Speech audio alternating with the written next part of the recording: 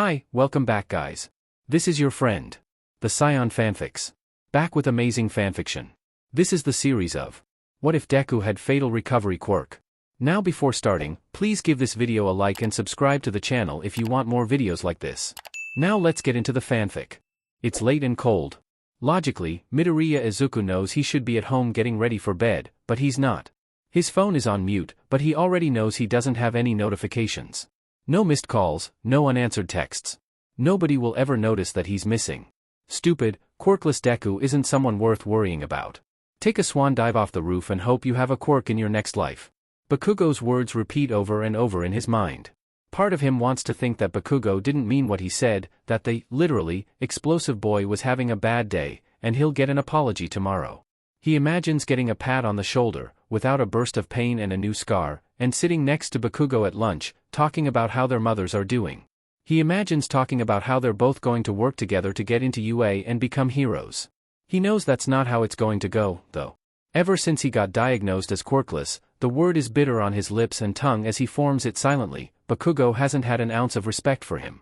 A friendly rivalry has turned into an outright hatred of anything related to quirkless, worthless, pathetic Deku.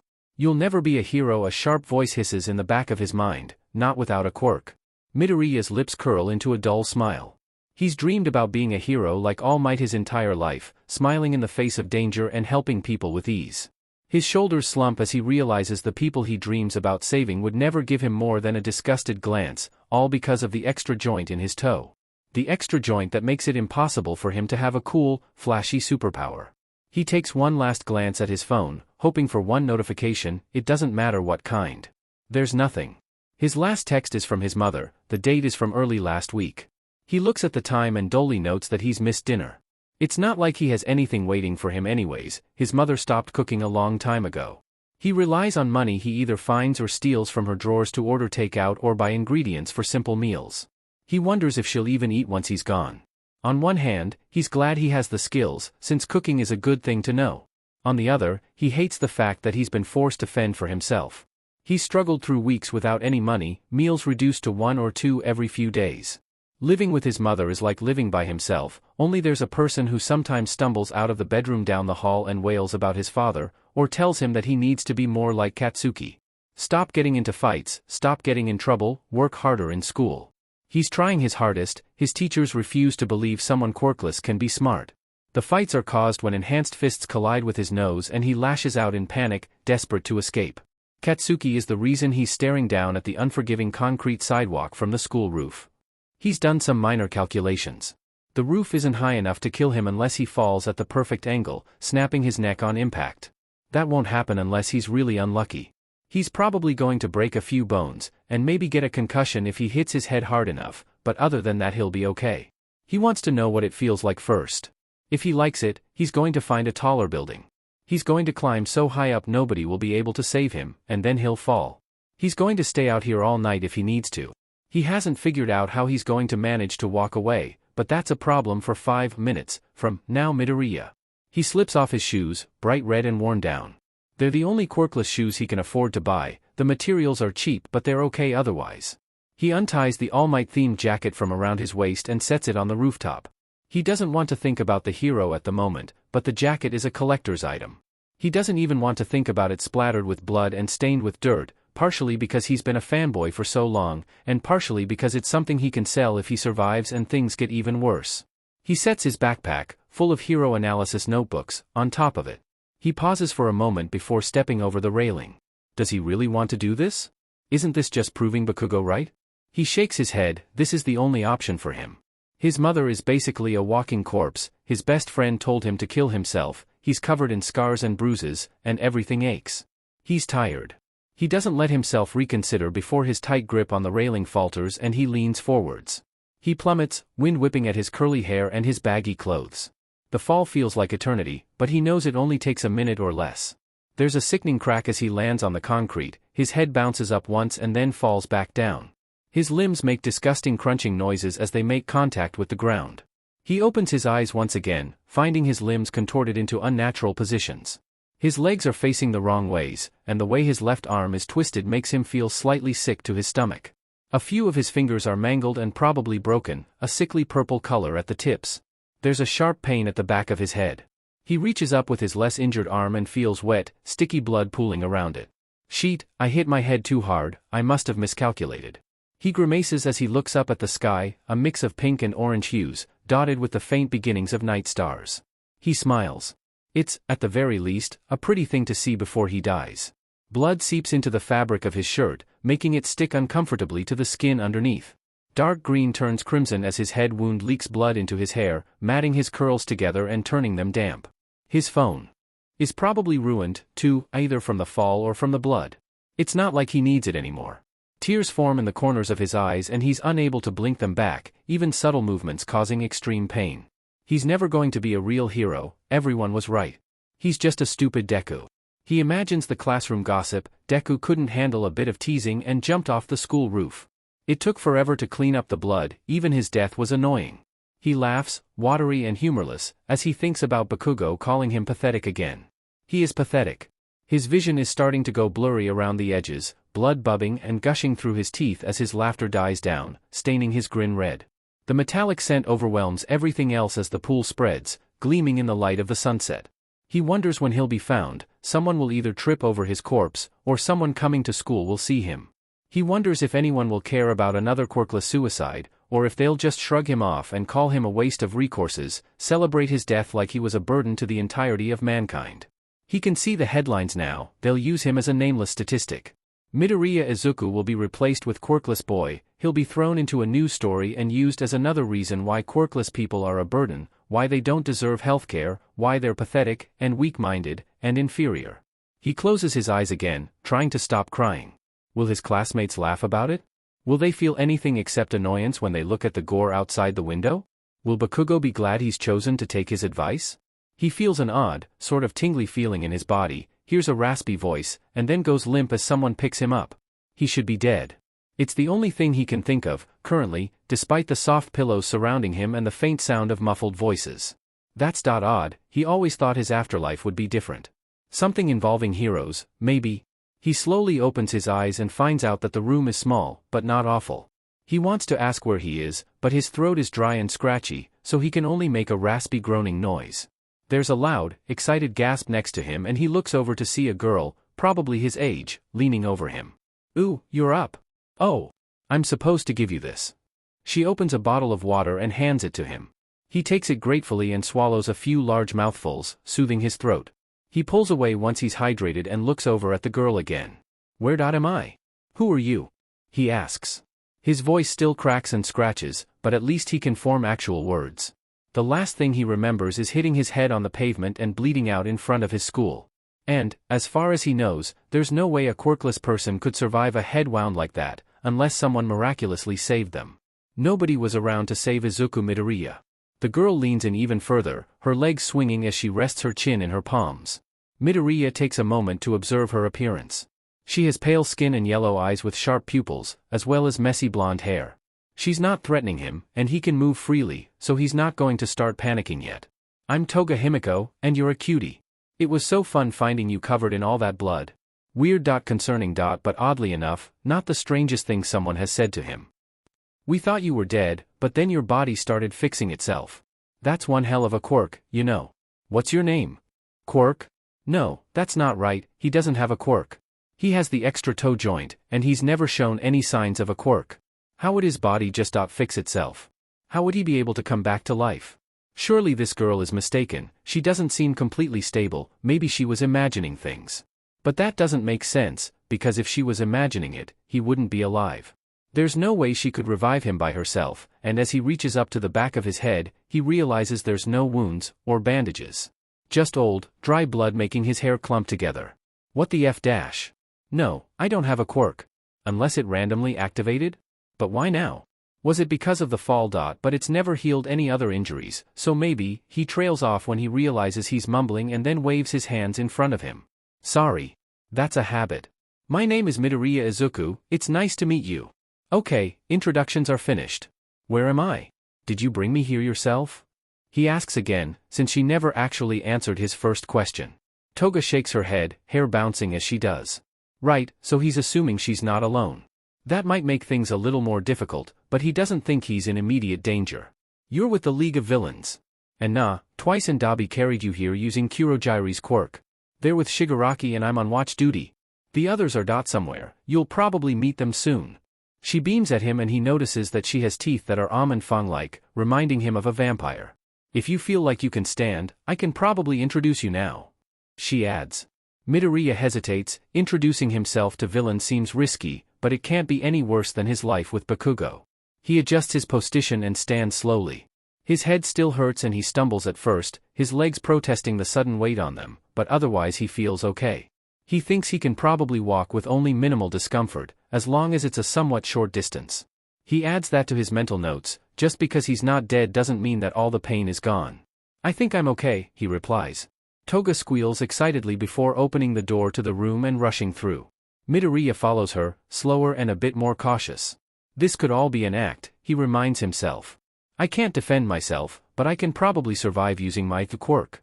Saying he has a quirk is still so strange, still completely illogical. He definitely needs to test it out later. Do it only activate when he dies?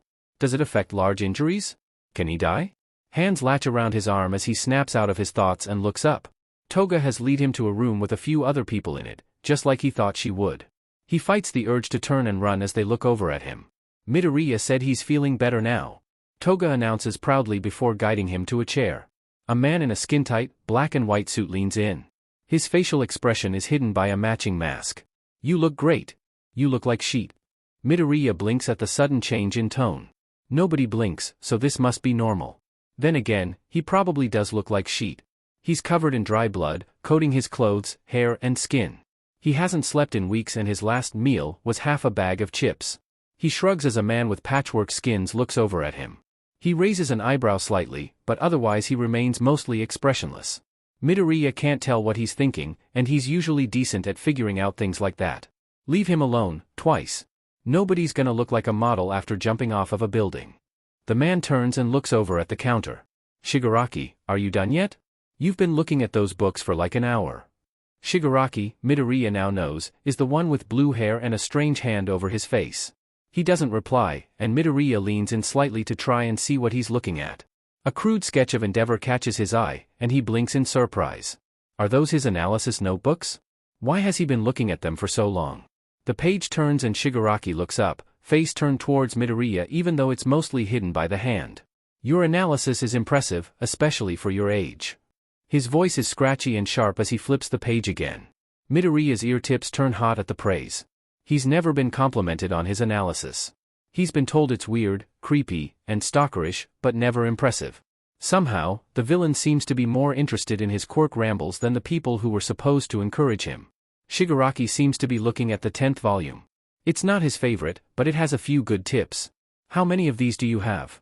Midoriya pauses before mentally trying to figure out how many he's filled out.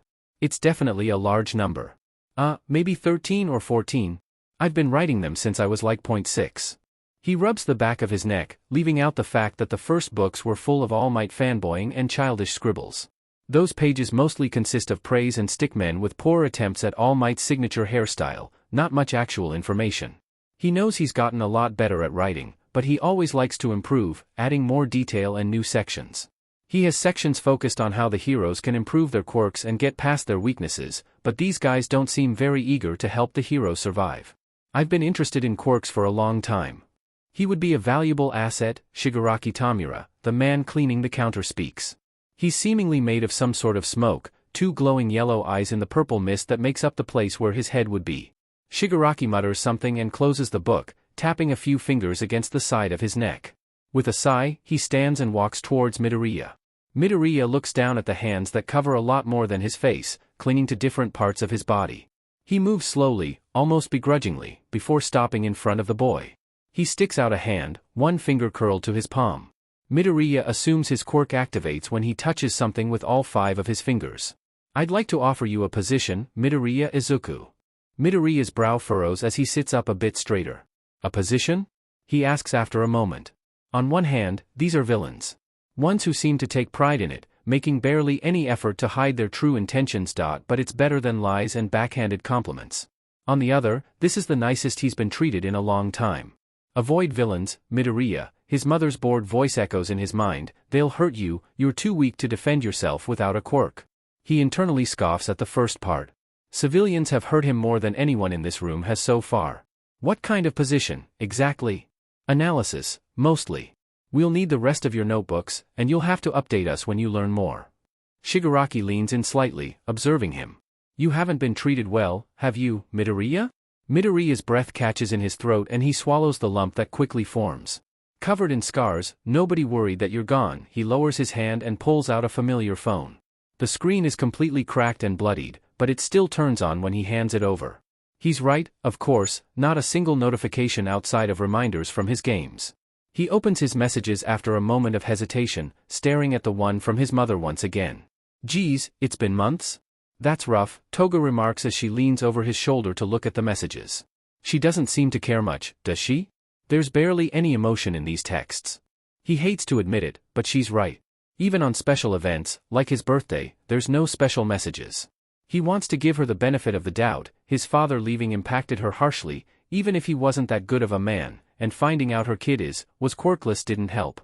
You're her child, she shouldn't be treating you like this. He shakes his head before his phone vibrates, a notification popping up at the top of the screen. His heart jumps to his throat. Kachin, Deku you quirkless wannabe. Yep, that's typical. He probably misses having his punching bag around. Kachin, if you're not going to take my advice and swan dive off the roof, at least show up for class. Midoriya wants to laugh at the last message. Swan dive off the roof, huh? He fights the urge to tell Bakugo that he did, that he can see the proof if he looks outside. But it's not exactly believable at this point. After all, if he jumped off the roof it would be all over the news. Quirkless suicide number. Probably 50, at this point. A name in a list of victims. Ew, who's that? He's not even cute. Toga sticks her tongue out as she points to the picture of Bakugo he's set for the contact. Midoriya sighs as he stares at the texts. Bakugo isn't typing anymore, he probably got distracted. He trowels off. Friend?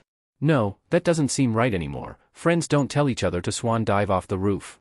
Classmate, the word feels heavy on his tongue as he slips his phone into his pocket. The voice that keeps saying this is the best he's been treated within the past few years is winning, the one screaming about the danger of working with villains dying out until it's nothing but a soft whisper.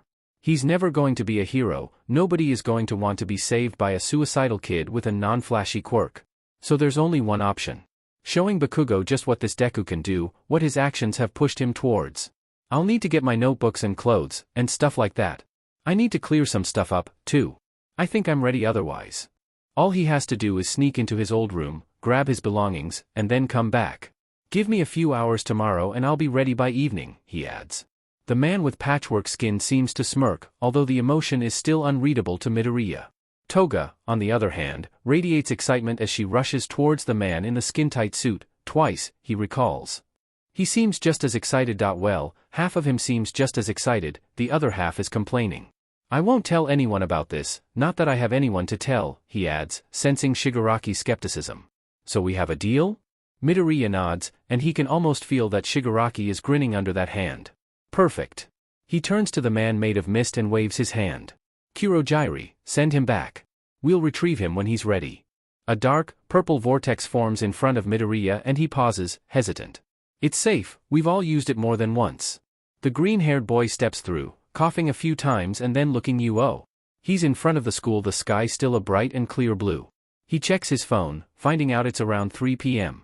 He has plenty of time to get home, and it's not like anyone cares if he skips his classes. Hey, Deku. Son of a beach. He turns and sees Bakugo storming up to him, tiny explosions popping like fireworks in his hands. Where the F have you been? You think you just get to ditch? God, to think a quirkless dumbass like you would even think of applying to UA. Midoriya rolls his eyes, mentally making a list of things he needs to grab before returning to the league. He has a lot of notebooks to get, so he needs space for those. He doesn't have a lot of cloths, but he does have some shirts he wants to bring, and some merch.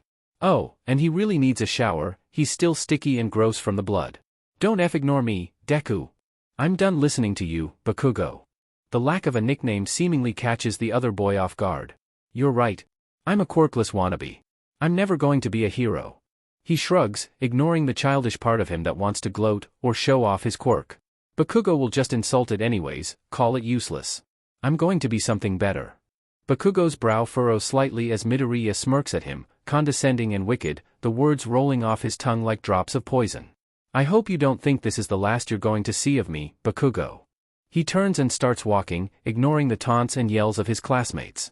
His house isn't far, but it'll probably take at least 15 minutes by foot and he doesn't want to waste any more time. Something in him feels lighter, like he's escaped the imaginary shackles around his ankles. The sun beats down on his skin as a breeze flows through his unruly curls. Midoriya stops and looks back. Bakugo must have seen some of the blood, because he's gone rigid, the explosions in his hands have vanished. Figures, that's what he notices. Good luck, future pro. The words are laced with something threatening, hidden behind Midoriya's usual bright smile and a casual wave of his hand. The look melts into something dangerous, the corners of his lips tugging down as he lowers his hand to his side again. He picks up his pace until he's sure Bakugo isn't following him. He slows down again once he's certain and takes a deep breath. He reminds himself he has plenty of time to think things through. There's a cat in front of him, orange and basking in the pleasant sunlight, and he stops to pet it as it purrs.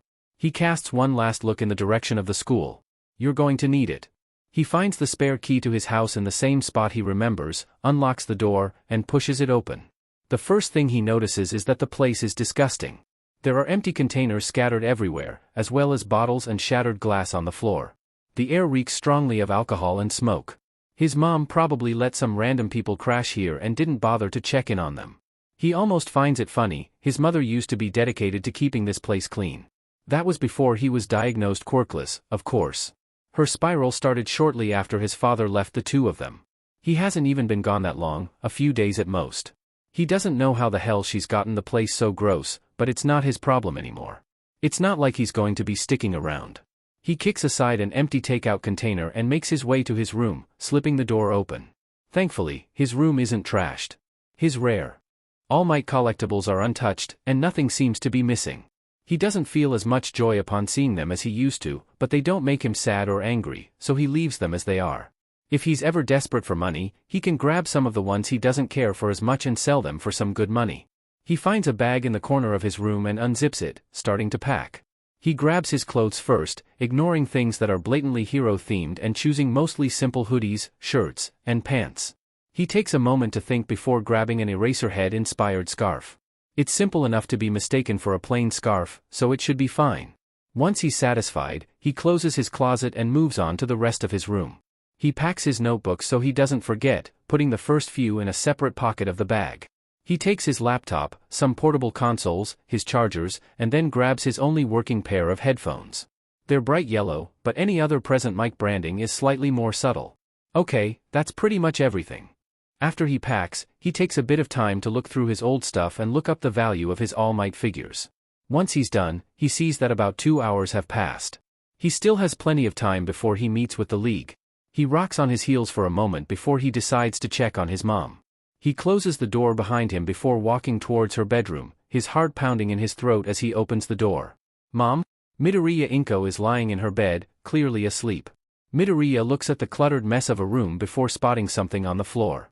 He picks it up and realizes, as shards of glass get lost in the carpet, that it's a family picture. His father is included. He feels a pang of sympathy as he approaches the bed and pulls the crumpled blanket over her shoulder, careful not to wake her. He considers taking a nap before his stomach growls, reminding him that he's barely eaten in the past few days. Also, he definitely needs a shower. He heads to the kitchen and opens the fridge, gagging at the smell. He throws out large amounts of rotten produce and questionable leftovers. After he gets rid of everything that would definitely give him food poisoning, he concludes there's nothing decent. He opens the freezer, glad that the smell isn't as bad. He digs through freezer before finding a microwave meal that isn't completely freezer burnt and a single ice cream bar. He opens the ice cream to eat while the food heats up, eating the thing quickly to try and satisfy some of his hunger. He tosses the wrapper in the trash and decides to take a shower while he waits. He grabs a shirt and a pair of jeans from his room and steps into the bathroom. He turns the water as hot as it goes, letting the water run for a moment as he strips out of his ruined clothes. He tests the water with his hand and hisses as it burns his skin, adjusting the temperature. Once he's satisfied, he enters, his muscles relaxing as he's pelted with warm water. He pours some body wash into his hand and starts scrubbing at the dry blood on his skin, watching it go down the drain. Once his body is clean, he starts on his hair, making sure to focus on the clumps matted together with blood. He lets himself relax for a few more minutes before turns slightly cold and he steps out of the shower. His uniform is covered in blood and grime, no point bringing it with him. He's not going back to school anyways. He changes into the outfit he grabbed before his shower and then wipes at the mirror, foggy from the shower. He brushes his teeth and hair before leaving the bathroom, finally feeling clean. He opens the microwave and grabs a fork that looks clean, practically inhaling each bite. It's not good, but he's so hungry that he doesn't really care. He startles as he hears a loud knock at the front door. Only Bakugo knocks that violently. He unlocks the door and raises an eyebrow slightly as the blonde glares at him. Deku, what the F is going on with you? He shoves past Midoriya and storms into the house uninvited. He looks around, obviously disgusted. Why is this place such a dump? I thought you were taking care of it. Midoriya rolls his eyes and glances at the clock. It's almost time, he can deal with Bakugo for a little bit. He gestures for the boy to follow him to his room and sits on the edge of his bed. Bakugo looks at the All Might merch and packed bag with a skeptical, confused expression. I'm leaving, Bakugo. He speaks after a minute, not in the mood for small talk.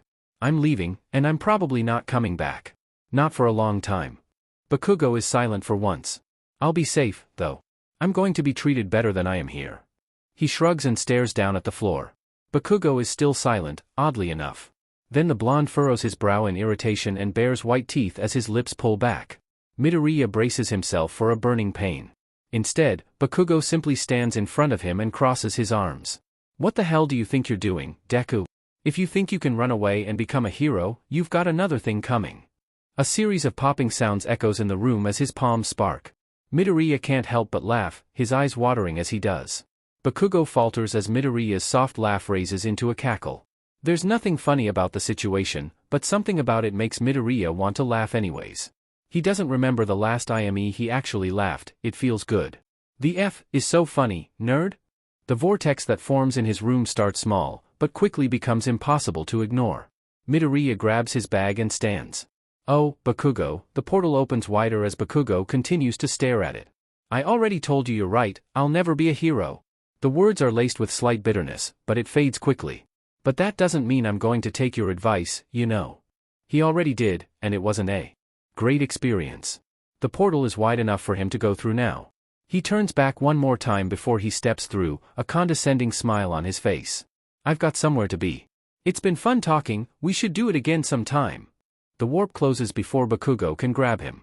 Midoriya shivers as he arrives in the League's base again, mostly due to the strange feeling of the portal. He's glad Bakugo didn't follow him, it would be a pain to explain all of this, and the League would definitely not be as welcoming to the explosive boy. Sorry I grabbed so much stuff, I didn't want to risk leaving anything important behind, he says as he unzips his bag and pulls out the stack of notebooks. He adjusts his grip and sets them down on a nearby table, making sure the stack won't fall and create a mess. That's most of them, they should be the ones with actually useful information. Good, leave them there for now, Shigaraki replies. You can put the rest of your stuff in the spare room next to Toga's. Midoriya mumbles a thanks before grabbing his bag and finding the room. It's right next to Toga's overly decorated door, colorful items covering the wood. He opens the door and sets his bag down, glancing around. There's a bed with a sheet and blanket, a few shelves and a desk with some drawers. It's not as big as his old room, but it's not horribly small either. He drops his bag on the bed and starts putting some of his items around the room. His laptop, headphones, and some clothes are soon placed around the room. The rest of his stuff can stay in his bag for now, no need to pull everything out. He exits, closing the door behind him. When he enters the other room again, he's immediately grabbed by Toga. Okay, now that Zuko is gonna stay with us, we should all do introductions. She grins widely before she backs up a few steps and sticks a hand out in front of her. You already know that I'm Toga Himiko. My quirk is transform, it allows me to turn into another person after I consume their blood. I can copy someone down to the tiniest detail, including their voice. I can't copy personalities or anything, though. She pouts a bit at the end, then looks over the crowd again. Okay, Shigaraki next. The man looks up with an irritated groan, but eventually he gives in. Shigaraki Tamura. My quirk is decay, it's exactly what it sounds like. As an example, he grabs an empty glass and wraps it in all 5 fingers. The glass turns to dust in seconds, leaving a small pile on the bar. Midoriya shivers as he imagines himself in place of the inanimate object. His quirk seems powerful, but dangerous. Luckily, he seems good at controlling it. Maybe, once they trust him more, he can do some experiments with all of them. Make Frankenstein go next, he's being angsty in the corner. The patchwork man glares at Shigaraki, Toga nudges him and he rolls his eyes. Midoriya wonders what happened to cause those scars. Name's Dabi, my quirk is cremation. A small blue flame forms in the man's palm before he extinguishes it. He doesn't say anything else, so Midoriya makes a few assumptions before nodding his head. The rest are off doing something stupid, so Crazy's introduction party will have to wait for a bit. Midoriya catches a glance of the page Shigaraki is looking at and walks over. His notes on Endeavor are, admittedly, harsh. He's never been a fan of the man, too many civilian injuries, too large of an ego, too focused on overtaking All Might. He seems to value being number one more than being a good hero, which is what Midoriya really hates. The man seems quite rude as well, from what he's observed. He's probably a good target. He sits on the counter and lets his legs dangle. I don't know how Endeavor is the number 2 hero. He values fame and power way more than helping people. He catches Dabi staring at him, but the man looks away before he can comment on it. You probably can't kill him without causing a big scene, but I've got a ton of his weaknesses written down, and I might have made a plan to ruin his career, but I never went through with it. He points at a list, followed by a few paragraphs. This part is a bit biased, but I guess I can't be objective all the time. A career-ruining plan? You really hate this guy. Shigaraki smirks as he looks over to the weaknesses. So he's your All Might, then, he mumbles. Have you ever met him? Midoriya tilts his head slightly. He's never gotten up close to an Endeavor fight, too worried about injuries. Even on TV and the internet, he finds them hard to watch all the way through. There's usually a lot of screaming in the background, plus he can only look at Endeavor's ugly facial hair for so long.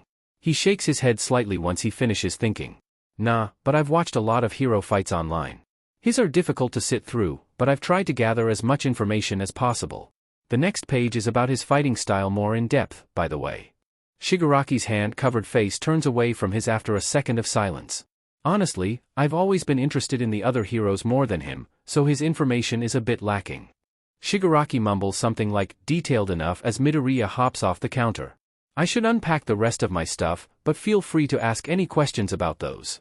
No, but I've watched a lot of hero fights online. His are difficult to sit through, but I tried to gather as much information as possible. The next page has in-depth information about his fighting style, by the way. Shigaraki turns away after a second of silence. Honestly, his information is probably a bit lacking. He's never been a hero that I really like, so I did the bare minimum for him. Then again, the bare minimum for him is still quite a lot for other people. I should finish unpacking. Feel free to ask any questions about those. Toga watches him leave, already forming her newest plan. Toga Himiko is smarter than she seems, so she thinks she knows exactly what Midoriya is hiding. Sharp smiles a bit too wide to be genuine and a dullness to the green of his eyes. He's obviously been through some stuff. Toga still remembers the thrilling sight of seeing him covered in his own blood, if he's so willing to stay with a random group of villains that found him after a suicide attempt. So she's determined to make him feel like one of them. She likes the other members, they're the type of family she never had before, but Midoriya is the only one that's her age. So, clearly, they need to bond over typical teenager stuff. She hums excitedly as she walks down the street. Disguising herself as a random woman is easy, and the person she's disguised as is rich. Last time she managed to make a rich person bleed, she had bought something cool for the entire league. This person has less money, but it's more than enough to get Toga all that she needs. The store is pretty busy, but Toga's disguise doesn't stand out all that much and nobody pays that much attention to her as she swiftly grabs a cart and makes her way towards the aisle she wants to visit first. She doesn't know what movies Midoriya likes, she's just gonna grab a bunch. She picks out a few of her favorites, all bloody horror movies or twisted romance, and a few things she thinks Midoriya might enjoy, a bit less bloody. She remembers watching these movies before she got her quirk. Being a villain isn't a typical teenage hobby, so she's not sure what else to get. She ends up picking up a few things of nail polish and a variety of random snacks, since Midoriya hasn't mentioned anything in particular that he enjoys. She makes a mental note to ask him stuff like that tonight. She's already got a space set up for the two of them, all she has to do is get back to the base. She wants to shoplift, but she's got a lot of stuff and it seems like more of a hassle than it's worth. It's not like she's using her money anyways, so it doesn't really impact her in the long run. She pays and then leaves with 2 heavy bags hanging from her arms. She lets her disguise drop when she's close to the base and slips in through the door. Midoriya is sitting at the bar looking at something on his phone. Oh, hi Toga. What do you have there? He asks as he points to the bags. She grins and drops the bags on the couch before she turns to him again. Well, since I've finally got someone my own age to hang out with, I figured we should take advantage of that. She gestures for him to follow her and chooses a spot on the couch before she opens a laptop. So, I bought a bunch of stuff for us. Midoriya's eyes brighten slightly, the shade of green becoming more vibrant as she pulls out a pile of movies. Okay, I don't know what kind of stuff you like, so I just grabbed a bunch of random options to choose from. Midoriya looks over them for a moment before his expression brightens even more. Toga can't help but notice that a childlike, excited look fits his features more than his usual reserved one. I used to watch this all the time with Kachin and my mom before. He trails off and shakes his head. Toga glances at the cover, some movie about a girl with really, really long hair and a frying pan. Odd, but she could think of worse ways to spend her time. And then you can choose the next one, so it's fair. She nods and slips the disc into the DVD drive. They'll probably be able to get a few movies in, so that's a decent amount of time to talk about the stuff she's been wondering about. She grabs the nail polishes next, black, red and green. I got these and some snacks, just in case. The green matches his eyes and hair, the exact reason she got that shade. The snacks are mostly because she was hungry while shopping, but also because Midoriya looks frail, like he hasn't eaten properly in a long time. Midoriya nods as the movie starts, the opening narration playing from the computer speakers. Midoriya looks calm, so she's going to consider this a success so far. She doesn't remember much about this movie, but she does know there's some blood at the end, so she's excited for that bit. They're a little less than halfway through when Midoriya looks over at her, a shared bag of chips open between them. Hey, Toga? Why did you become a villain in the first place? He asks. She adjusts her position slightly and stares at the ceiling for a second, pulling her knees to her chest. Why she became a villain, huh? She thinks that's a decent starting point. Sorry if that's a personal question. You don't have to answer if you don't want to. Midoriya's hands wave frantically. He doubts himself a lot, odd for someone with such impressive skills. Nah, it's not really personal, she shrugs. People didn't like me after I developed my quirk, they thought I was weird and creepy. She catches a flash of understanding in his eyes. I want to make this world an easier place to live in. I don't trust heroes to do it, so I found these guys. Midoriya nods, slowly, as some random song starts playing from the movie. What about you, Zuko? What made you stick around with us? He blinks before he glances down at his hands and chews on his bottom lip. After a moment, his tense shoulders relax. Well, it's not exactly the same reason, but people thought I was quirkless for a long time. They didn't treat me well. I'll go more in depth at some point with the rest of you here, but I wasn't very popular. I tried to jump because a lot of things built up. He looks down at his hand and clenches it into a fist. I don't hate heroes, but I don't like the way people see them, and the way this whole world works. You guys I haven't been here long, but this is the most accepted I've felt in a long time. I know it's illogical, but you guys make me feel kind of safe. Aizu. She grins and wraps her arms around him. He tenses for a second before relaxing and almost melting into the affection. The thought of him not having any sort of affection shown to him makes her sad, so she pulls away. Green? She asks and he nods while she unscrews the cap. He sticks out his hand and she paints his nails with practiced strokes. They talk as she paints, a variety of topics like their previous home lives and favorite foods. It's basic, she knows, but it helps her get a better grasp on Midoriya's interests and hobbies, so it's worth it. Once she finishes, he does hers in a variation of black and blood red. It's messy, but it's almost perfect compared to Shigaraki's work. She still doesn't know how the guy manages to stain so much skin with such a small brush. They manage to get through a few more movies, a mix of animations and pre-Quirk era horror, before they both get tired. It seems like too much of an annoyance to move from the couch, so it's going to have to do. Midoriya is against the back of the furniture with Toga practically clinging to him, a mess of tangled limbs and messy hair as they both drift off. They'll be sore in the morning, but that's fine.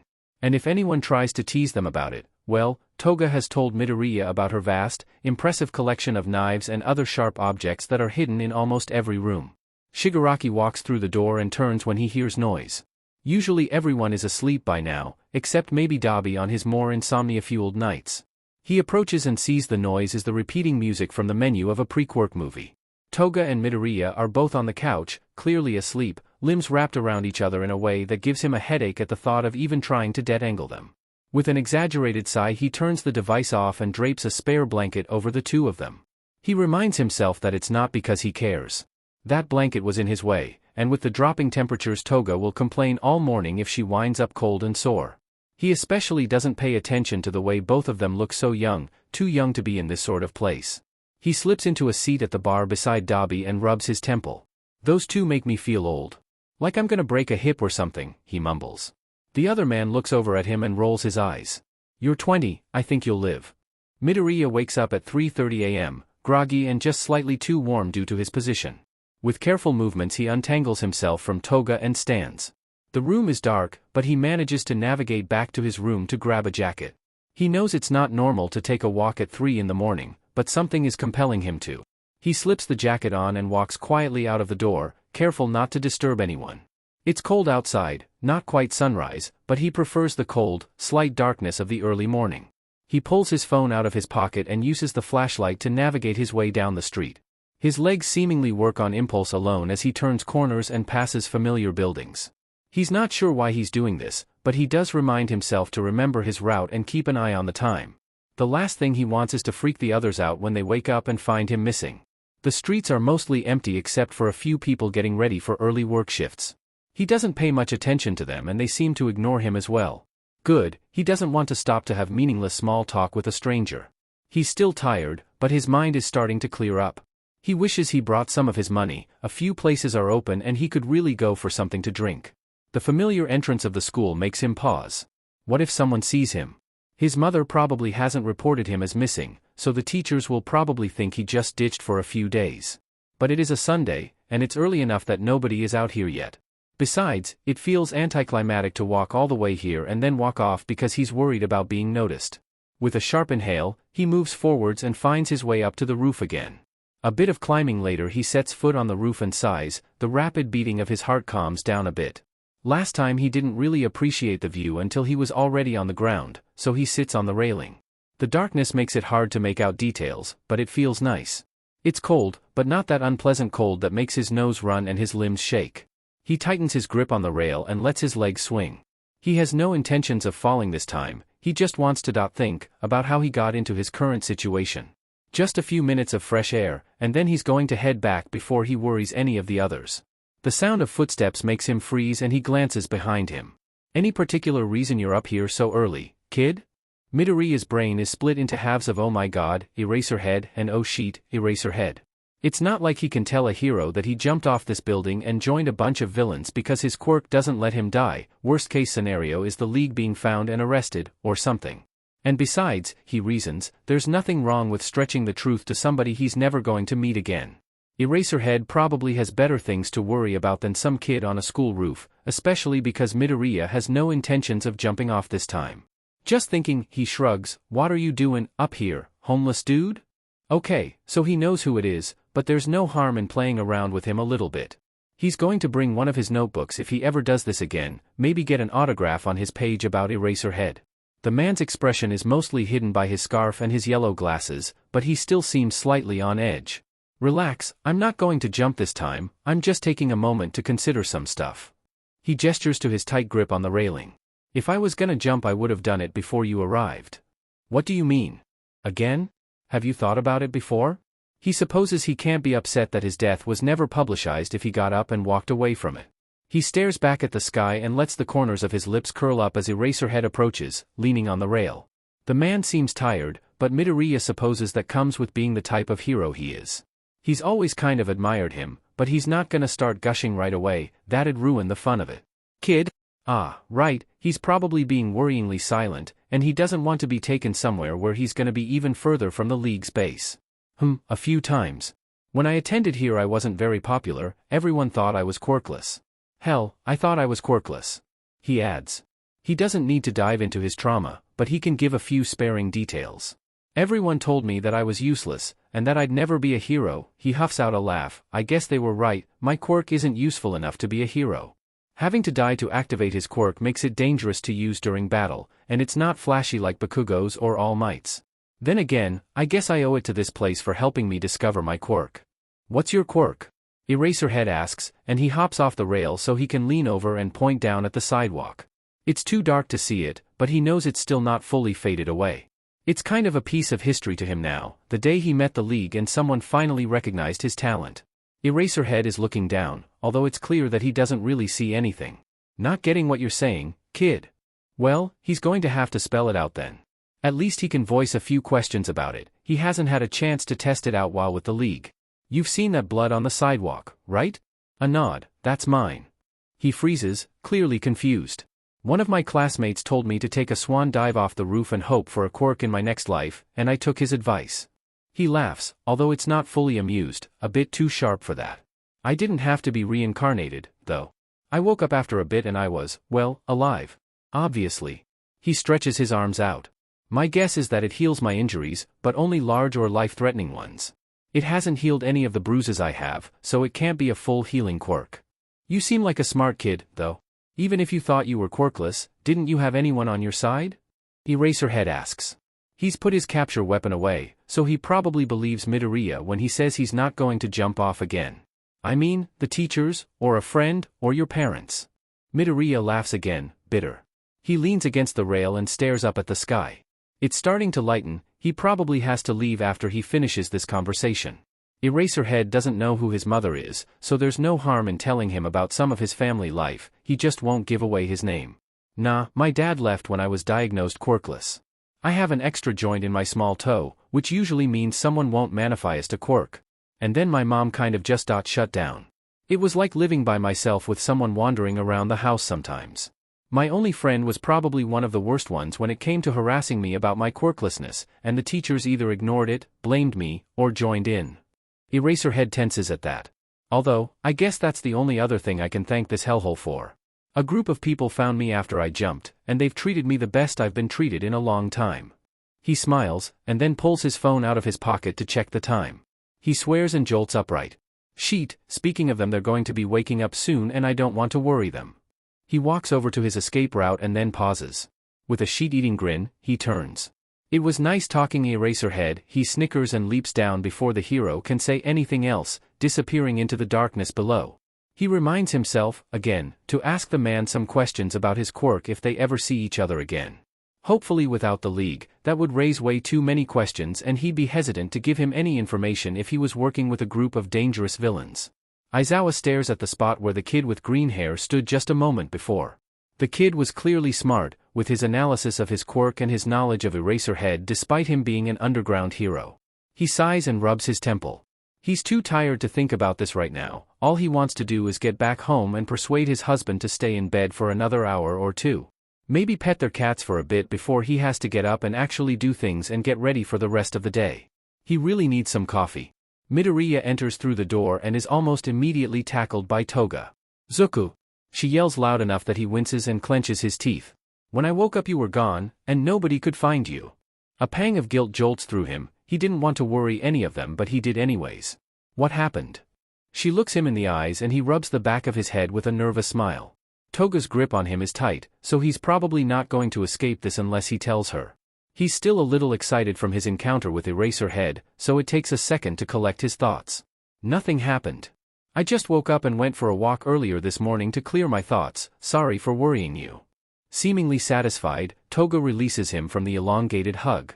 He's trying to regain a bit of feeling in his body when 4 fingers land on his head and ruffle his already messy hair. He looks up and sees Shigaraki, one of his brows raised and some sort of controller in his hand.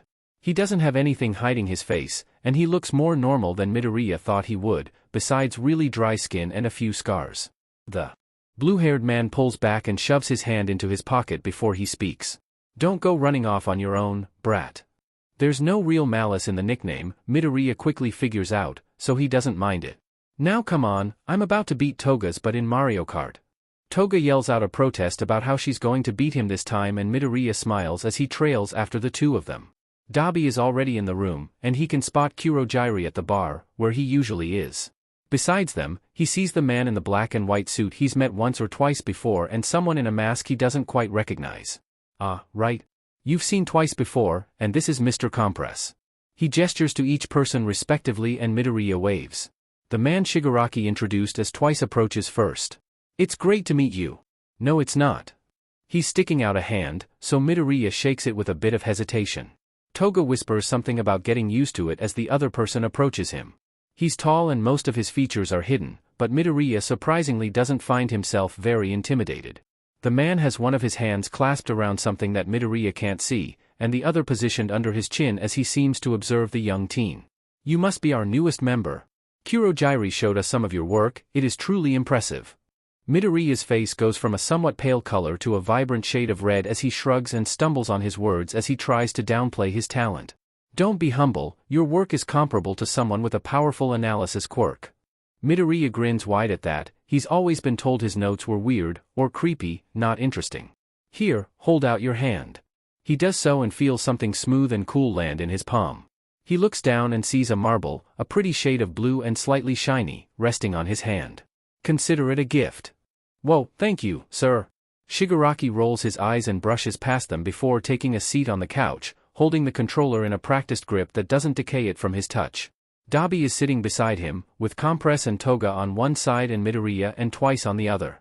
If you told a past Midoriya Izuku he was going to be sitting around with a bunch of villains, watching two of them argue over Mario Kart, then he'd probably call you crazy, but now it feels oddly normal. Sort of family-like. Shigaraki seems to be more practiced than Toga, but she seems determined to beat him. Alright, Toga, you remember the arrangement, right? Shigaraki asks before they start the first match. You win, you get to stab Dabi for a whole week. The dark-haired man glares at him but mostly gets ignored. I win, you can't stab any of us. Well, besides Twice, he's probably fine with getting stabbed. Twice flashes a thumbs up and Toga beams at him before adjusting her grip. She nods and the game starts. Midoriya hasn't played much, his mother never really got him games, but he catches on pretty quick. They're a few minutes in before the commentary starts. Wow, Toga, you fucking SCK at this.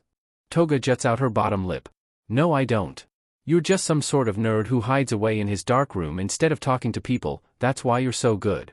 Shigaraki doesn't respond as he easily passes her, his focus doesn't slip and Midoriya finds himself engaged as he watches their characters attack each other. Toga ends up losing that round, but she wins the next. Followed by Shigaraki winning again, then her, then Shigaraki for a best out of 5. I can't believe you beat me again. She leans back and pouts. If Twice wasn't around I'd probably starve to death, you're such a d-dashed. Shigaraki is fiddling with his controller and he shrugs as he glances up at her again. Maybe you should practice some before you challenge me, wannabe vampire. She throws one of her knives at him and he ducks, the blade clatters to the floor and Toga sinks into the couch with a whine of defeat. Midoriya makes a mental note to ask her about her knives again. He wants to make a list of them for personal safety and he counted maybe 15 personalized blades in the kitchen alone, not adding in the normal knives used for food. He's pretty sure she's got more in this room, too, but he wants to wait and see where they are. I'm still bored, why, wanna do a few rounds of another game? Toga considers it, tapping a finger to her chin, before she nods and selects a fighting game Midoriya hasn't heard of from the pile of cases in front of them. They're about 10 minutes into the new game, one that Toga is a bit better at, before Dabi turns to him. Hey, Midoriya? Midoriya looks over and tilts his head slightly. Why'd you jump? The room stills for a second, both Shigaraki and Toga's characters stopping on the screen. There's a moment of almost disturbing calm before Shigaraki reaches over to smack him on the back of the head with the controller. The man dodges before the hit can land and takes the controller before Shigaraki can decay it on accident. Midoriya watches silently, trying to collect his thoughts. What the Frankenstein? You can't just randomly ask that sheet. Shigaraki's eyes narrow slightly as the game continues on in the back. Midoriya tries to focus on the unfamiliar but oddly catchy music that drones on instead of the weird feeling in his stomach. He should tell them, at least he thinks he should. If he's going to stay here he can't just leave that open forever.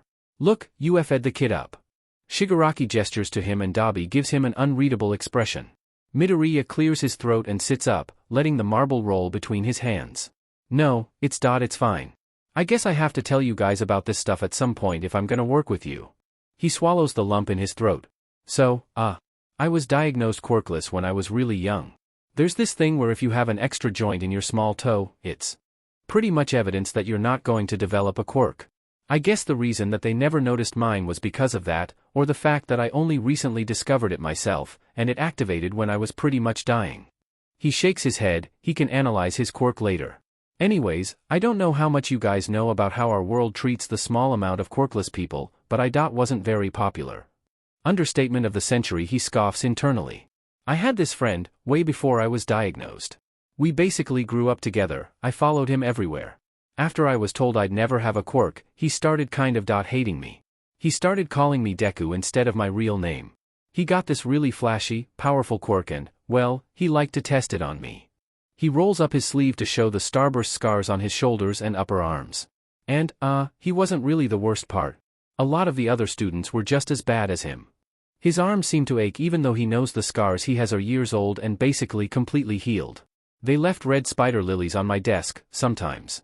Not that often, though. Maybe every other week? He remembers collecting them in a pretty vase and setting them near his window, staring at them occasionally while doing his homework and wondering. And they carved stuff into my desk, usually just threats or insults. Some of them used their quirks to make them really stand out. Staring at the words that made the surface of his desk dip unevenly, taunting him and looping in his mind. Some of them used their quirks on me, to practice.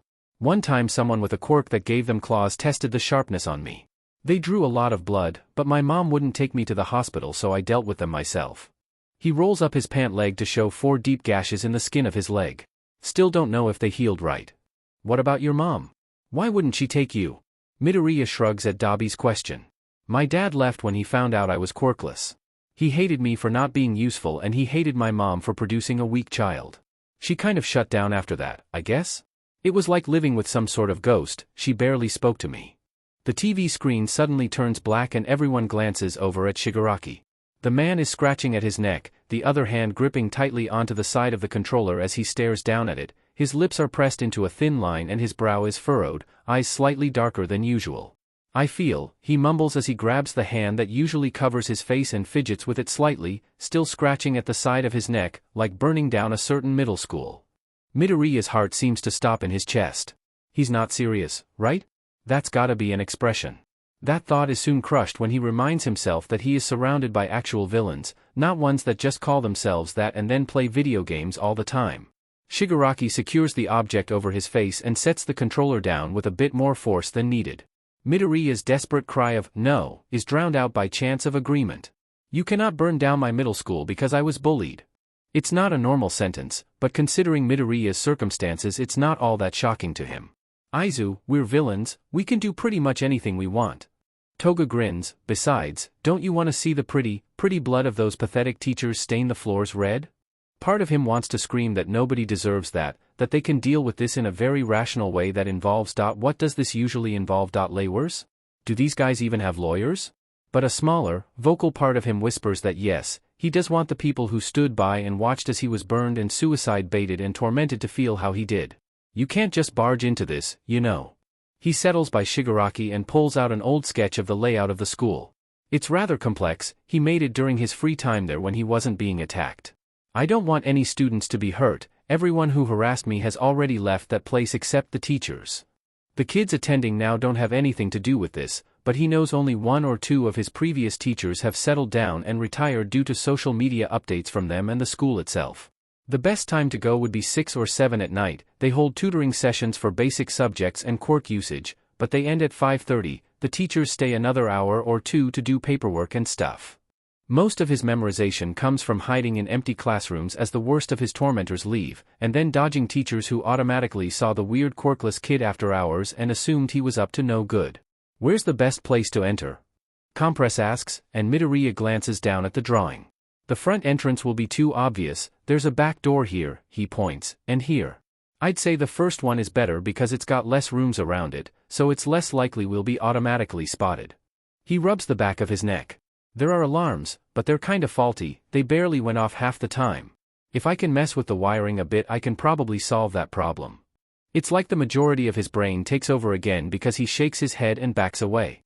But we are not burning it down. Do you know how much trouble we could get in if we do that with people inside? He runs a hand through his hair and bites down on his bottom lip. He can't go to jail, he's not cut out for jail. The others don't seem to pay him much thought as they continue making a route using his drawing, muttering tips or arguing over certain stages of the plan. Great, he thinks sarcastically, they're not even listening to me. Midoriya slumps his shoulders as he listens to the others talk, slightly muffled as he zones out. He comes back to Toga poking his cheek repeatedly and gently pushes her hand away. You said it was all of your teachers, right? We need names, Dabi says once it's clear he's focused again. Midoriya rolls his eyes and writes down every name he can remember, a rather long list. Dabi looks it over and nods slightly before he mumbles something to Shigaraki. The blue-haired man scratches slightly at his neck before he stands and turns to exit the room, face obscured by that same odd hand that the teen has slowly grown used to seeing. Midoriya sighs and grabs one of his dark hoodies. And the eraser head scarf. From his room. He wants to protect his face, sue him. Besides, Shigaraki likes Eraserhead, thinks he's cool, so it's whatever. Once he's got his stuff ready, a flashlight and his darkest clothes, he checks the time. It's 5:30, so he's got maybe an hour and a half to regret every life choice that's led up to this moment. He falls into his bed and hides his face in his hands with a groan. His heart is already racing, despite the fact nothing has happened yet. He doesn't know why spilling his guts to a bunch of villains seemed like a good choice, maybe because he trusts them. It's funny to say that he trusts a bunch of people planning to burn down a middle school more than the woman who raised him, but hey, sometimes shit just turns out like that. He wastes the rest of his free time listening to music and reading some random article about Best Jeanist's latest battle. He's only aware that the time has passed when Shigaraki knocks on the door. You better be awake, brat, we're leaving. He slips on the hoodie and scarf and slips his phone into his pocket before he sighs and opens the door. You look like Eraserhead's even more tired lovechild. Good enough, come on. Midoriya follows after him, the others are dressed in their usual attire, and Toga takes one look at the jacket and scarf combo Midoriya has and grins wide, showing off sharp teeth as she surges forwards and pokes him in the chest with raised eyebrows. Dabi takes one look at her and gets a knowing look on his face as she giggles. Oh, an Eraserhead fan? Maybe Shiggy will show you his secret closet shrine. She leans in, it smells like vanilla in there, he has merch that I didn't know existed, she whispers. Midoriya coughs to keep from laughing as Shigaraki swears at her and she laughs, dodging his 4 outstretched fingers and slipping behind twice back to hide. Her chin settles on his shoulder and she sticks her tongue out. Shigaraki grumbles under his breath as they follow after him. Toga is talking with Twice about something, Compress is going over the plan with Dabi, and Shigaraki is leading. Midoriya wonders if he can just book it and hide. No, too risky. He occasionally snaps out of his terrified thoughts to tell Shigaraki about a different path that's less likely to get them spotted, or add more information to something Toga is talking about.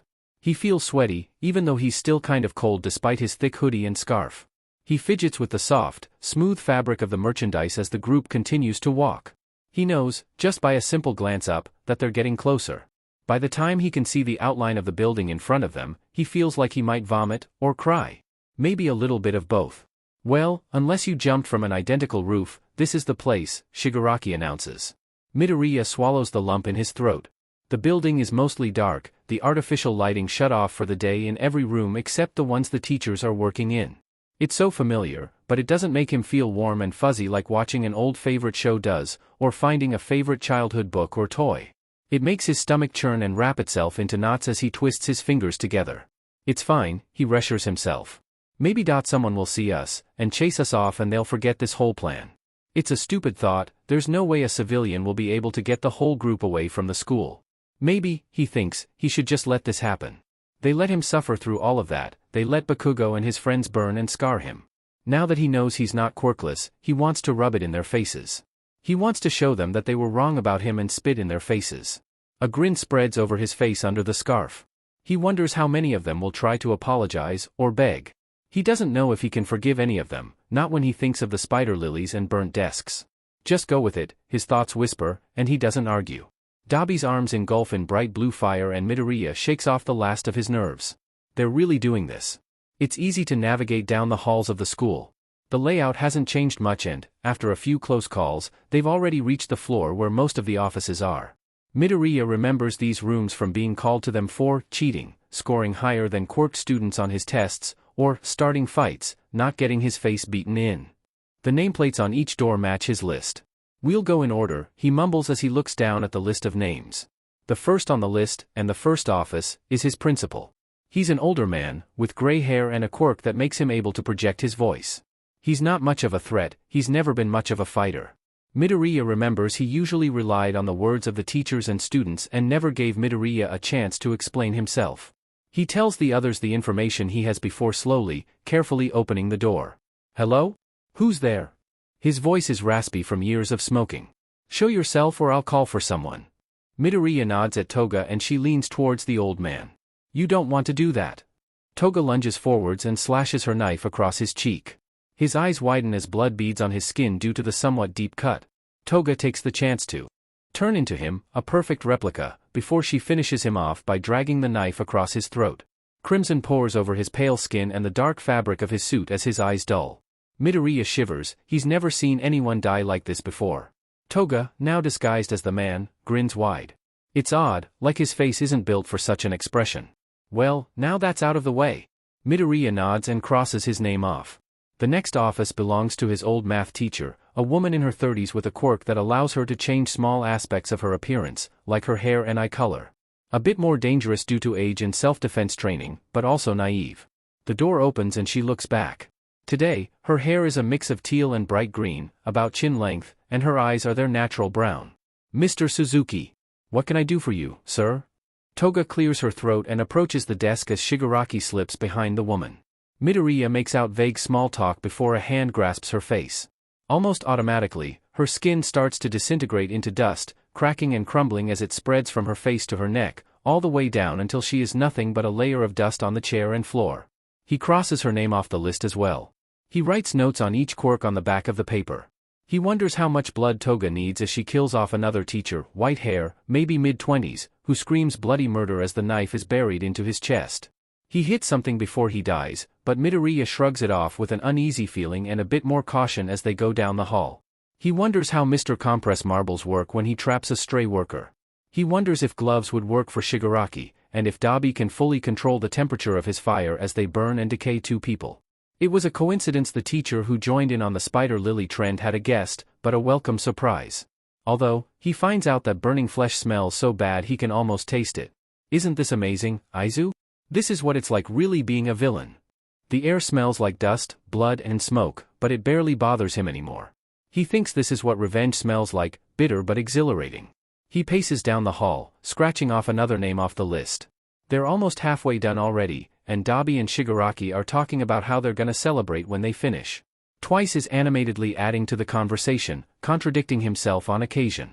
Toga links her arm with his as they walk towards the other few offices. Next time I'm gonna take you out with me. Then you'll know why I like blood so much. She giggles with a pink tint to her cheeks, a seemingly natural blush instead of a flustered one. A hand wraps over his mouth before he can ask about her quirk in detail and they duck around a corner. Yes, I'm sure. I went to check on Mrs. Tanaka and there was just dust. And something is burning, and Mr. Suzuki's office smells like blood but I can't get all the way I dash. A marble cuts her off as she's SCKED into it. Mr. Compress sighs and looks to the others. We need to be quick. We can block off the exits besides our own and let Dabi's quirk do the rest of the work. Shigaraki nods. Toga, Twice and Midoriya will handle the ones that way, and we'll do these ones over here. Meet outside when you finish, try to make it as quick as possible. Twice nods and salutes as Toga grins and waves her knife, letting her disguise drop. We'll go super fast. We're gonna take hours. Toga drags the two of them off and they start gathering objects for barricades. Once they're gathered, Midoriya notes there's a workshop on this floor they can use. Breaking down the door takes a bit of effort, since Midoriya's quirk isn't very good for physical tasks and Toga's knife is better at slicing flesh than doors, but with Twice they eventually throw it open and grab a few stray tools and some more objects. He can hear another frantic voice coming their way. They need to be quick about this or his fears really are going to come true. Midoriya peeks around the corner and notices someone who does quirk counseling. A man with red hair who laughed in his face when he asked for extra help catching up. He grits his teeth and waits for him to disappear downstairs before motioning for the others to follow him out of the room. By the time they're done, the other group is waiting. Shigaraki scratches at his neck as he glances at the dark streets. They're calling the pros and the cops. Let's finish this. Dabi? The man ignites his arms again and casts his fire at the school. It quickly catches, flames cracking and popping as he extinguishes the flames on his body. Despite it being arson, and the building being full of corpses, Midoriya kind of thinks it's pretty. The fire is a pretty blue color that complements the dark color of the sky, a mix of shades combined together as it eats away at the structure. Nobody has gotten out yet, and it's unlikely many people will. Once there's a significant amount of commotion, likely from pros and police, Shigaraki waves the group over. Alright, we had our fun. Let's leave before we get F'd over. Four fingers place themselves on his back as one of Kurojire's portals opens. The group quickly starts to disappear through Shigaraki and Midoriya in the back. Something about his thought of, wow, this must look really suspicious to a pro, must trigger his seemingly endless bad luck because something wraps around his arm. He looks down and his eyes widen. He knows that material. No, he must be imagining things. It's whatever, they're almost through anyways. If Eraserhead wants to lose his scarf, that's on him. Does he have extras? Midoriya internally shrugs. The answer is obvious, it'd be stupid to not have extras. As Shigaraki steps mostly through the scarf yanks and Midoriya loses his balance, he stumbles slightly and is immediately pulled away from the portal. His eyes widen as he struggles, his feet dragging uselessly on the ground as Shigaraki turns. He notices the one visible red eye widen as the leader reaches out to try and grab him, but he slips past 4 outstretched fingers. Midoriya's heart sinks as the cloth wound tightly around him pulls him further and further away, swearing internally as he tries to fight his way out of it. He's still got time, he can squeeze through. Shigaraki can. It closes. Midoriya is freaking the F out. He's surrounded by heroes, in front of a school burning with bright blue flames, blood splattered on his shirt and reaching out to where the portal was 5 seconds ago. Hey, kid! He knows that voice, he definitely recognizes it even though he's panicking. He looks behind him and automatically recognizes Eraserhead, crouched down to his eye level. His hair isn't floating, so he realizes he's not using his quirk.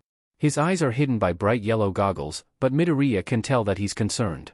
He swallows the lump in his throat and opens his mouth to try and make up an excuse. Hey, it's alright. I know those villains tried to take you, but you're okay now. What? He thinks that he was being kidnapped? Well, he supposes that makes sense. A kid being led through a weird vortex by a group of villains. The League will be back for him at some point, all he has to do is stall for a little while. Yeah. Thanks for, grabbing me, Eraserhead. He grins at the hero. That was scary, I don't know where they were gonna take me. He thinks it should be worrying about how easy it is for him to lie to the hero, but he doesn't want to spiral into yet another crisis. The hero nods and stands before he says something to one of the police officers. Midoriya rocks on his heels as he feels for his phone. Good, he still has it. You got anywhere to go, kid? Sheet, does he? He can't just stay here and wait for the League to come back, and he doesn't want to go back to his own house, not when Bakugo is still probably lurking around. He can find a random alley to settle in, but it's going to be difficult for the League to track his location that way. He shrugs and stares down at his shoes, his shoulders hunched slightly. No, huh? He bites the inside of his cheek as the man glances at the school.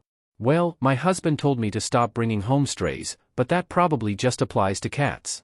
Midoriya fights the urge to laugh, he's definitely telling Shigaraki that Eraserhead is a cat person and married once this entire situation is over. You're married? He asks instead. Eraserhead nods and gestures for him to follow him away. Midoriya trails after the hero, only starting to ask questions when they're a decent distance away. Is your husband a hero, too? What's he like? How many cats did you bring back before he told you to stop? Eraserhead raises his goggles and looks at him for a second and Midoriya starts to wonder if he's being annoying again before the corners of his lips upturn slightly and he turns his head again to focus on where they're going. Midoriya jumps slightly when he speaks. Trust me, if you know a lot about heroes then you'll know him when you see him. Or hear him rather. I brought back maybe 10, but most of them were given to our friends. We've got 2 right now. Midoriya doesn't realize he's muttering until Eraserhead's hand lands on his shoulder. So, what about that group of people you met? You can't stay with them? Midoriya blinks before he remembers that he told Eraserhead the bare minimum about his current situation. He clears his throat and shrugs before smiling slightly. Oh, yeah, they had to leave for business reasons, but they'll be back at some point. He replies with a wave of his hand. Eraserhead nods and then approaches a normal-looking building. He unlocks the door and Midoriya follows him in. Immediately, a small, brown cat runs up to him. It looks young and it screams at Midoriya, reaching up to paw at his pants. Midoriya reaches down to pet it on the head and it starts purring, rather loud for its size. Eraserhead sighs and scoops it up, holding it gently in his arms as he turns back to Midoriya. This is Missy, short for missile launcher, because my husband found that joke on the internet and decided it was his turn to name one. The man rolls his eyes as he sets her back on the floor. And Noodles is around here. Somewhere, he's probably sleeping in the closet again. The man locks the door and Midoriya takes the chance to slip his shoes off and walk further into the house. It's nice, but nothing fancy. He doesn't really know what he expected, but it's fitting for someone as low-key as Eraserhead. Hizashi, I have something to tell you. Midoriya is trying to figure out if he's ever heard that name before when a man with long, blonde hair steps out. His eyes widen. You're present, Mike, he squeaks out. Whoa, you're married to Eraserhead? I have so many questions. Like, how loud can you scream? Oh, and how long can you last? If your throat got messed up would you still be able to use your quirk at all? Eraserhead's scarf wraps around his mouth and he gives the man an apologetic glance. Present Mike still seems slightly overwhelmed by the questions and he furrows his brows slightly at Eraserhead. I know you said no more strays, but the kid doesn't have anywhere to stay. He was at the scene of the fire I got called to. The villains were trying to take him through one of their portals. The least we can let him do is stay here for a bit until he has someone else to go with. Midoriya pointedly doesn't meet any of their gazes, fearing that somehow they'll be able to look in his eyes and tell that he's lying. There's a moment of silence before he feels a hand ruffle his wild green hair. He looks up and sees present Mike grinning at him. Wow, he's never been this close to any of his favorite heroes, and now he's having one touch his hair. Well, then, little listener, glad to have you. Okay, cool, this is fine. I'm fine. He thinks, trying to calm his racing heart as the two adults mumble something to each other. We'll set up the guest room for you so you'll have something more comfortable than the couch. The cats might visit you, but they just like to cuddle most of the time. Midoriya nods. So, do you know what those villains wanted with you? It might help us find them. He's got to make up something believable without leading them to the League. He trusts them, at least a little, but they're still heroes who have a job to do. Well, I saw them outside of the school before the police and the heroes arrived, so they might have wanted to take me because I was a witness? That seems logical, right? The two men nod and then present Mike leaves to set up the room. Eraserhead sits on the couch and Midoriya takes a seat beside him. Missy climbs onto the couch and settles in the teen's lap as the news flicks onto the TV. A woman with neat brown hair is covering the story about his middle school, and Midoriya is somewhat surprised to see the fire is still going. He wonders how powerful Dobby's quirk is as the woman drones on and lists the deaths caused. Midoriya pulls his phone out and checks the battery. He's still got a solid 80%, so he should be able to keep it alive with a bit of conservation. He opens his texts and scrolls through his contacts. He finds Toga's number easily. The two had exchanged them one day after a 2 a.m. chat. He opens their messages and, after making sure Eraserhead is still distracted by the TV, starts typing out a message. He wants to make sure they know he's not dead, after all. Midoriya, hey Toga. Funny story, I'm kind of staying Eraserhead RN? Midoriya takes a walk the day after he finds himself living with Eraserhead, well, Aizawa, technically, since that's what the hero wants him to call him outside of hero work. It's strange knowing a hero's name, but it's also exciting that inner spark of fanboyish excitement in his chest. He's asked a lot of questions about their quirks already, and he's gotten answers for most of them. He hasn't been called annoying once, which is a welcome surprise. Outside the League, nobody seems to like his rambling. Speaking of his rambling, he's doing it until he collides with something firm. Well, more accurately, someone. The boy looks no older than him, with split hair in red and white and heterochromic eyes in gray and blue. There's a scar around one of his eyes, but otherwise his complexion is clear. Midoriya feels his face grow hot as he stumbles back. I'm really sorry. I wasn't looking where I was going. Are you okay? The boy's expression is carefully blank and unreadable, his lips set in a firm line and his eyes guarded. He rocks on his heels as he waits for an answer. He should probably just go, really, he's got places he wants to be and he's promised Eraserhead he's going to be back before it get dark outside. I'm fine. The boy replies after a moment. Midoriya nods and starts walking again, only to find the boy is going in the same direction. No, please no, not one of these situations, he silently begs the universe. The universe, in response, decides to spit on him. The dual-haired boy looks over at him and narrows his eyes slightly, a hint of emotion finally shining through them. Midoriya thinks they look pretty, nice colors that pop against the red and white, but he's not going to say that out loud. He's already made himself look stupid enough as it is. Are you following me? Midoriya almost chokes on his own spit at the question. No. We're just going to the same place, or, in the same direction. I guess we should make this a little bit less awkward, huh? I'm Midoriya Izuku, it's nice to meet you. He wonders how rude it would be to just run. Probably really rude. He's not going to make a move to escape until the other boy does. He gets another silent, icy stare that makes him want to phase into the ground and die before the boy turns back to watch the path, his brows furrowed slightly. Not much of a talker, Midoriya silently remarks to himself. That's fine, though, he's not going to force anything on a guy he met on the street. That's invasive and he honestly doesn't feel like being punched. Todoroki Shudo. Midoriya wrinkles his nose impulsively when he hears the last name. Like Endeavor's kid? His eyes widen slightly when he realizes how it came out. Sorry. That sounded really rude. My bad. He hides his face behind a hand, fingers splayed out just enough so he doesn't trip and bust his face open. Although, he probably deserves it for insulting Todoroki's dad right to his face. The desire to sink into the ground increases and he wonders if he can burn a hole into the concrete by staring hard enough at it. He pulls his hand away when he's sure his face isn't bright red and sends a glance to the other boy. His face hasn't changed much, surprisingly. Not a fan, then? Midoriya hesitantly shakes his head. That makes two of us. Midoriya blinks, the phrase is muttered, but it's just loud enough for him to make out the words. He doesn't like his own dad?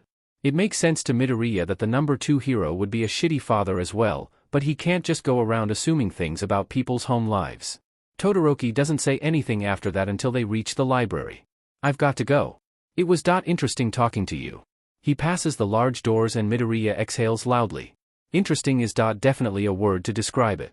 He arrives at his own destination, a cafe with bright, pastel colors and a cat in the window, and tries to focus on not embarrassing himself any further. He comes back half an hour later, half-empty drink in hand and cat hair clinging to his pants. Eraser Aizawa is sitting on the couch, staring at some sort of paperwork. Midoriya, he greets. The teen waves and sits beside him, trying not to freak out too much. He catches a glimpse of the phrase teacher and raises an eyebrow slightly, wrapping his lips around the straw of his tooth-rottingly sweet drink as the man writes his signature on one of the pages. Eraserhead's a teacher, huh? Well, isn't that interesting? He leans back and watches whatever random show is on the TV for a minute before he speaks, a hint of amusement in his voice. So, you're a teacher? Didn't think you were exactly the children type. The man raises an eyebrow before Midoriya waves his free hand. No offense, it's just, you're an underground hero, so not many know about you or the work you do. And with your personality I would have expected you to stay away from jobs like this that involve a lot of meeting with people and helping students. He shrugs after he cuts off his muttering, a sheepish grin on his face. Aizawa sighs before turning the page and scanning over the writing on it. Midoriya can't make out half of the legal terms, he's never been good at stuff like that, but he can figure out a few phrases. I'm usually not, but I've been teaching at UA for a while and it's been a decent job. I've expelled a lot of students, though. Hopefully this next group will actually have the potential needed to become heroes. Midoriya tilts his head slightly. If Aizawa has expelled that many students, then surely he's only choosing the ones that can be real heroes, right? Not corruptible, arrogant ones who think they can get by with flashy quirks. He leans back and closes his eyes, letting himself collect his thoughts for a minute before he opens them again and asks another question. UA, huh? I've always wondered what it was like there. My quirk isn't cut out for heroics and before recently didn't know I had one, so I've never applied for a spot. He shrugs. He was going to, eventually, maybe after Bakugo got in so he could avoid him, but things happened. He's not upset about it, though. He got something more personal than a spot in a fancy hero school. Even if it's a fancy hero school he really wants to see. Another quick scribble of pen before the corner of Aizawa's lips upturn, just enough to be visible. You want to see it yourself? Midoriya eagerly nods. He's not interested in joining himself, but the school could provide information for the league, and he can figure out who's in the class Aizawa is teaching. He won't be surprised if Bakugo is there, maybe Todoroki too. Endeavor would probably enroll his son in the best hero school in Japan, after all. He's not sure who else to expect. All Might doesn't have any children and he's not familiar enough with any other hero children. Well, Hisashi and I are both working there, so unless you want to stay here then you'll probably be coming with us. Midoriya blinks at him, surprised. Really, are you sure you want me to come? He asks, his heart beats rapidly in his chest as he fidgets with his shirt sleeves. He doesn't think he's going to fit in at UA, and having a random kid trail after Eraserhead and Present Mike like a lost puppy will draw attention. Besides, once the league has a plan to get him back it might happen at UA, and won't that be an awkward conversation to have? He's looking forward to seeing the others again, just not actually having to explain to the heroes that surprise, the kid you've been taking care of is working with the villains. We already talked to Nizu, he said it's fine to bring you. Besides, it'll be a learning experience for you. Children your age need socialization, right? That's what Hisashi keeps saying. He shrugs and leans back to make room for the cat that jumps onto his lap and settles there for another nap, and Midoriya takes the chance to slip off to his temporary room.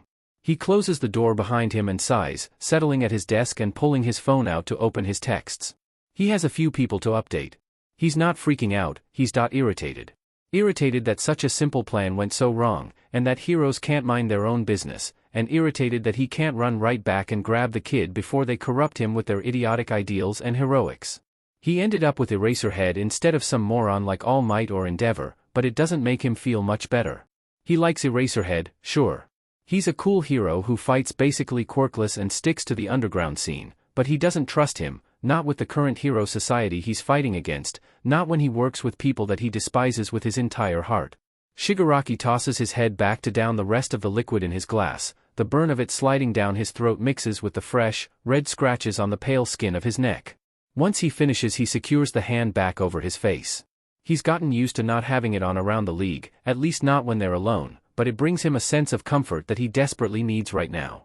He spares a glance at the couch and finds Toga still leaning around Twice, who's trying to comfort her while she refreshes her texts every minute or so. Compress is fidgeting with one of his marbles. His face is hidden by his mask, but his shoulders are slumped slightly in defeat. Even Dabi seems upset, although it's harder to tell with him. With a sudden burst of anger, he picks up the glass and throws it against the wall with gritted teeth. It shatters on impact and, after the initial moment of satisfaction, he groans at the mess of shards and the lack of real closure it gives him. Those stupid heroes have to ruin everything. He was just starting to get attached to the kid and now he's gone and they have to wait to get him back unless they want to risk being injured or arrested, with their luck maybe both. And as much as he wants to just rush in and start decaying things, decaying people, he has to admit that it would be a stupid plan and Midoriya would end up staying with those heroes even longer, maybe permanently, which he really doesn't want. Shiggy, you okay? He huffs and twists his fingers, his jaw clenched tight although it's hidden from the others. He remembers how it happened, which isn't very surprising, since it only happened a few days ago. He should have pushed the kid into the front, or grabbed the kid when he saw him pull back.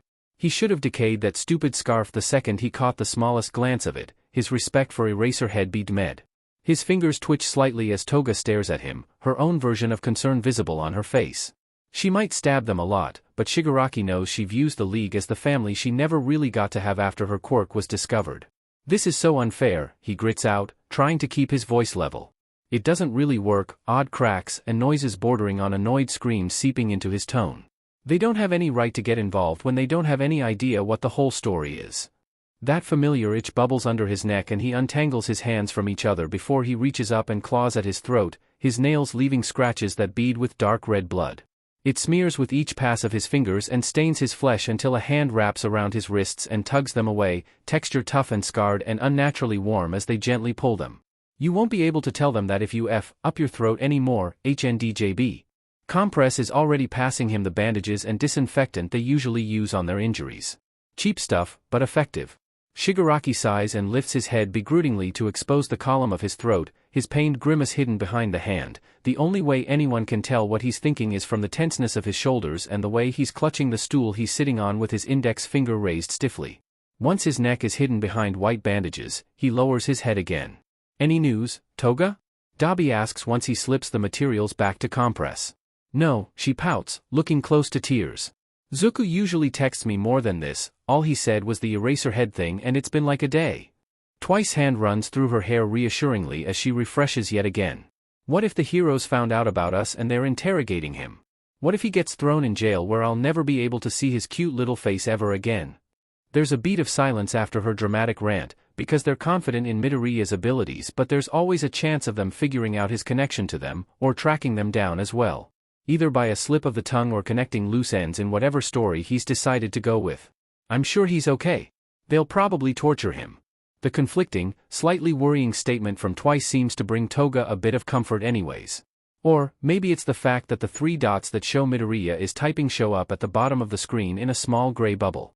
Everyone leans in just slightly as they wait for the message. Shigaraki removes the hand and sets it on the counter so he can get a better view of Toga's screen.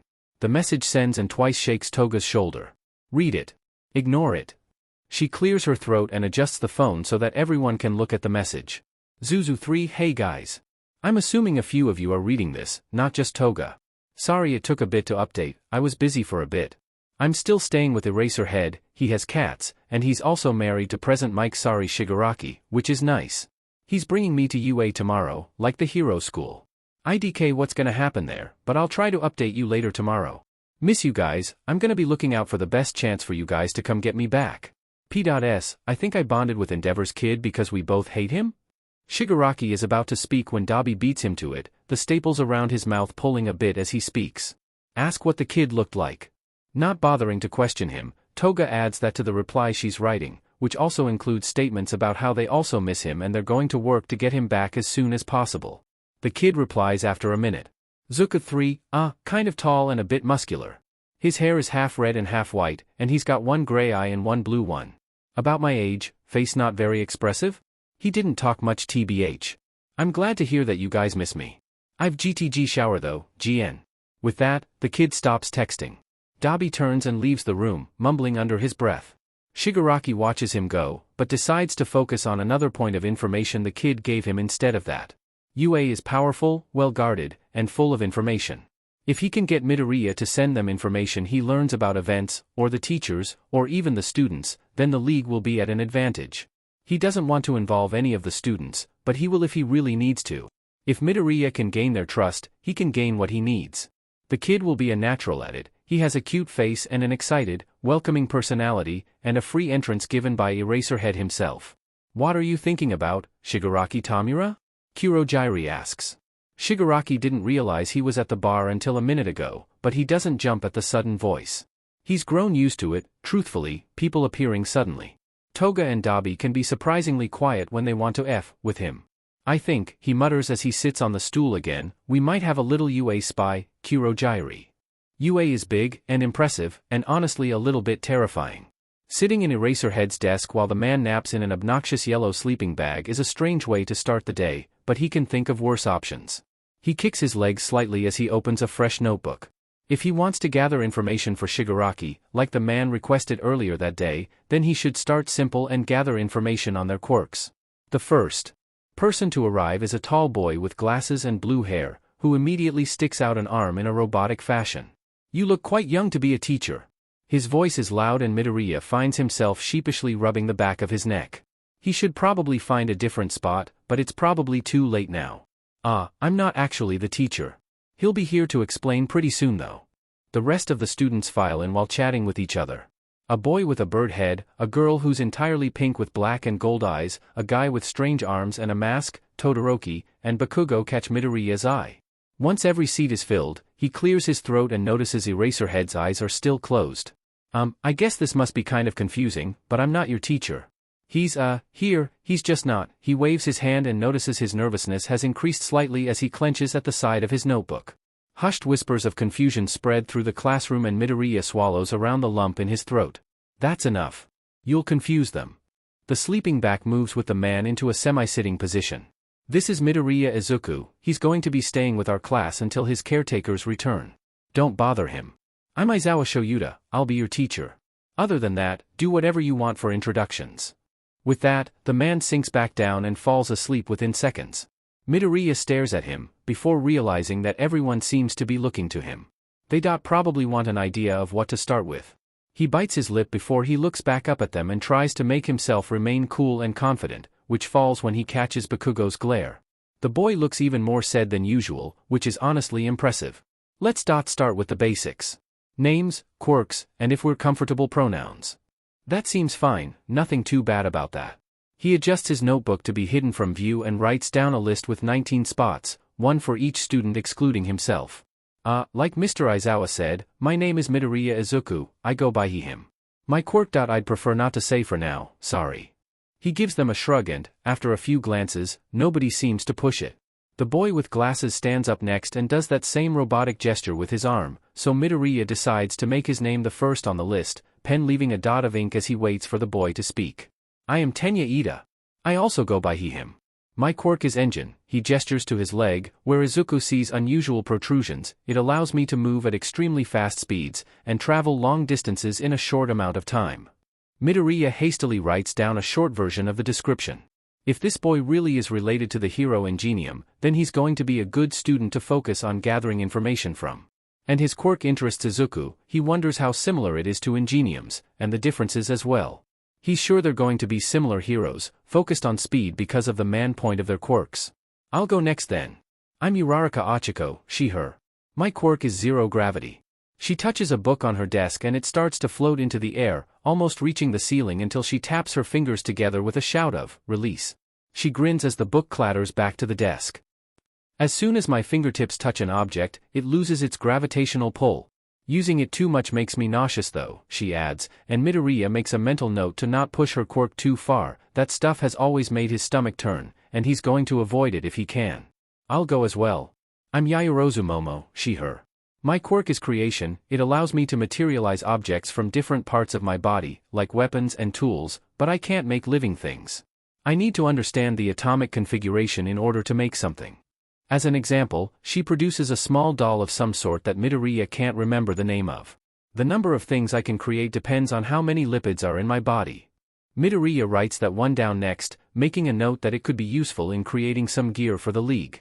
It passes surprisingly quickly and Midoriya finds himself liking everyone except the short purple-haired boy who says I'm a dude and normal when asked about himself. Midoriya stares down at his quirk in the list. He's not particularly smart, his quirk isn't very useful, and he keeps staring at Yaoyorozu's chest like he even has the slightest chance.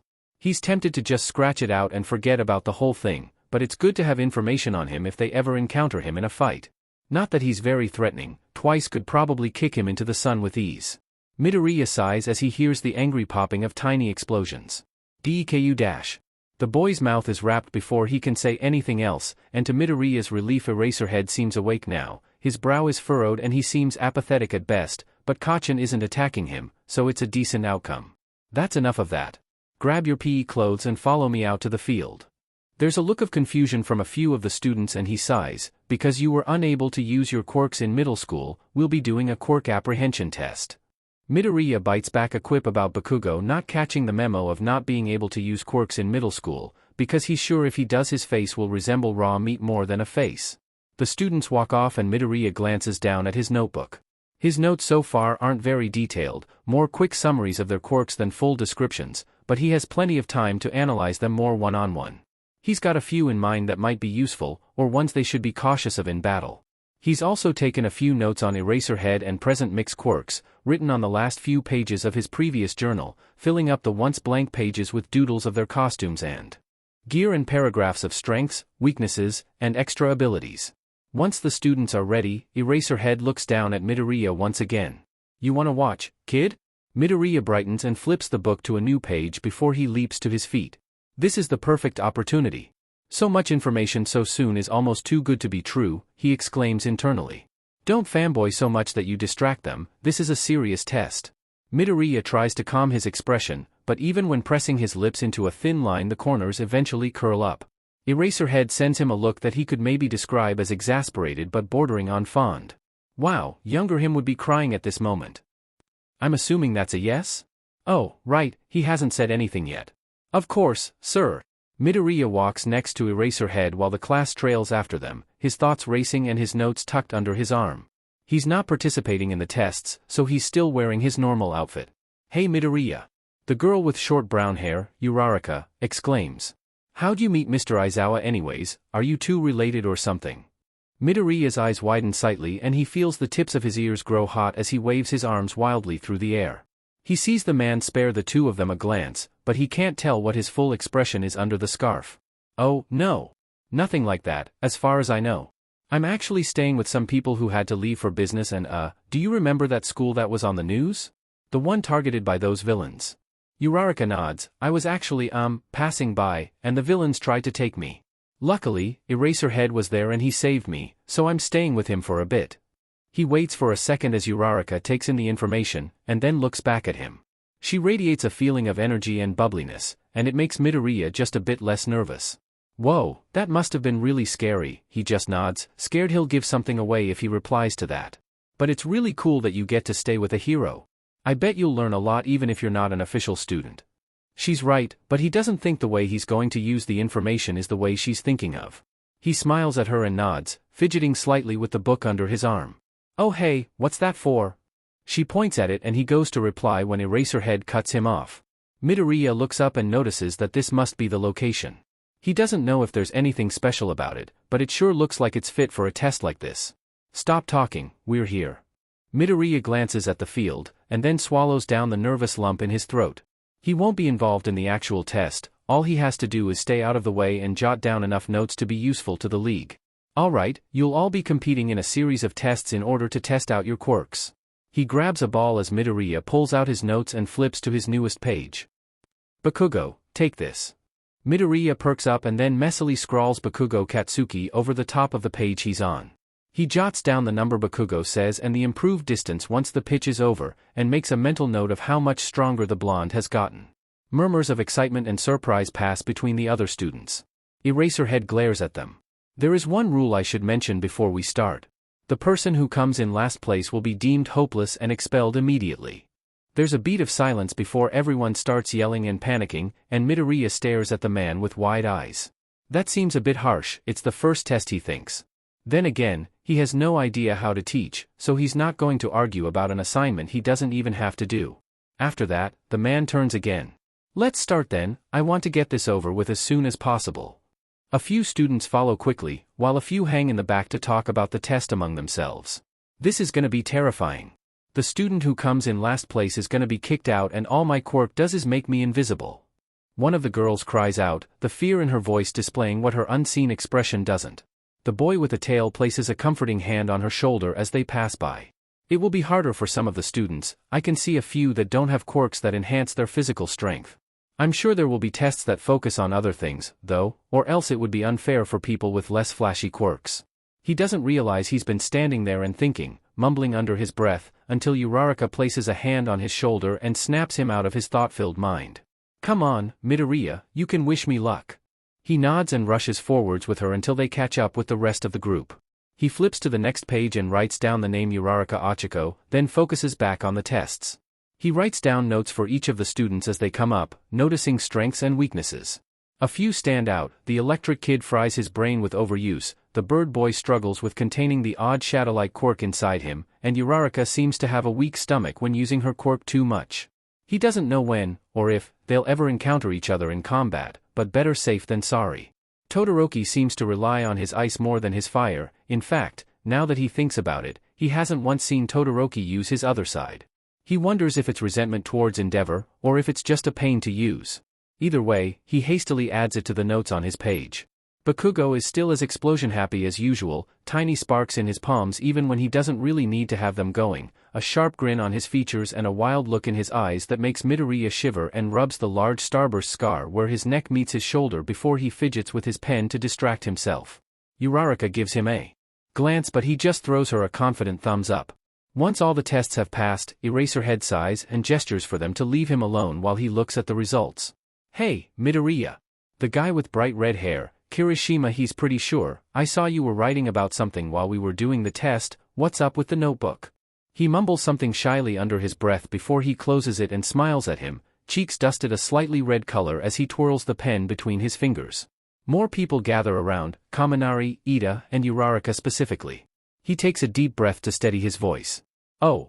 These are just analysis notes, nothing really special yet, but it's been a hobby I've been passionate about for years. I've only got a few things written so far, but maybe I can ask you guys some questions later? My quirk isn't that special, so I can't give much advice, but I'm good at figuring out strengths and weaknesses and stuff like that. Kirishima grins and smashes his fists together in front of him, a wide, sharp-toothed grin on his face. Despite his somewhat intimidating appearance, Midoriya thinks he's actually pretty nice, from his limited interactions anyways. Super manly, bro. I'm always looking for ways to improve my quirk. A chorus of agreements follows and Midoriya feels a warm, fuzzy feeling in his chest. This is almost the same feeling he has with the League, the feeling of sharing his hobbies and not being mocked for them.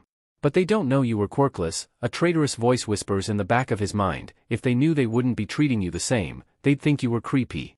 He bites the inside of his cheek before Kirishima speaks up again. You must have some sort of really cool analysis quirk, right? Something you can activate by looking at someone? Not exactly? Oh?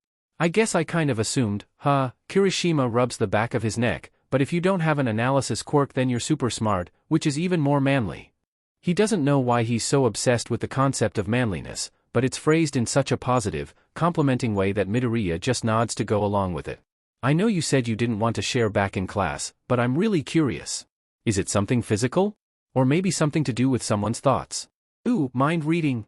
Mind reading, in Midoriya's opinion, would be a cool but invasive quirk, depending on the way it functioned.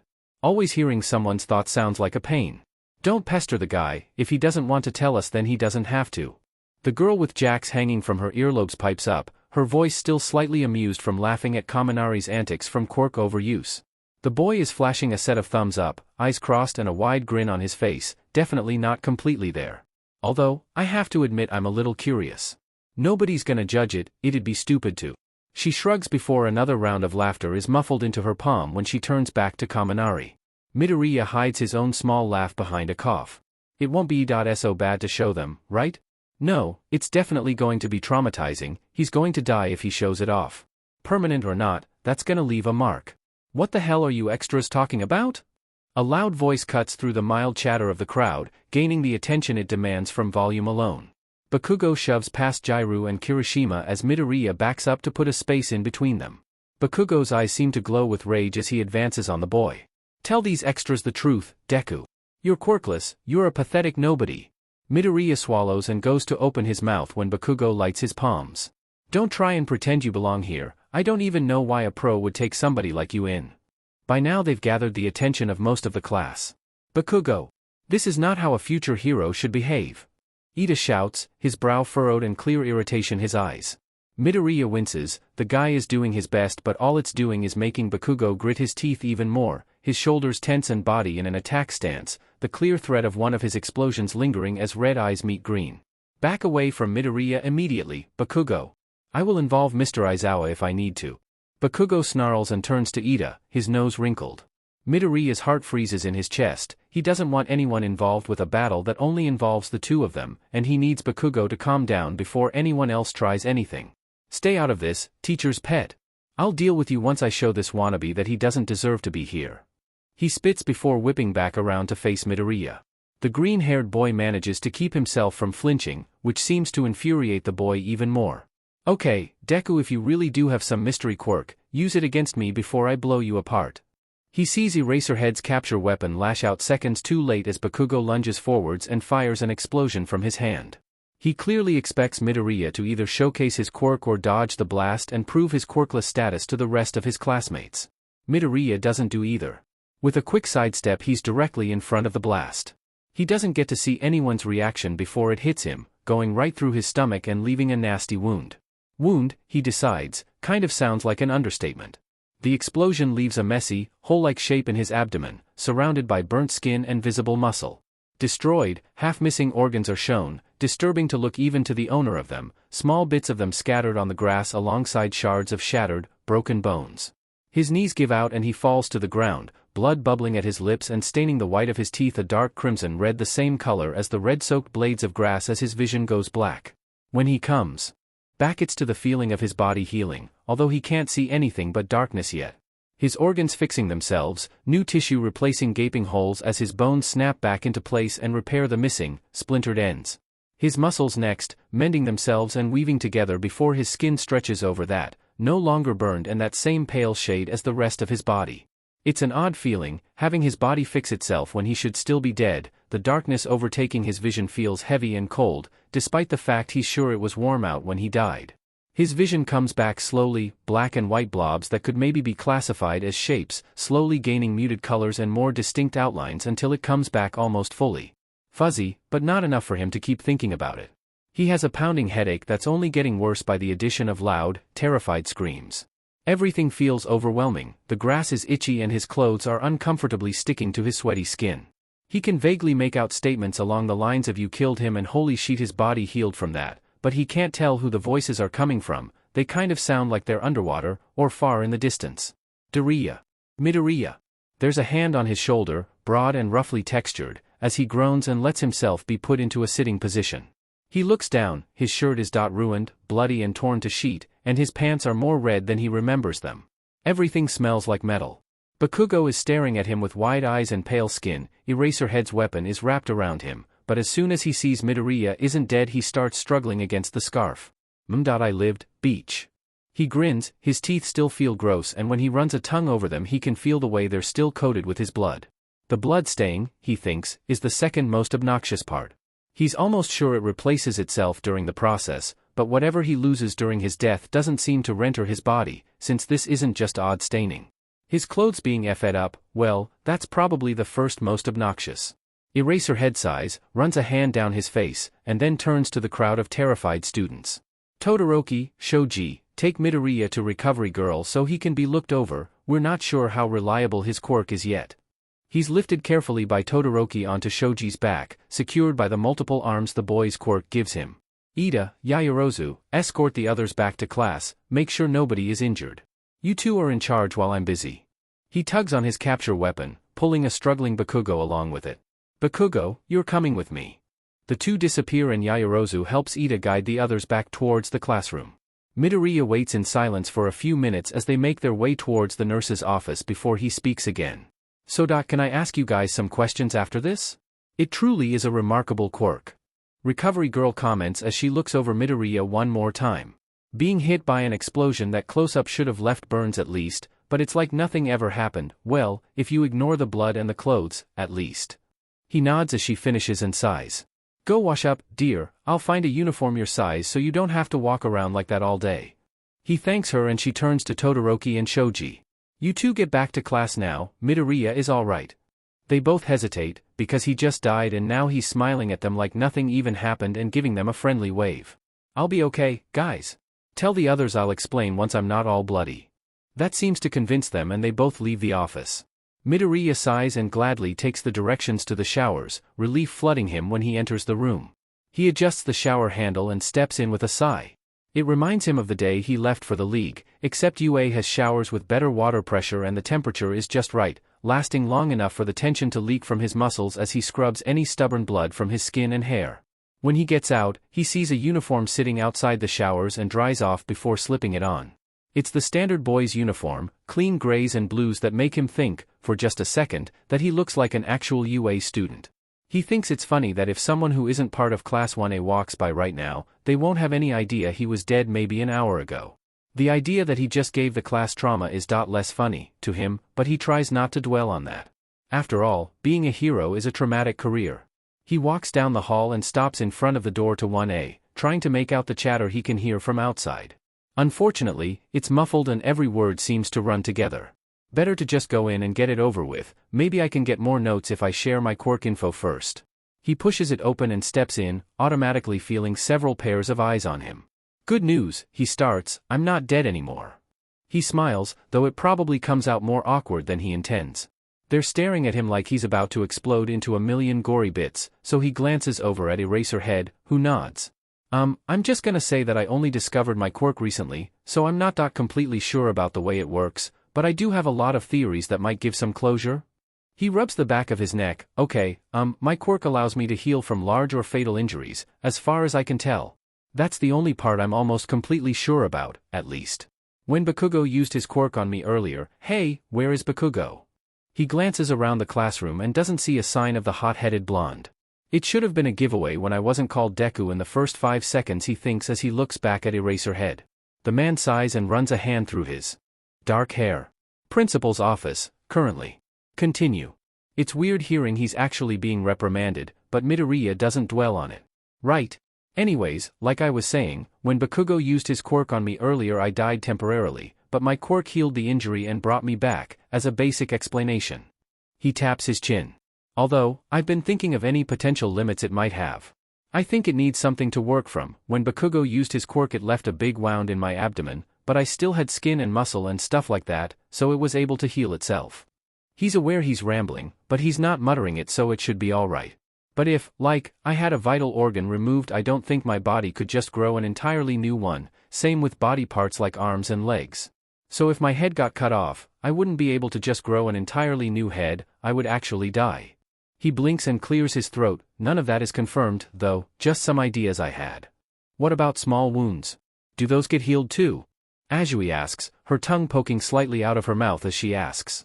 Midoriya makes a mental note to ask if those mannerisms are fully related to her quirk as he shakes his head and rolls up his sleeve, showing off a variety of old scars, dark against his pale skin and interrupting a pattern of small freckles.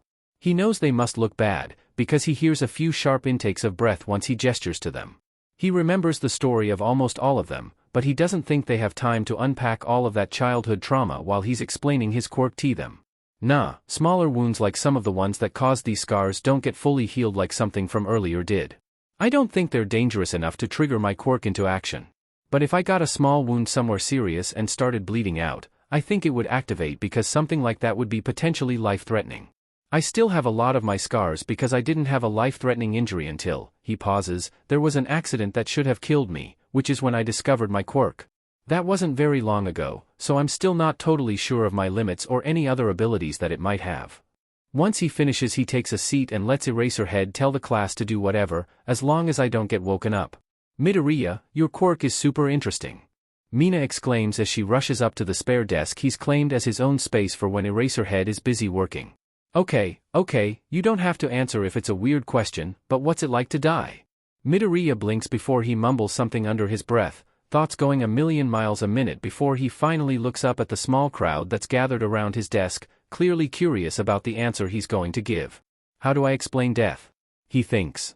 It's dark, pitch black and usually cold. Nothing much happens until his quirk gets involved and brings him back.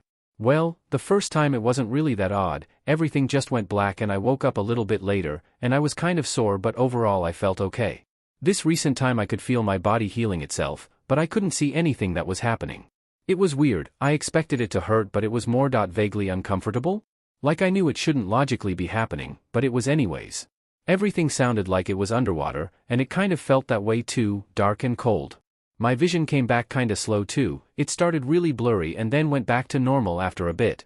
I had a headache and stuff was overwhelming, everything I touched felt like too much.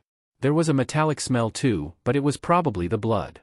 I admire the fascinating darkness that comes with a quirk like yours, Tokoyami mutters, and then Eraserhead decides it's time to start an actual lesson, rising from the bright yellow fabric of his sleeping bag and turning to the class. One glare sends the ones who are standing back to their seats within a few seconds, and Midoriya admires the way he can do that without a word. He rubs his temple and then pulls out a stack of papers that Midoriya can't exactly get a good glimpse at until they're placed onto his desk. I completely forgot about these test results. He thinks as he gathers them into a neat stack in his hands. Don't think I forgot about the results of the test just because of the little incident that happened earlier. The room seems to drop 10 degrees. Midoriya will pass out your papers, take time to look over them and remember what happens to the person who came in last. He slips each student a group of papers that, from what he can read, details their performance and their placement amongst their classmates. A few seem to stand out as talented, Todoroki doing well doesn't surprise him, and a few seem to be less fortunate due to their quirks being less flashy. Hagakure and Mineta seem especially nervous as Eraserhead stares the class down. Once Midoriya sits, he crosses his arms. Now for the most important part. Nobody is getting expelled. There's a beat of silence before people start freaking out, either happy or confused or a mixture of both. Midoriya's eyes widen slightly. That part of the test was a logical ruse to pull out your best performances, now look over those until it's time for all of you to leave, you still have a lot of improving to do, even if you ranked highly. The time seems to pass quickly after that, and Midoriya waves to them once the bell rings and they all head out of the room.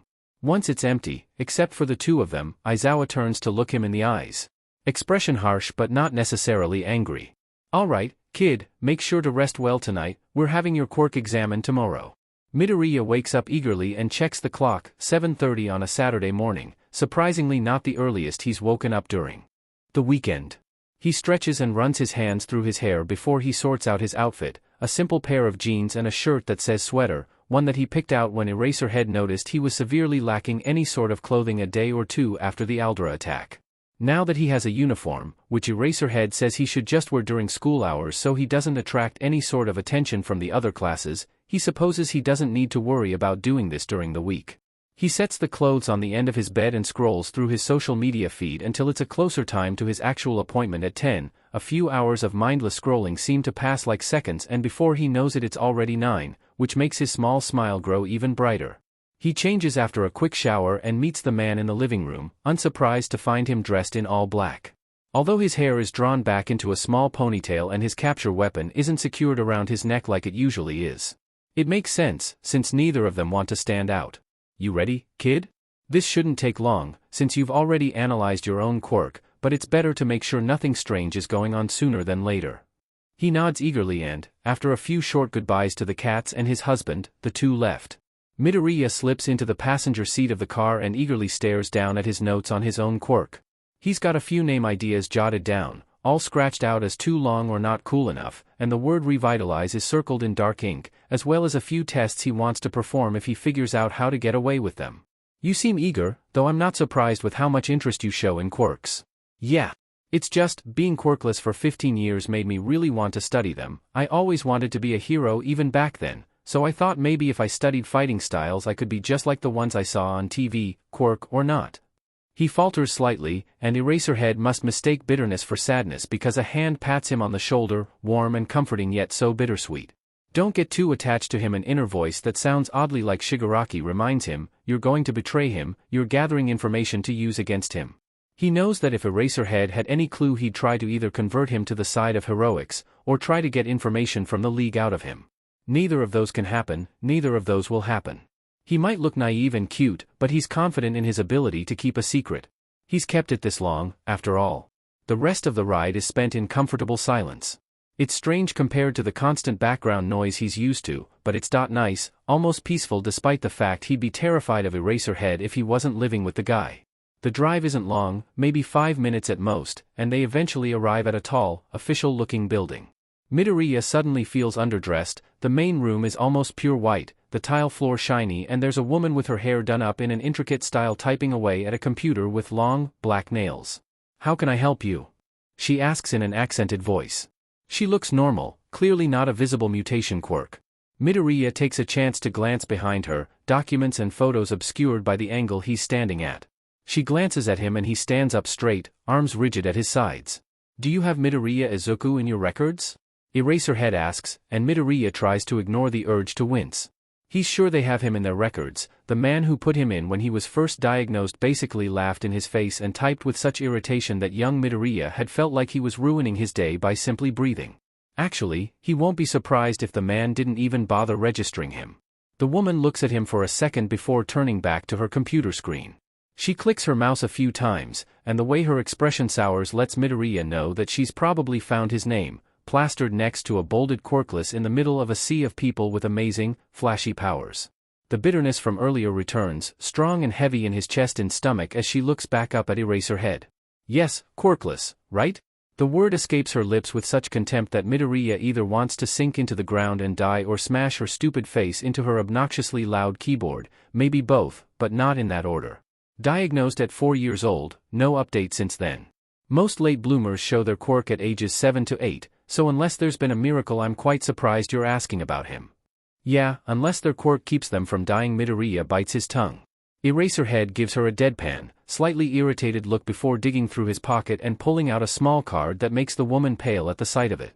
Midoriya can't see what's written on it, but it must be important.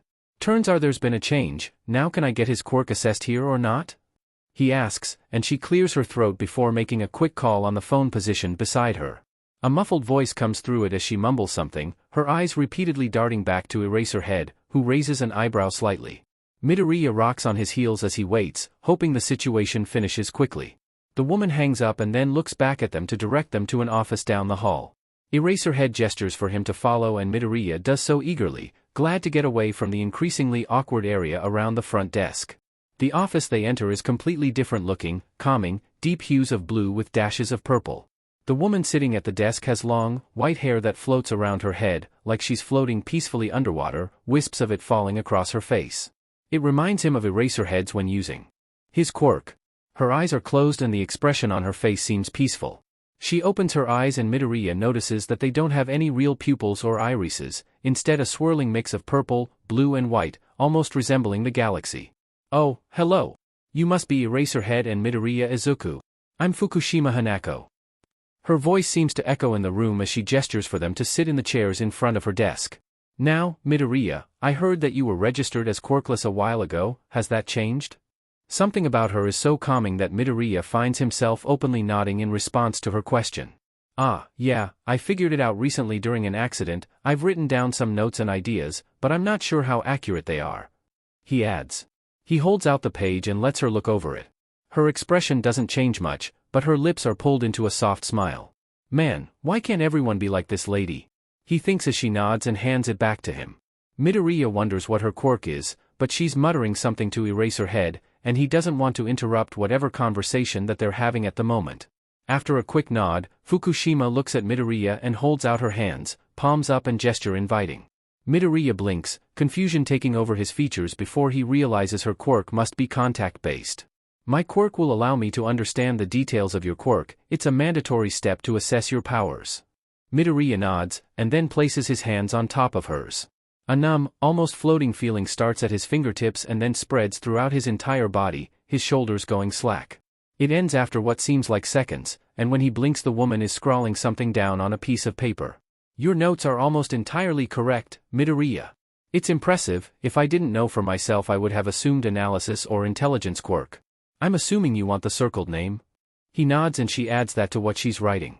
You can expect the database to be updated within the next week, and you'll receive the paperwork a few days before that. Have a nice day.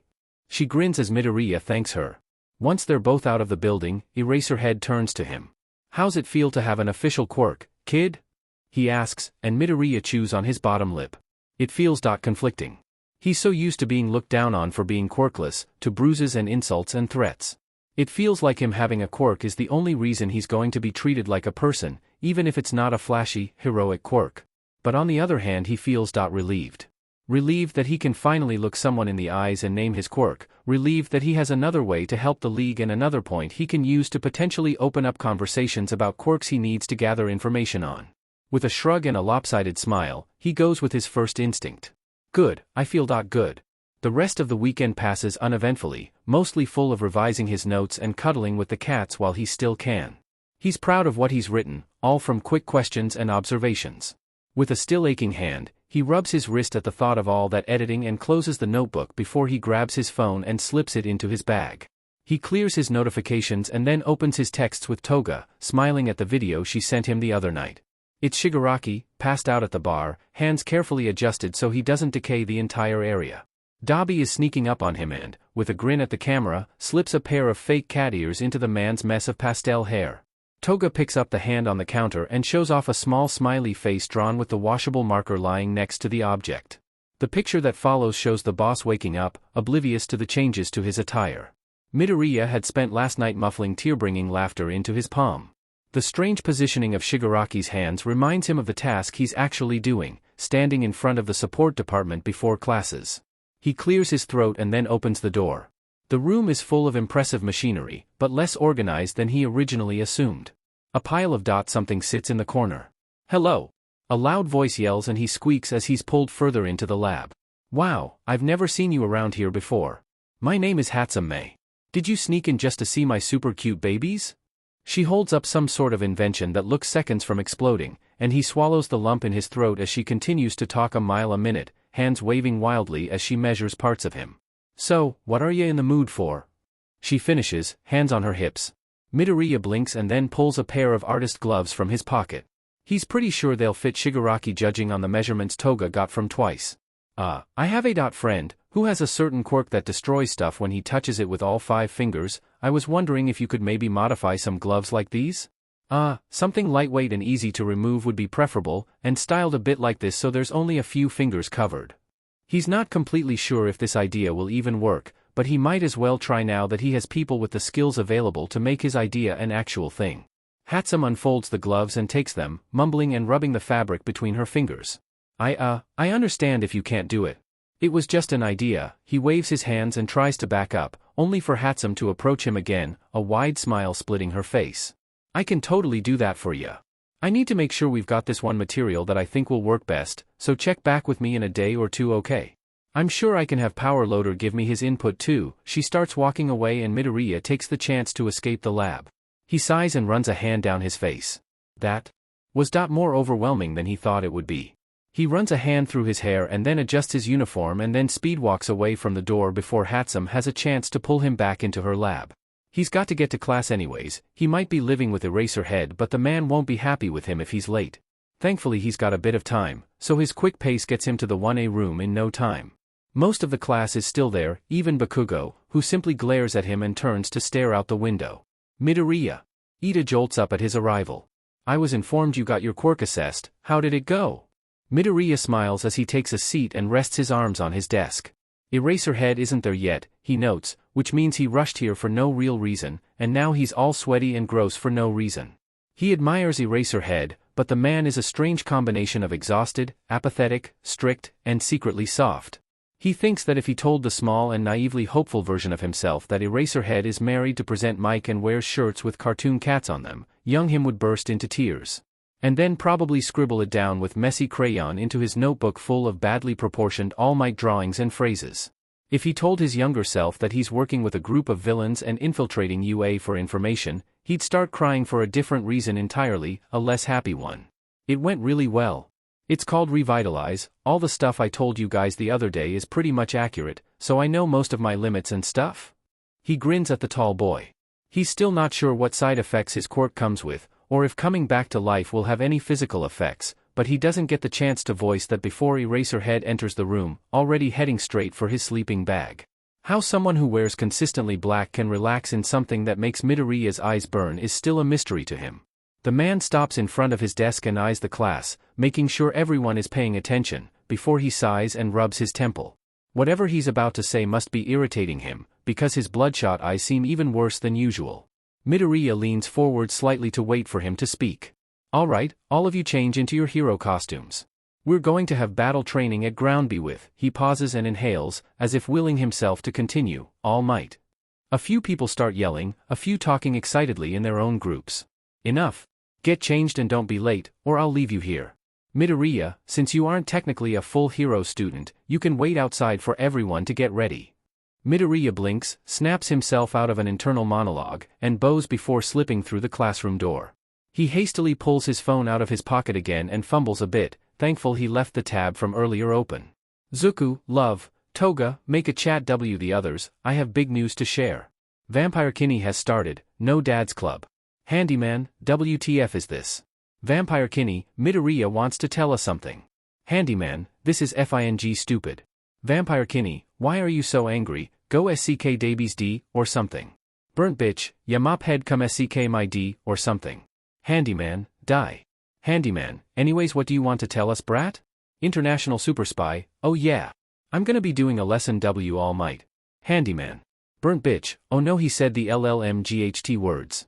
Handyman, FING hate that guy I hope you kill him ugly but smiling BSTRD, I am here, I wish you FING weren't God I want him dead ensfgen. Vampire Kinney, oh good Data Gyri took his phone. You can get back to work Zuko. Love. By the time that odd exchange is over, everybody is ready to leave. Uraraka and Ida approach him and he grins at them. Hey, Midoriya. Do you think you'll get to participate this lesson, or just watch? Uraraka asks, tilting her head slightly. Her hero costume is fitting for her overall aesthetic, and Midoriya can easily point out how it will work well with her quirk. He shrugs as they start trailing after Eraserhead. There's an overall aura of excitement, which he can understand. After all, they're only students and they're getting to work with the #1 hero. Midoriya has always liked All Might, his old room full of posters, figures and other merch proves that easily. He's excited to see how the man teaches, and how he looks up close. I assume he'll only watch, since he only recently got his quirk assessed and he's not officially listed as a hero student.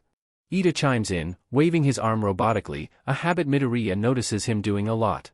It seems to irritate Bakugo, but Midoriya doesn't mind it, he thinks it's kind of cool. Although, if we do end up doing a group activity we might need an extra student, so there's always a chance. He nods and then confidently looks over at the green-haired boy. Midoriya.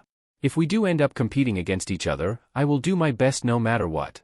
Midoriya smiles at him. It's nice hearing that instead of I know you're weak and quirkless, so I'll go easy on you, even if the people who said that never really went easy on him.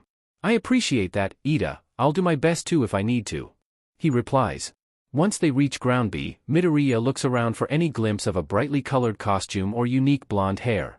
I thought All Might of all people would be easy to spot, he muses to himself. All of a sudden there's a loud noise and Midoriya looks up. A large, muscular figure stands in front of the class in a confident pose. All Might looks exactly like he does on TV, face shrouded in shadows that show off the build of his face, hair done up in the same style and wearing his usual hero costume. Midoriya thought that the camera angles from broadcasts might have made something look off, but no, the man is huge, tall and muscular and he looks like he could squish Midoriya with one quick punch. The teen swallows. Nervousness and awe mixing together in his chest until it feels like he's on the verge of being sick. I am here, to teach you. The man is even louder than usual, and Midoriya jumps slightly at the volume. The voice is so familiar, it brings back bittersweet memories of hoping and praying for a quirk, of his mother sobbing and holding him before she just gave up. He shakes his head to clear it. Nope, no trauma-filled childhood memories in front of All Might. He imagines Shigaraki seeing this and having a breakdown at the sight of the #1 hero. Now, I assume Aizawa has told you all the basic summary of this training trial, but allow me to give you more details. Midoriya bounces on his heels as All Might speaks. The trial of battle will be an indoor battle. You'll all be split into teams of 2, 1 hero team and 1 villain team for each match. The villains will guard a nuclear weapon within the building, and the hero team must attempt to stop them. Midoriya glances up at the scene, wishing to examine it further but restraining himself. If the heroes capture the villains, or reach the nuclear core before the time runs out, then their team wins. If the villains manage to keep the core, or capture the heroes, then their team wins. Everyone will be paired up by lottery. Ah, young man with the green hair, I'm not sure I recognize your name. Midoriya's mouth goes dry. Sheet, he knew this was coming. With a crooked smile and a hand at the back of his neck, he waves his free one in front of him and tries to think of an excuse. He isn't really a hero in training, clearly shown by his lack of hero costume, but he can come up with something else that would be involved with something like this, right? After all, it's not like he snuck in, Eraserhead himself invited him. I'm a Midoriya Izuku, sir. I'm not an official hero student, I'm staying with Mr. Aizawa for a bit, so I'm more of a teaching assistant? But I'm willing to participate if you need me. He adds the last bit hastily. Midoriya sighs, his shoulders slumping with relief. He's not sure if he should be happy that All Might bought an excuse like that so easily, but he supposes it makes sense. The man can always ask Aizawa if he's unsure about Midoriya's excuse. Besides, the easier he gets away with this stuff the better, he doesn't want to weave a web he gets himself tangled in. He's doing well keeping track of them so far.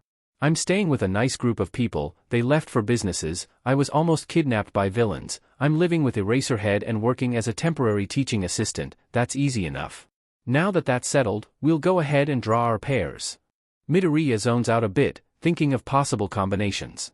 Tokoyami's quirk is strong, but unpredictable, he would be useful against a villain team or defending the weapon he thinks, sending a glance to the boy with a bird head.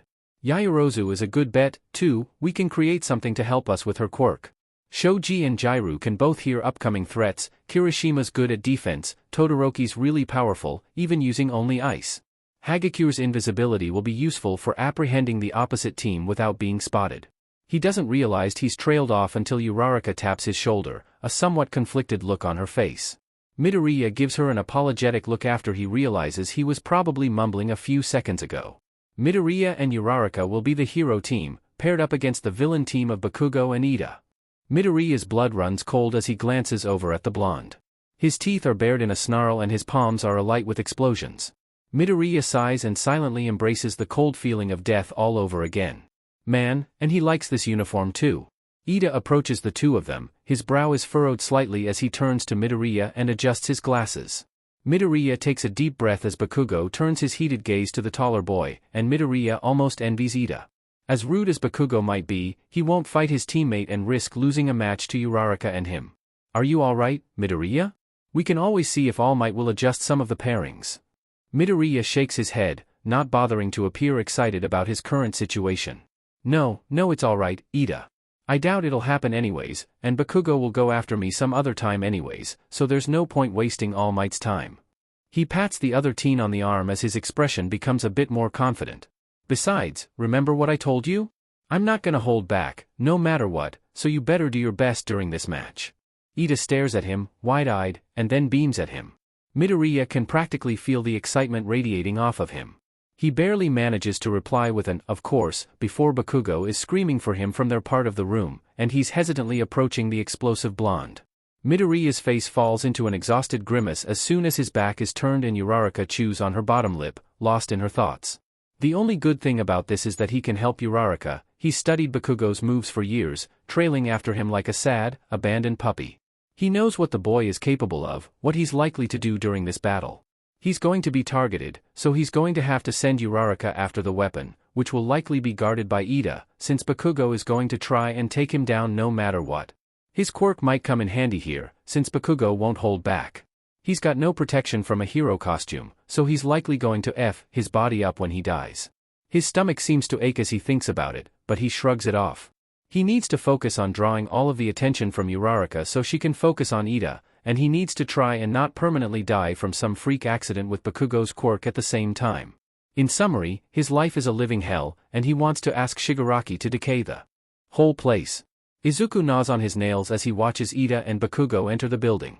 Uraraka is rocking on her heels as they disappear from view. This is bad, but it could be worse. Maybe. I mean, Ida doesn't hate me. But Ida will be guarding the weapon, so that doesn't really matter. Hey, Midoriya? What's our plan? He turns to her and then taps his chin, trying to figure out the best way to word it within the maybe 3 minutes they still have to prepare. He's glad for the villain team's head start, it gives him time to clear his head a bit. He does have a plan in mind, but for it to work his guesses have to be correct. Knowing Bakugo, he's pretty confident they are. He fidgets with the roll of capture tape, a support item for the battle, and wonder about how he's going to use it. Is it strong enough to contain Bakugo? Bakugo will want to fight me, so Ida will probably be guarding the weapon from us. You'll probably have to go after him while I distract Bakugo. I might get injured from his explosions, but with my quirk I should be able to keep him distracted for long enough. I don't want to die, since that'll take a while and he might be able to catch up with you and help Ida, but I can afford some extra damage. I'm not completely sure what Ida's fighting style will be like here, but he's probably going to use his speed to his advantage in order to keep the weapon away from you, even if you use your quirk to float. I might be able to aim Bakugo's explosion just right and give you an advantage, but I'll have to be really lucky to make that work. He jumps when the alarm that signifies the start of the battle begins, and the two exchange a nod before walking forwards. The building gives him a strange feeling, although that might be the squirming feeling in his stomach that makes him feel like he might puke. Uraraka is walking beside him before a flash catches his attention and he quickly moves the two of them out of the way of the explosion. Half of his face gets caught in the blast, and he winces when he touches the skin with his fingers. The skin is burnt badly, but he thinks it will heal. How long is the real question? I can't take this many strong attacks before my body gives out and gives Bakugo an opening. He shrugs the thought to the back of his mind and stands to his feet, helping Uraraka regain her balance. Bakugo aims his right arm to attack them, and he surges forwards to twist the angle of the attack. Bakugo stumbles and snarls at Midoriya, who feels a wave of nervous satisfaction wash over him.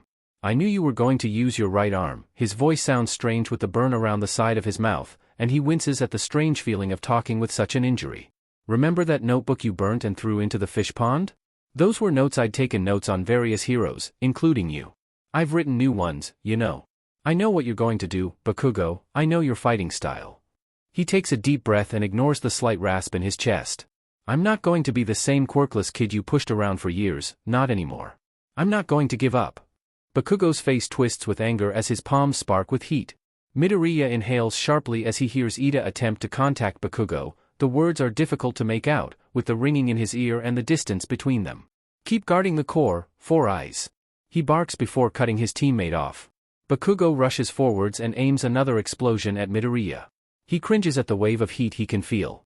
Bakugo isn't holding back, he already knows that, but surely someone should be making sure he doesn't take a simple training exercise so seriously? He's okay with being hurt, his quirk will help him, but he doesn't want Uraraka to be hurt.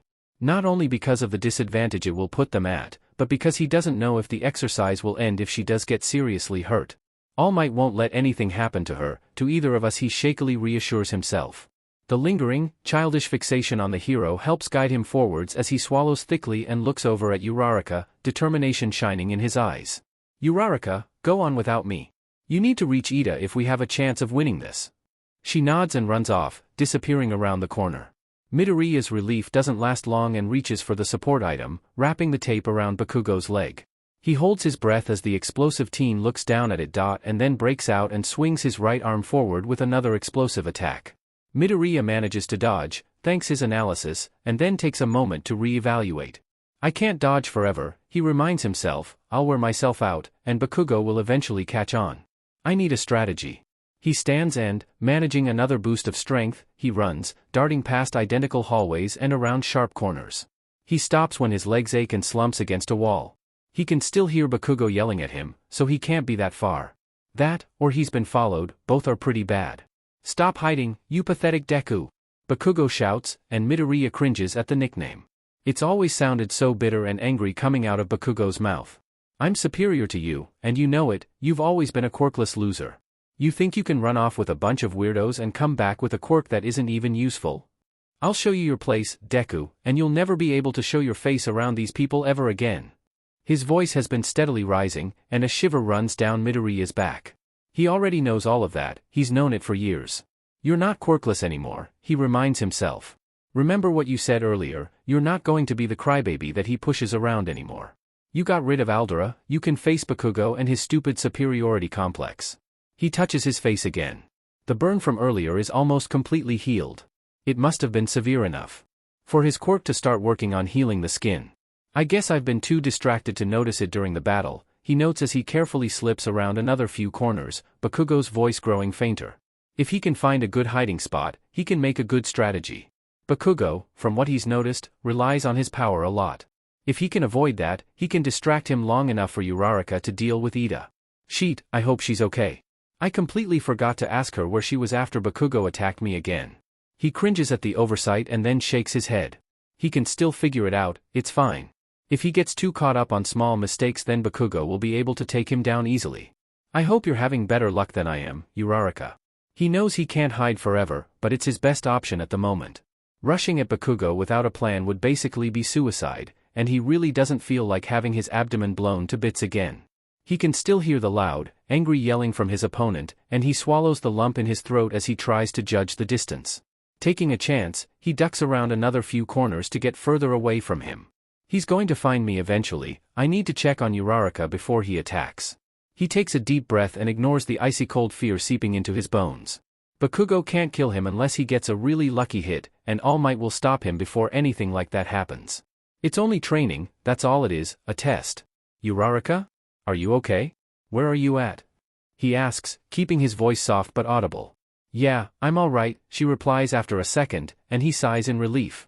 I'm on the 5th floor, middle room. I can see Ida and the weapon, I'm waiting for the best chance to go for it. He's about to reply when another explosion flies past, and he barely manages to dodge the blast, falling to the floor with a grunt. He quickly twists around to face Bakugo, who's sneering at him.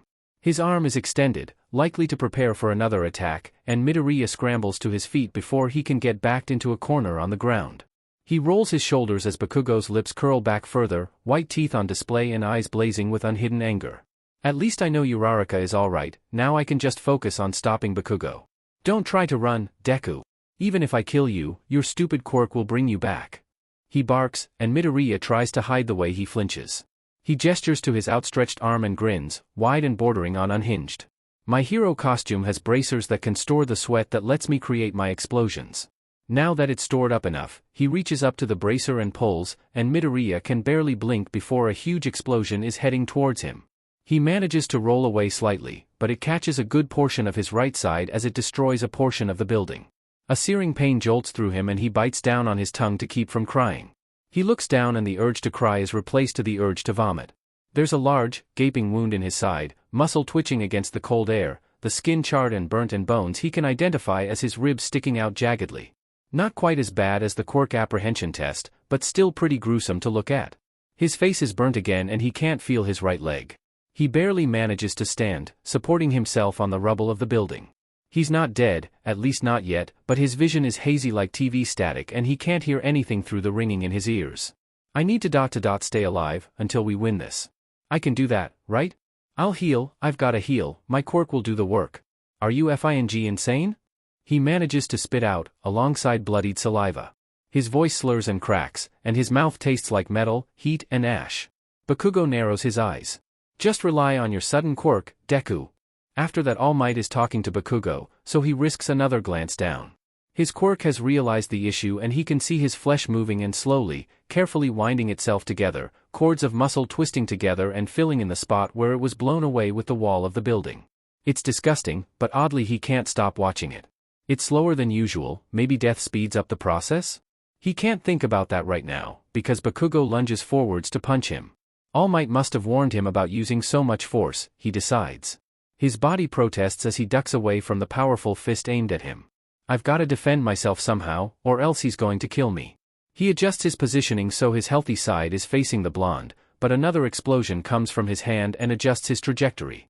Another explosion hits his back, and he cries out at the pain of the scorched skin meeting the edges of his slowly healing wound. A rough, gloved hand grabs his arm and flips him through the air, bloodied saliva flying from his lips when his back slams against the ground, dark red against dull gray as Bakugo looms above him. You're beneath me, Deku. You've always been beneath me. Bakugo yells, and if he could move his tongue enough to form words at the moment he would have told the explosive teen that he's known that for the past 15 years of his life. He's healing, his bones are no longer visible as the muscles continue to slowly fill the empty space back in, still uncomfortable without a layer of skin covering them but definitely better, but his back still hurts and his leg is tingling with pins and needles. He has no time to come up with a strategy, he needs distance between him and Bakugo. He leaps to his feet, ignoring the jolt of pain that runs through his body, and tries to run, but Bakugo has him cornered in sheet, he's going to let Uraraka down. He swallows and notices that Bakugo is preparing another explosion. If he's going to F up, he might as well try to help his teammate out. He waits with bated breath as Bakugo aims his explosion, and then rushes forwards. He grabs Bakugo's arm and, with more strength than he should be using, aims the blast upwards as it goes off. The ceiling breaks against the attack and he cringes as dust and rubble falls against his shoulders and turns his green hair gray. He stumbles backwards with a cough, pleasantly surprised to see that his spit is no longer colored crimson. He hopes his plan is working, because he is exhausted. His vision is fading to pure black. A nap, he tells himself, a nap, just to speed up the process a bit. Yeah, that's all this is gonna be. His eyes roll back in his head as Bakugo starts yelling his usual death threats. Every word is muffled in Midoriya's ears as he falls back into that cold, dark abyss on the destroyed floor of the building. Midoriya. His eyes open slowly, his head pounding and vision swimming. The floor is too cold, too rough. Everything aches and he jumps when he feels a hand on his shoulder, his heart beating rapidly in his chest. Oh, good, you're awake. Uraraka and Ida are hovering over him, Uraraka's hand on his shoulder. Your last move was amazing. We won the battle. He blinks at her before grinning. He touches his side and realizes the wound has fully healed. You were out for a few minutes, but since we know how your quirk works we were able to make sure All Might knew you were gonna be okay. He nods and accepts her help getting to his feet. Come on, All Might wants to go over the results with us before the next match starts. Uraraka skips ahead of them and Midoriya walks next to Ida, leaning on him slightly. His body still hurts, and he wonders if it's a side effect of overusing his quirk. That's annoying, but it makes sense, he thinks. You know, Midoriya, for not truly being in the hero course, you did very well. You didn't let Bakugo get you down. If I had an injury like that, I wouldn't have been able to fight against someone as strong as him. Midoriya's face turns red as he looks down at his shoes and mumbles out a thanks. Once they're out of the building and approaching the group, he swallows and tries to avoid eye contact with anyone, especially All Might and Bakugo. He hopes this isn't the start of something worse. Bakugo's been staring at him for the past 5 minutes, it's starting to get unsettling. All Might has gathered them all for the critique of the teams, and he's luckily situated away from the blonde teen, in between Uraraka and Ida. Young Midoriya, do you need to visit recovery girl? That looked like a dangerous injury. Why didn't you stop the exercise then? You didn't know the full extent of my quirk, the bitter part of his mind silently snarks in reply. He takes a deep breath and tries to calm the shakiness of his arm as he shakes his head at the hero. Very well then. Young Bakugo, whether you win or lose, you must take a look back, reflect on your experience, and move forwards. Bakugo snarls at the man in reply, either too angry or too shocked about losing to Midoriya to form a properly worded reply. Young Ida was the best during the match, All Might gestures to the boy, and if Ida flusters under the praise he doesn't outwardly show it. Midoriya wishes that he had the ability to not turn bright red at any positive feedback, but unfortunately he hasn't gained that skill yet. Now, can anyone tell me why that is? The girl with a black ponytail, Yaoyorozu, raises her hand after a moment of thought. Ah, yes, Yaoyorozu. Would you like to share your answer with the others? She nods gracefully and then clears her throat before she gestures to the groups. Midoriya leans in slightly, eager to hear whatever advice she wants to offer them about the match. He was, technically, passed out for the last bit after he aimed Bakugo's explosion, so he's clueless about anything after that other than his team's victory. Bakugo used large ranged attacks indoors, which was an idiotic move. It also severely injured Midoriya. Without his quirk's healing abilities it's likely even Recovery Girl couldn't have helped him. Uraraka let herself become distracted when facing off with Ida, and her game became loose. When Midoriya aimed Bakugo's explosion upwards, she used the rubble against Ida. While it worked, it was quite reckless. Ah, so that's what happened. I was planning on something like that, but I wasn't sure if it would work or not, Midoriya thinks as Uraraka nods and Bakugo rolls his eyes, his hands clenched into tight fists at his sides. Ida was the best in this match because he adapted his situation the most and developed a counter-strategy for his opponent. She lowers her hand as she finishes speaking. I should really clear a time to speak with her, she's definitely really smart. Very good, Yaoyorozu. Now, our next match will be the hero team of Todoroki and Shoji against the villain team of Ojiro and Hagakure. All Might announces. Oh, this will be interesting. Todoroki and Shoji are both powerful, but Hagakure's invisibility might give them a boost in the stealth department, and Ojiro is pretty mobile with his tail. Midoriya's fingers twitch as he watches the groups walk forwards. Unlike him and Bakugo, there's no noticeable tension between any of them. Todoroki's aura is overall cold and focused, but Midoriya thinks he's just not like that. The building is different, which he narrows down to the destruction from the explosions or a different interior design, so they can't use the last battle to cheat at finding locations. He wants to find a new uniform to change into, but he can't miss any of this valuable, up-close information about fighting styles, so he can deal with tattered clothes for now. Todoroki tells Shoji to step outside, and Midoriya wonders what the strategy is. Is he going to try and use his ice to make it easy to travel throughout the building? Or maybe figure out what Hagakure is going to be doing so she can't sneak up on them? With a large amount of ice, the dual-quirked boy freezes the building and, with his other hand, heats up the floor, preventing the other team from moving. With a blank expression, he presses his hand against the core and effectively wins the match. Whoa, Uraraka whispers, he's really powerful. She claps her hands together excitedly, bouncing on her heels. Powerful, but seems to favor his ice quirk, hates Endeavor. Just what's going on with you, Todoroki? Midoriya thinks as he nods along. The match is short and sweet, and he can't help but feel a bit bad for Shoji not getting to do anything. The rest of the battles pass quickly, with Midoriya gathering tidbits of information from each round. Once everyone has finished, they all gather around All Might again. Well done, everyone. For your first team training exercise, you all performed wonderfully. You can all change clothes and return to your classroom.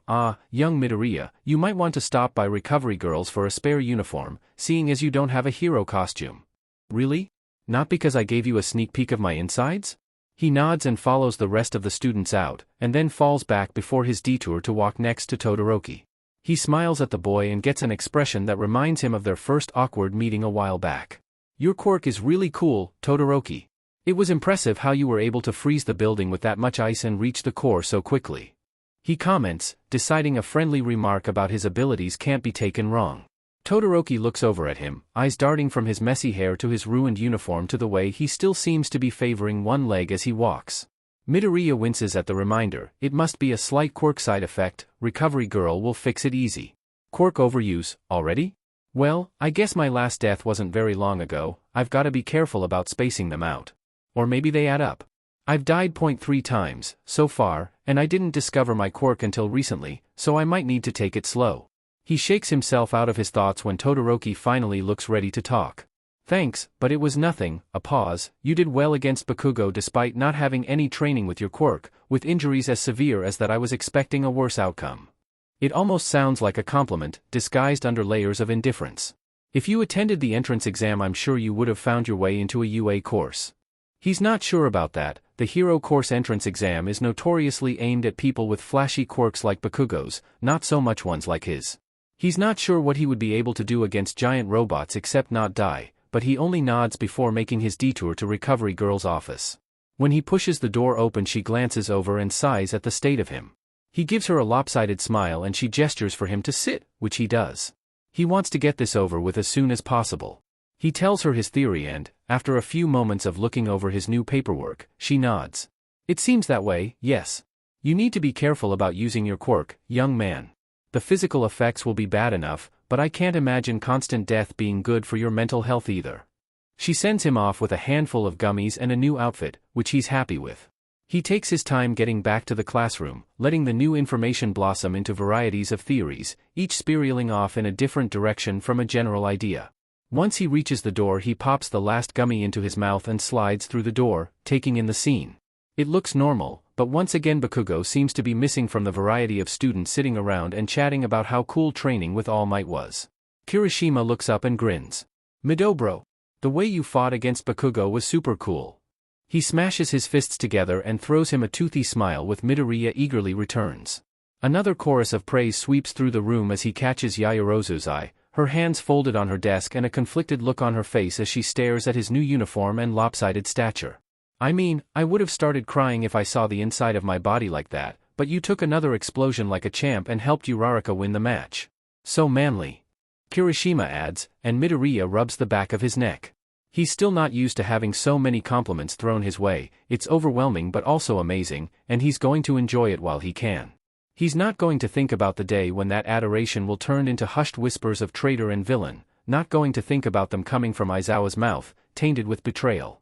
He's snapped out of his spiral by another comment. Yes, your skills were impressive, Midoriya. However, I feel the exercise should have stopped as soon as we saw the extent of your injuries. A mock battle isn't as important as your health. A few of the students chime in with their agreement, and Midoriya internally agrees with them, but he's fine, so it's not a big deal anymore. As long as he doesn't die again anytime soon, his body will naturally mend itself and he's going to be fine. He shrugs and waves his free hand through the air, hoping he comes across less awkward and more relaxed, like he hasn't been fazed by the situation. He wonders if he's going to become desensitized to death, to seeing his own muscle and organ and bone sticking out of his skin, but the thought still makes him queasy, so he figures that if that happens, it won't happen for a while. It's fine, really. I'm sure All Might knows what he's doing. He's halfway lying through his teeth, but a little white lie to soothe his classmates is fine for now, nowhere near his ongoing one. Hey, have any of you seen Bakugo? A few students chime in telling him not to search for him, but Midoriya finds himself leaving the classroom anyways, heading through halls. Quickly growing easier to navigate. He sees the silhouette of the familiar teen outside and, against his better judgment, rushes forwards. He doesn't know why he's doing it. Bakugo clearly hates his guts, and he's not very fond of him either, but there's still a little part of him that wants to maybe salvage something before he goes back to the league. Bakugo.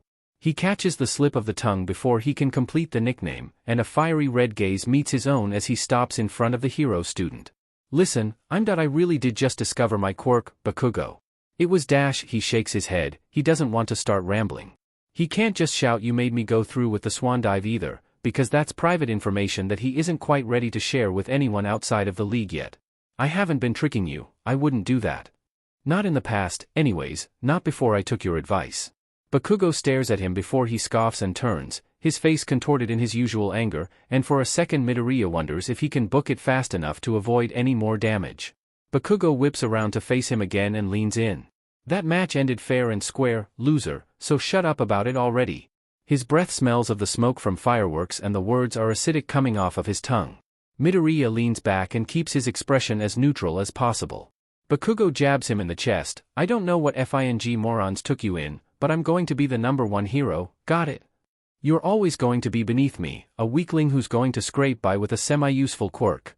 All Might appears in the distance and Midoriya takes his chance to escape as the two have their own little conversation. He overhears Bakugo yelling about how he's going to pass All Might, and said hero talking about how hard teaching is. Once he's sure neither are paying attention to him, his expression drops from positive-leaning neutrality to annoyance as he runs a hand over it. No more bullshit heroics with Bakugo, he thinks as he makes his way to the teacher's lounge. I'm exhausted.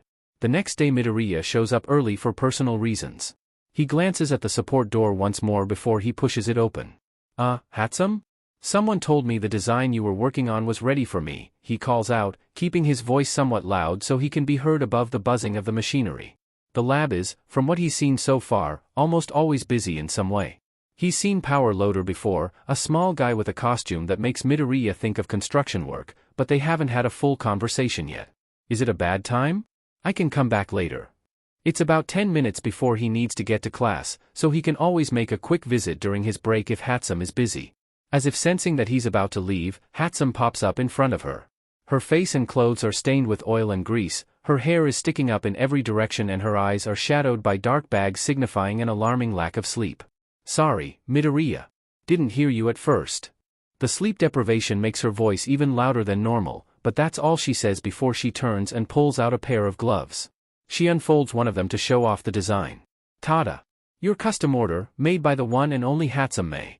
She takes out a smaller, replica version of them and slips one over her own hand, wiggling her fingers for emphasis.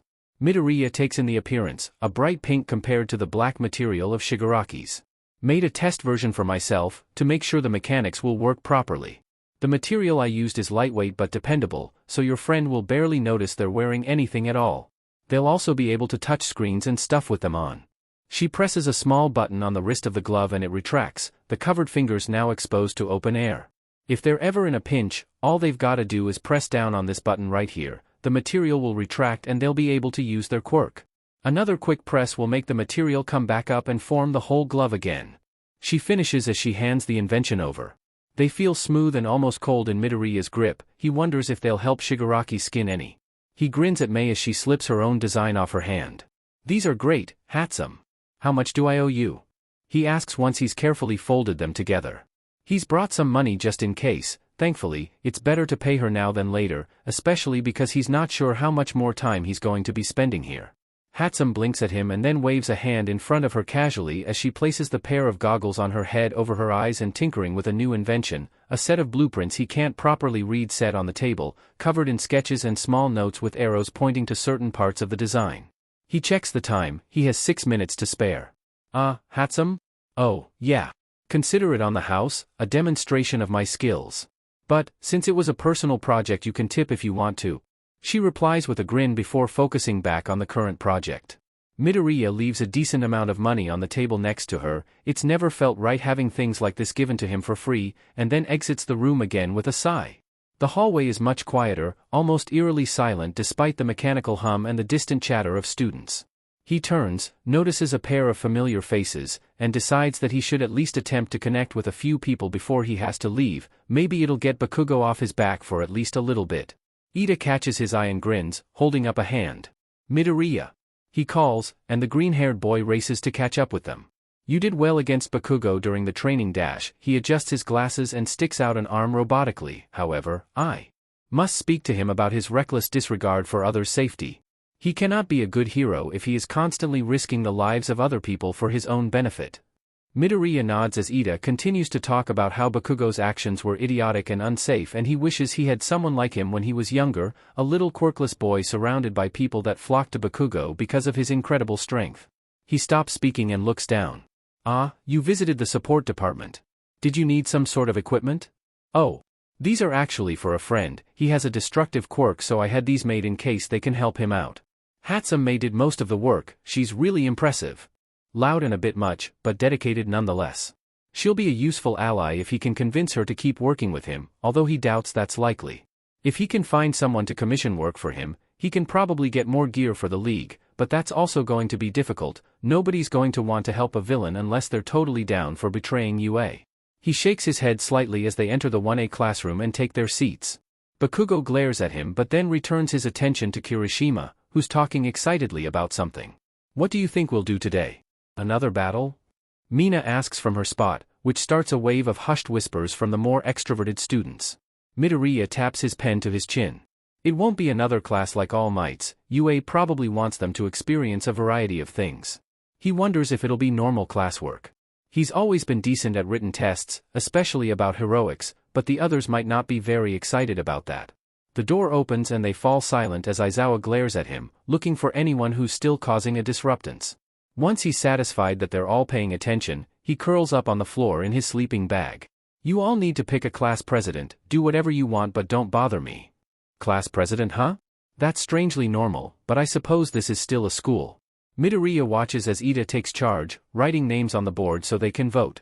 He's zoned out a bit throughout, but the premise is simple enough. He watches as the class turns in their votes, and then Ida looks through them, scanning each slip of paper. It seems we need one more vote to decide who's going to be the representative, Ida mumbles. He sticks out his arm, perfectly straight and aimed right at Midoriya.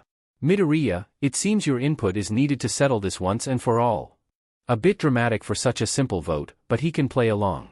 Ida and Yaoyorozu are both good candidates, but he knows more about Ida personally, and the guy's entire demeanor just screams class president. I think you'd make a good candidate, Ida. You're really passionate about this type of stuff. You'll be good at having everyone organized.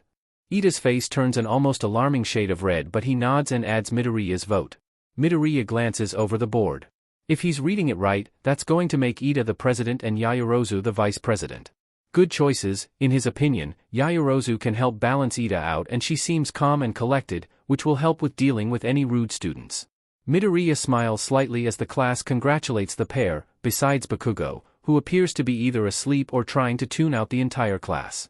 He's got this strange feeling in his stomach, not quite regret, but something bittersweet. He likes most of these people, just not as much as the league. It's going to SCK leaving them all behind, but he has to. Later that day he sits with Uraraka and Ida during lunch. They're the closest to him and they're both friendly to him. It definitely beats sitting alone like he did all throughout middle school. You know, Ida, Uraraka chimes in, you do kind of radiate class president vibes, you're really formal. Midoriya hasn't said that out loud, but he nods as he shoves a bite of katsudon into his mouth.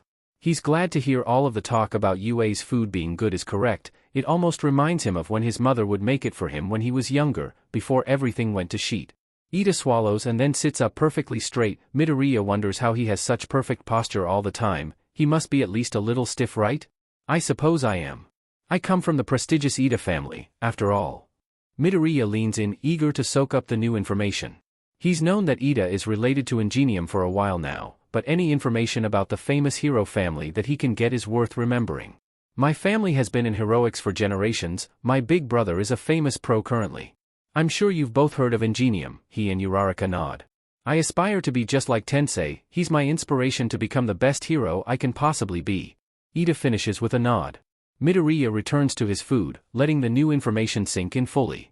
Ida seems loyal to his family and his brother, which he finds surprisingly admirable. His motive for heroics isn't selfish, or fueled by a need to be noticed by people. Maybe these guys will fix up hero society when they graduate, he absent-mindedly ponders. They walk back to the classroom together when lunch ends and find Eraserhead, surprisingly, awake. He doesn't look like he wants to be awake, but he is, so it must be something important. New training, a test? He takes his seat as Ida directs everyone to sit down. All right, tomorrow we'll be visiting the Unforeseen Simulation Joint Facility, or the USJ. Midoriya perks up. He's heard about the place before, but he never thought he'd be able to visit. Your quirks will be tested in a variety of situations. Space Hero 13 will also be there to monitor you, so try not to do anything stupid. Midoriya, you'll be coming along to see the others in action, he adds. Midoriya fights the urge to smile like an idiot at the information. After that, it's mostly normal classwork for the rest of the day, which he can clearly hear both Kaminari and Mina complaining about in the background. The rest of the day is a blur of excited chatting and boring assignments he's able to mostly speed through, besides the occasional question he gets stuck on. Before he knows it, the day is over and he's waving goodbye to the rest of 1A. Bakugo snarls at him but doesn't do much more. He wonders if All Might said something to him. Eraserhead always stays an hour or two after school officially ends on these days, so Midoriya pulls out his phone to scroll through his social media feed. He asks certain questions about the trip, the time and specific location mostly, which Eraserhead absent-mindedly answers as he finishes grading some papers. Obscuring his phone screen completely from view, he opens his messages again and types out a quick one to Shigaraki. Midoriya, Unforeseen Simulation Joint Facility, tomorrow, around 12:50 p.m. Whole class, including me, plus Eraserhead and 13. You ready to head out, kid? He nods and slips his phone into his pocket as they make their way out of the school, the obnoxious sleeping bag tucked under Eraserhead's arm. He hopes that thing actually gets washed, but he doesn't linger on that thought long because the thought of it not getting washed is enough to make him GG a little bit. He slides into the passenger seat of the car and clicks the seatbelt. I know you're not technically a hero student, but I managed to convince Nedzu that it's going to be good to have some up-close experience in rescue, he says after a moment. If you're going to be around heroes, then this experience will be useful to you. Midoriya nods, and then the rest of the ride is comfortably quiet, with only the songs on the radio playing softly. Well, he's not wrong, it will be useful. Just not for the reasons he's thinking of. He leans back and closes his eyes until they're at their destination. He wakes up to a hand on his shoulder and almost pees his pants as he flinches back, eyes wide. Sheet, you okay, kid? We're here. He blinks rapidly at Eraserhead's deep, monotone voice and then takes a deep breath. He's fine, he just got a little bit startled by the sudden contact. It must be the lingering affects of his quirk, the thing Recovery Girl said about mental health. He just needs to take it easy. Hey, Midoriya? His heart is settling back to a normal, slower rhythm and his breathing is evening out, which is good. It means it was just a brief moment of panic. He sends Eraserhead an apologetic smile and waves a hand dismissively. Yeah. Recovery Girl said using my quirk too much might have a few side effects. I might just take a quick nap when I get to my room. Eraserhead watches him for a moment, but eventually seems satisfied with the answer. Midoriya quickly greets both cats, and Priest and Mike, as the door opens and then makes a detour for his temporary room. Man, he's gonna need some way to move this stuff, isn't he? He can grab the things he needs the most and maybe leave a few little things, so it isn't too obvious that he plans on leaving? Whatever, it's a problem for post-nap Midoriya. He turns the lights off and settles in under the covers, pulling out his phone to charge it. It buzzes with a notification and he checks the screen. Shigaraki, we'll be there. The USJ isn't going to be an easy target. Even with Kurogyri's quirk, it's going to be heavily guarded and protected. The UA students' visit will probably only add to the security. They can't bring everyone. If the mission goes wrong there will be no more league. He's going with Kurogyri and a bunch of NPCs, it's going to be fine. Eraserhead's quirk doesn't work on large groups. If we can surround him he's going to have trouble fighting everyone off. 13 needs to be taken care of as soon as possible, or else this battle will be tougher than needed. A hand lands on the table, next to the paper he's using. What you thinking about, creep? Dabi asks as Shigaraki looks over the plan he's written down once more. Is this about the USJ thing? It's going to be fine, I'm sure you can handle yourself against a bunch of hero wannabe students. It sounds like a compliment, in a weird way. Toga groans from her spot at the bar, a glass of something a concerning shade of red sat in front of her as she leans back in her chair, ignoring Kurogyri's scolding as he lets her arms dangle by her sides. Do you want, crazy? Dabi asks as she rolls her eyes, as if the answer is obvious. Twice mumbles beside her, a laugh poorly disguised as a cough. Quit flirting and tell me the entire plan. Dabi opens his mouth and she holds a hand up. Don't tell me you aren't flirting, I'm an expert and you want to dash. Compress slaps a hand over her mouth before she can continue, which is probably for the best because Shigaraki is about 2 seconds from turning her into a little pile of dust on the bar stool. Compress shouts about her liking his hand as she darts from the seat and leans over the table the two older villains are sat at. Shigaraki instinctively leans away from the blood-obsessed teen as she looks down at the paper. Well, Shiggy, are you going to enlighten us? Ugh, don't call me that, he mutters. Alright, fine, everyone pay attention, he grabs the paper. Me and Kurogyri will go to the USJ. He found a bunch of random street criminals that are open to helping us with this mission, so if things go wrong we won't sacrifice too many important members. Kurogyri nods, as much as strange purple mist can nod. Our main objective here is to get the brat dash, Toga coughs and he sighs, get Midoriya back from the heroes. Luring in All Might is a side quest, but it's an important one. I'm only backing down if things look like they're getting game over bad on our end. I've managed to get Sensei to lend me one of the Nomu, too, to test out how functional it is. Those ugly things with the exposed brains? They're so cute, Twice asks, and Shigaraki nods. The Nomu definitely aren't nice to look at, but they don't need to be aesthetically pleasing to be useful. Judging by what Sensei has told him, even All Might won't be able to put a dent on the creature. Are you sure it's safe for only you and Kurogyri to go, though? You'll be fine, he adds, and then starts arguing with himself under his breath. Thanks to the mask, it's not as bad as it could be. Shigaraki leans forwards and rests his head on his hand, tapping a finger against his chin in thought. Yeah, the crowd will give us the upper hand. Plus, we'll have you and Compress as our main backup.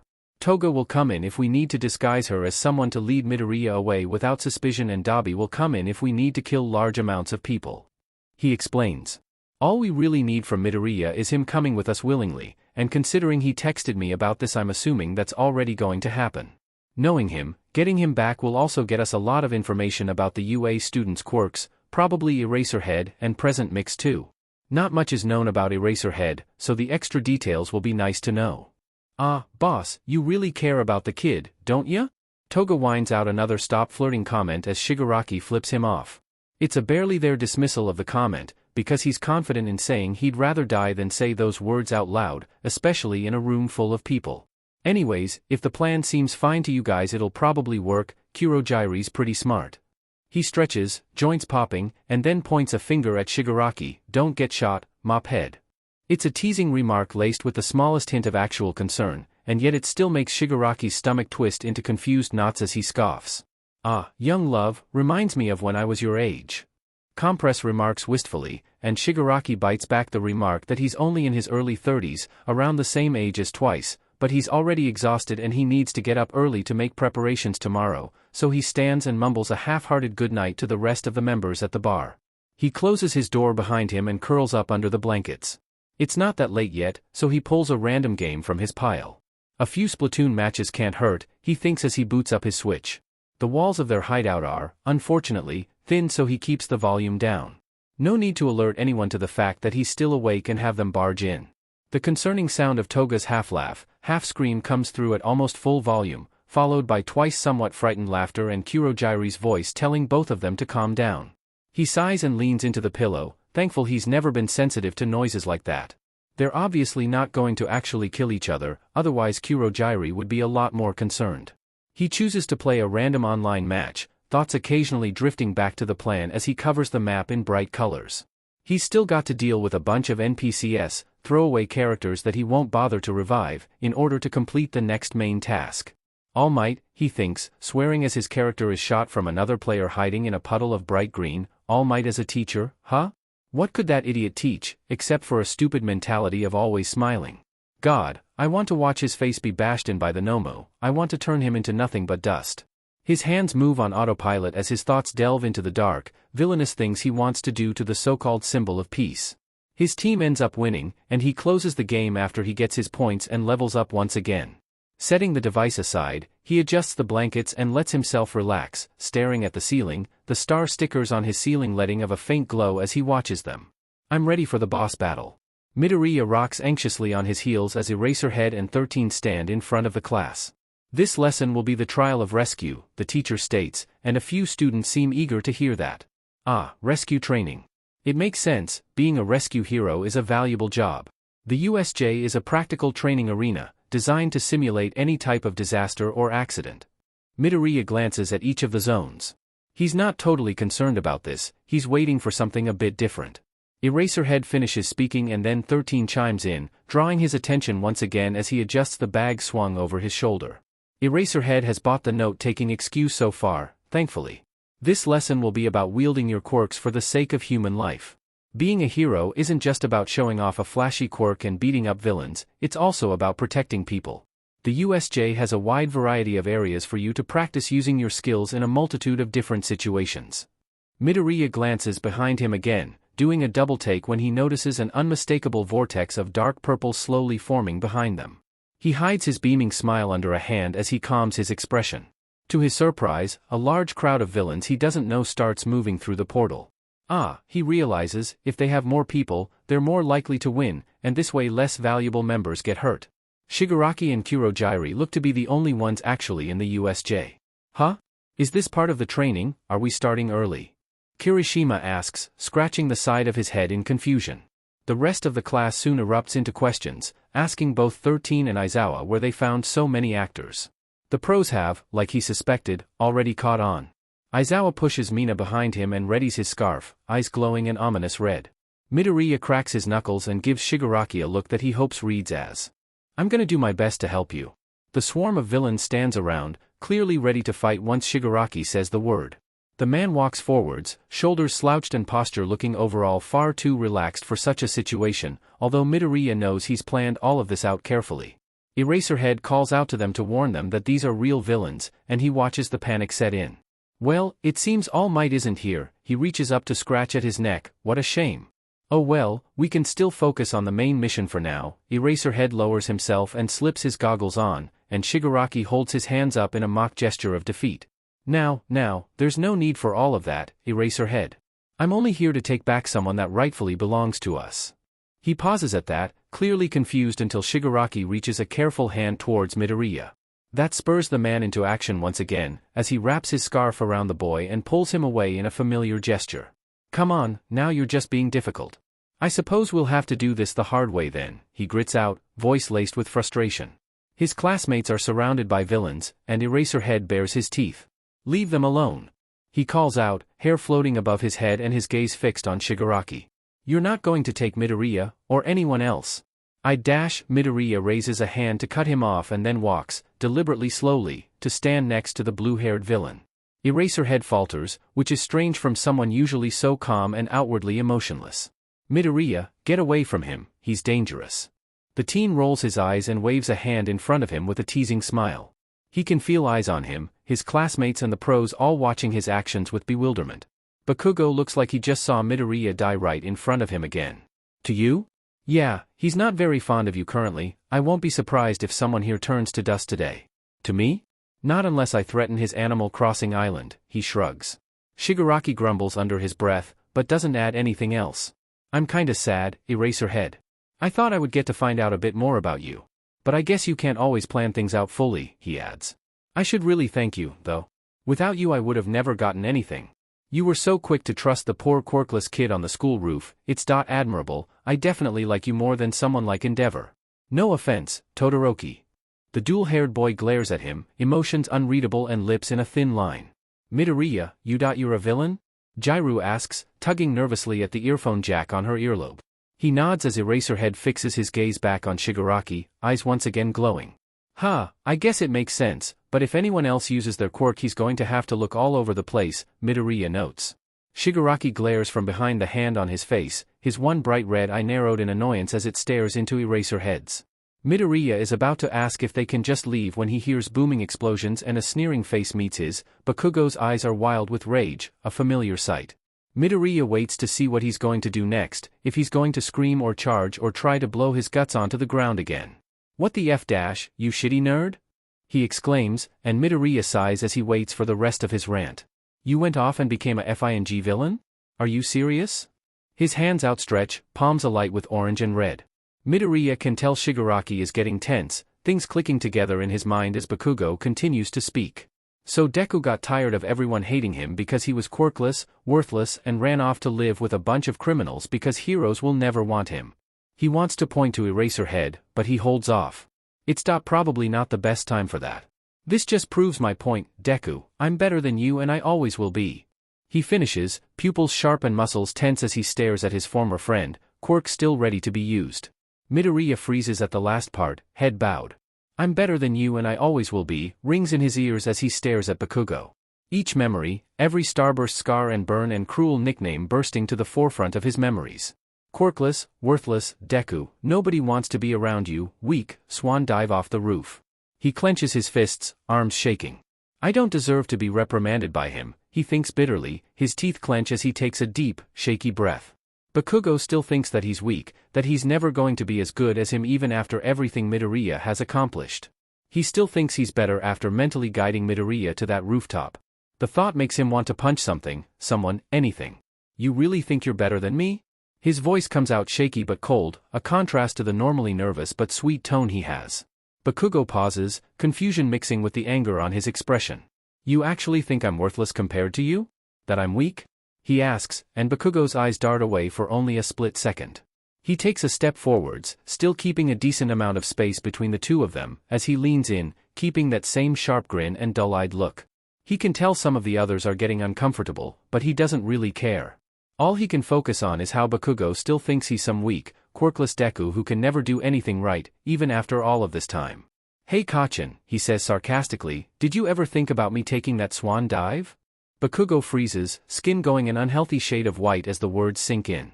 Shigaraki's hands are twitching, fingers curling and stretching before they reach back to his throat, blunt nails drawing thin red lines against the flesh. Bakugo is still eerily still, like his brain has crashed and he's trying to reboot it. Stop bringing that up, you DMN nerd. We both know you wouldn't do something like that, so knock it off and stop blaming everything on that. He replies once he's able to speak again, voice a tad less confident than it was seconds ago. Midoriya glares at him and then stands straight up and looks to his side. Hey, quit staring at the weirdo covered in hands and answer me, Deku. Why the F, do you keep bringing that sheet up, huh? He snaps, and Midoriya rolls his eyes. The answer is obvious to him, but it seems that the others still need it spelled out for them. Because I jumped, Bakugo. The statement is simple, he's almost completely sure nobody will be able to misinterpret it. He watches a few faces go pale and Uraraka looks like she might be sick. Honestly, I thought you might have figured it out by now. I mean, a mysterious accident that unlocks my quirk, which is healing fatal injuries, only a little bit after you go and tell me to die? Doesn't it seem just a bit too convenient? He asks rhetorically, and he can see Eraserhead's disbelieving look out of the corner of his eye. Oh yeah, Eraserhead. I don't have anything against you, you have really cute cats, but I guess you want to hear the whole story, huh? After all, I have been living with you this whole time, he mutters the last bit. Hey, tell Present Mike this is nothing personal, okay? It was just easier to lie than to tell you up front I was working with villains. The man stares at him, face the most openly emotional Midoriya has ever seen it. Anyways, he turns back to Bakugo, after I did that, the League found me and brought me back to their base. Shigaraki took an interest in my analysis notebooks, and offered me a position. I accepted after I realized I didn't really have any reason not to, you know? My mom doesn't give a shit, you hate me, everyone in Aldra used me as some sort of test dummy. It just seemed like the right thing to do. And it was. He grins now, an actually happy kind that stretches eagerly across his face. People actually like me now, isn't that great, Bakugo? Everyone there actually enjoys my company, nobody tells me that I'm a worthless Deku or burns me or my things. He trails off, mood soured once again. Honestly, I don't know why I clung to you for so long. Maybe I thought you would change? Or I would unlock some sort of cool, flashy quirk and you would turn around and call me your best friend again. He shakes his head. I don't want that anymore, Bakugo. I don't want someone who values people off of how strong they are or if they have quirks to be my best friend. You keep acting like I haven't changed at all. Bakugo replies, and Midoriya grits his teeth, hands clenched into fists. Stop pretending we're still in middle school. Midoriya cuts him off by holding up a hand. He's tired of being walked over, and yelled at, and all he really wants to do is watch stupid horror movies with Toga and play card games with Compress. He's tired of having to deal with Bakugo sitting only seats away from him, malice-filled glares and threatening explosions every time he so much as breathes wrong. He doesn't think he would be this upset if he could just admit to something, but it seems the words "I was wrong" aren't a part of his vocabulary. He gestures to his stomach and then back to Bakugo, watching the confusion spread slowly over his face. With an exasperated noise, he starts explaining again. He wishes he had a quirk that would just let everyone understand automatically, but unfortunately he isn't that lucky. You killed me. Twice. The first time could have been an accident, but you clearly didn't give a shit after you saw me come back. The second time during the training was completely intentional. You would have killed someone that didn't have my quirk. You can't just kill me because I'll recover from it. My quirk isn't some flawless thing with no side effects. His voice is rising now. I'm acting like you haven't changed because you still hate me for something I have no control over. He snaps.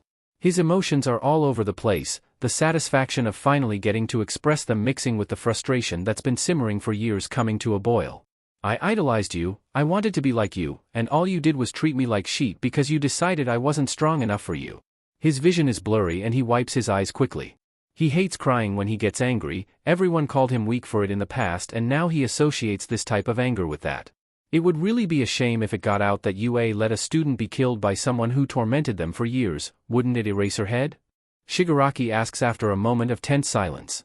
Midoriya is smart, he can definitely come up with the evidence. Think of how people will react when they see a student of the best hero school in Japan acting so cruel. He shakes his head in an imitation of pity. He turns to Bakugo and huffs. The fact that you let in assholes who think they can do whatever they please because they have flashy quirks disgusts me, he adds bitterly.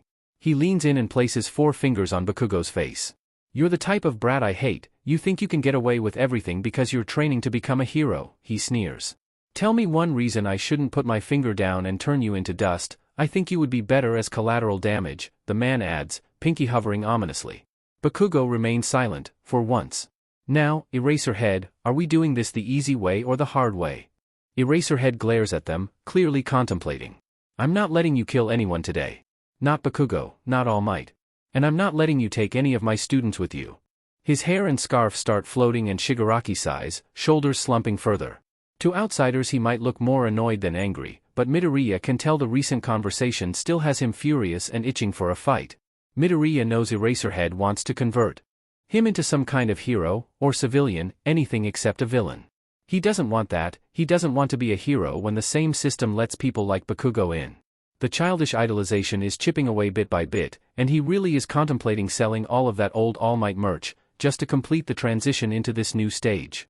There's not much time to consider that, though, because Shigaraki is clearly ready to attack. The man is clearly determined to get him back to the league, and Midoriya is going to help him do that no matter what. Get ready for a fight, brat, Shigaraki whispers. Come on, Eraserhead, you've had a long enough turn with him. Let me bring him back where he belongs. UA has clearly proven it can't take care of him, I'm not leaving him with a bunch of assholes who can't even make sure their students don't die. He's purposely riling both of them up, leading up to some sort of grand fight. But if you won't let us finish the main mission, I suppose we'll have to dive into the side quest a bit early. I was really hoping for All Might to show up first, but you heroes always have to be difficult. Now, let's finish off the mini-boss so we can prepare for the main battle. He snaps his fingers and a good chunk of the villains surge forwards, quirks activating at his command. Eraserhead activates his own and tugs down his goggles, rushing towards the crowd before turning to 13, who's standing near the rest of the 1A students. 13, try to evacuate the students and contact the rest of the school. He calls before he runs into the crowd and starts fighting. His quirk might be better suited to one-on-one situations, but it's clear that he still has impressive experience fighting against groups of people. The class is already running, following after 13. He doesn't know if any of them have looked back, but he doesn't blame them if they haven't. There's no use wasting their time trying to convince someone who clearly doesn't agree with them to run off with their group. He feels just a bit bad, they're mostly good people, only his age. He turns back to the fight to see how Eraserhead is doing. He's got a surprising amount of villains down, and he's still going strong despite the multitude of quirks. Midoriya is impressed, but it's probably a bad time to say that out loud. He reaches into his bag and clenches his fist around a small object, pulling out a shiny blue marble. With a new sense of determination, he takes a deep breath and slips it back into his bag. I'm going to get out of here. I'm going to see the league again, and I'm going to be just fine. The crowd is slowly dwindling, which means Eraserhead will probably make his way to Shigaraki soon. Midoriya knows enough about him to help if he needs to. I hope you're ready for your first actual fight against a pro, kid, because you'll have a lot of them if you stick with us. The thought of battling someone like Endeavor is terrifying, but he still can't find it in him to regret his choices. With a firm nod, he replies with as much confidence as he can muster. I'm ready. This entire trip is a mistake. It's supposed to be a normal training exercise for his students, and here he is fighting off groups of villains with no idea where they are, or if they're safe. They have 13 with them, but he doesn't know if that will be enough. His mind is still reeling with all of the new information. Bakugo and Midoriya being a traitor, the fact that he can't find it in himself to hate the kid for this. It's all too much for him to think about at a time like this. He throws his scarf at another of the villains, watching them fall to the ground in defeat. The man, Shigaraki, is in clear sight and he rushes forwards. If he can get rid of him, he can help stop the whole attack. He seems to be some sort of leader to them. He doesn't know the full extent of his quirk, only that he threatened to use all 5 fingers to turn Bakugo to dust. He rushes forwards, aiming for the man, and manages to get a solid hit in. Shigaraki hisses through his teeth and then latches a hand onto his shoulder. The fabric of his shirt goes first, crumbling away into dust, followed by his skin. It cracks and falls, revealing the muscle underneath. The sight is disgusting, almost like something from a horror movie. He curls his free hand into a fist and lands a punch, making the villain stumble back and fall. You're lucky the brat wants you as unharmed as possible, Shigaraki grumbles, or else I'd use your face to demonstrate my powers. The knowledge that Midoriya doesn't want him hurt brings back those strange, conflicted feelings that he shoves deep down. Not the time for a crisis, his students are still in danger. He defeats the 2 villains that appear next a lot easier. Compared to some of the villains he's had to fight before, they're barely a challenge. A loud noise from behind him makes him turn, eyes widening behind the goggles covering them. The dot thing is large, muscular and a dark blue, almost black color, covered in long, jagged scars. The face is almost bird-like, except for the exposed brain at the top of its head. What is that? Midoriya asks. Clearly the kid has never seen one of these either. Shigaraki seems pleased at the arrival of the creature, which means it's going to cause Aizawa even more problems. Just fantastic, really, exactly what he needs. The man gestures to it as it stares blankly, waiting for something. Ah, this is just our Nomu. One of Sensei's projects, he's letting us borrow it. Shigaraki explains. Nomu, restrain him. Try not to cause too much damage yet. Midoriya seems pleased by the additional command. He likes me, he thinks as the thing throws him roughly to the ground and pins him. Midoriya isn't a bad kid, Aizawa knows from experience that he's kind and intelligent, but the lack of actual care has clearly pushed him away from heroes into the arms of villains. They care about him. He thinks Shigaraki wouldn't be listening to his requests if he didn't care about him, even just a little bit. He wonders what type of bond the two have. Shigaraki seems too old for it to be anything except platonic. Anyways, the Nomu is mainly for All Might, but it has multiple uses, Shigaraki adds once Aizawa is securely held to the ground. A man made of what appears to be purple mist appears beside Shigaraki. Shigaraki, 13 has been defeated, but I could not stop one of the students from escaping. There's a shred of hope after the news is delivered. 13 being defeated is bad, but Ida is probably the student who escaped. If that's the case, he'll be able to alert the rest of the school in no time. Shigaraki seems to come to the same conclusion, an irritated noise coming from his mouth as he reaches up to claw at his neck again. The man turns to Midoriya and the other villain, back to Aizawa and the creature he keeps calling a Nomu. All he needs to do is not be stupid and get himself injured any more than he already is. If a bunch of pro heroes show up, it's game over, he grumbles. We might as well take the kid and retreat, there'll be other chances to kill All Might. He turns slightly and then stops. Aizawa glances in the direction he's looking and feels his blood go cold when he sees Mineta and Azui peeking up from the edge of the water. Although he takes a few steps closer, we could knock his pride down a few notches by attacking one of his precious students. He reaches out towards Azui, but Midoriya takes his wrist in his hand and guides it towards Mineta. What? You're actually letting me do this? Shigaraki's voice is bordering on baffled as Midoriya shrugs, standing and going back to stand next to the mist man, who also seems confused. Trust me, you'll basically be doing them a favor, he replies with a wave of his hand. Luckily, the detraction has given Aizawa enough time to lift his head from the floor and aim a glowing look at Shigaraki. The man places all 5 fingers on Mineta's face, and then turns back to Aizawa when nothing happens. The man chuckles, raspy and slow, as the Nomu lifts Aizawa's head in one of its large hands. Don't kill him, Shigaraki, Midoriya warns, and the villain rolls his visible eye at the kid, the Nomu still waiting for the command. Aizawa glances at the door, waiting for something, anything, good to happen. Maybe this is all some sort of weird nightmare, and he's going to wake up and see Midoriya happily playing with their cats before school. Nomu, knock him out. The last thing he sees before his vision goes black is the doors bursting open. Midoriya flinches as the door opens, revealing the tall and muscular figure of All Might. Have no fear, I have arrived. He calls out, and Shigaraki reaches out to pull Midoriya closer to him. He finds himself mostly behind the man, skinny frame just tall enough to shield the teen. I know what's happening thanks to running into young Ida on my way over. He adds. Ah, they sent Ida. That makes sense, he's fast enough to reach UA before getting caught by any of the villains. Still, it's not a great situation for his side, and he knows that Shigaraki's hold on him probably looks worrying. He can't fight All Might, the man is way too strong, but he can potentially outsmart him if he really needs to. Hopefully he catches on quickly. Well, I suppose we'll be continuing the mission after all, Shigaraki announces. All Might rushes forwards, attacking the rest of the villains near the plaza. They fall effortlessly, and Midoriya is reminded once again how strong All Might is. Well, he's not number 1 for no reason, he thinks, trying to ignore his slowly growing anxiousness. If this goes poorly, there's no way they'll let him get away. They'll question him and throw him in prison or something, and everyone will still hate him and he'll never see the league again. Not happening, I can deal with All Might if I need to. He knows it's unlikely, but maybe if he convinces himself then he'll have some miraculous boost of strength, like in those poorly aged cartoons.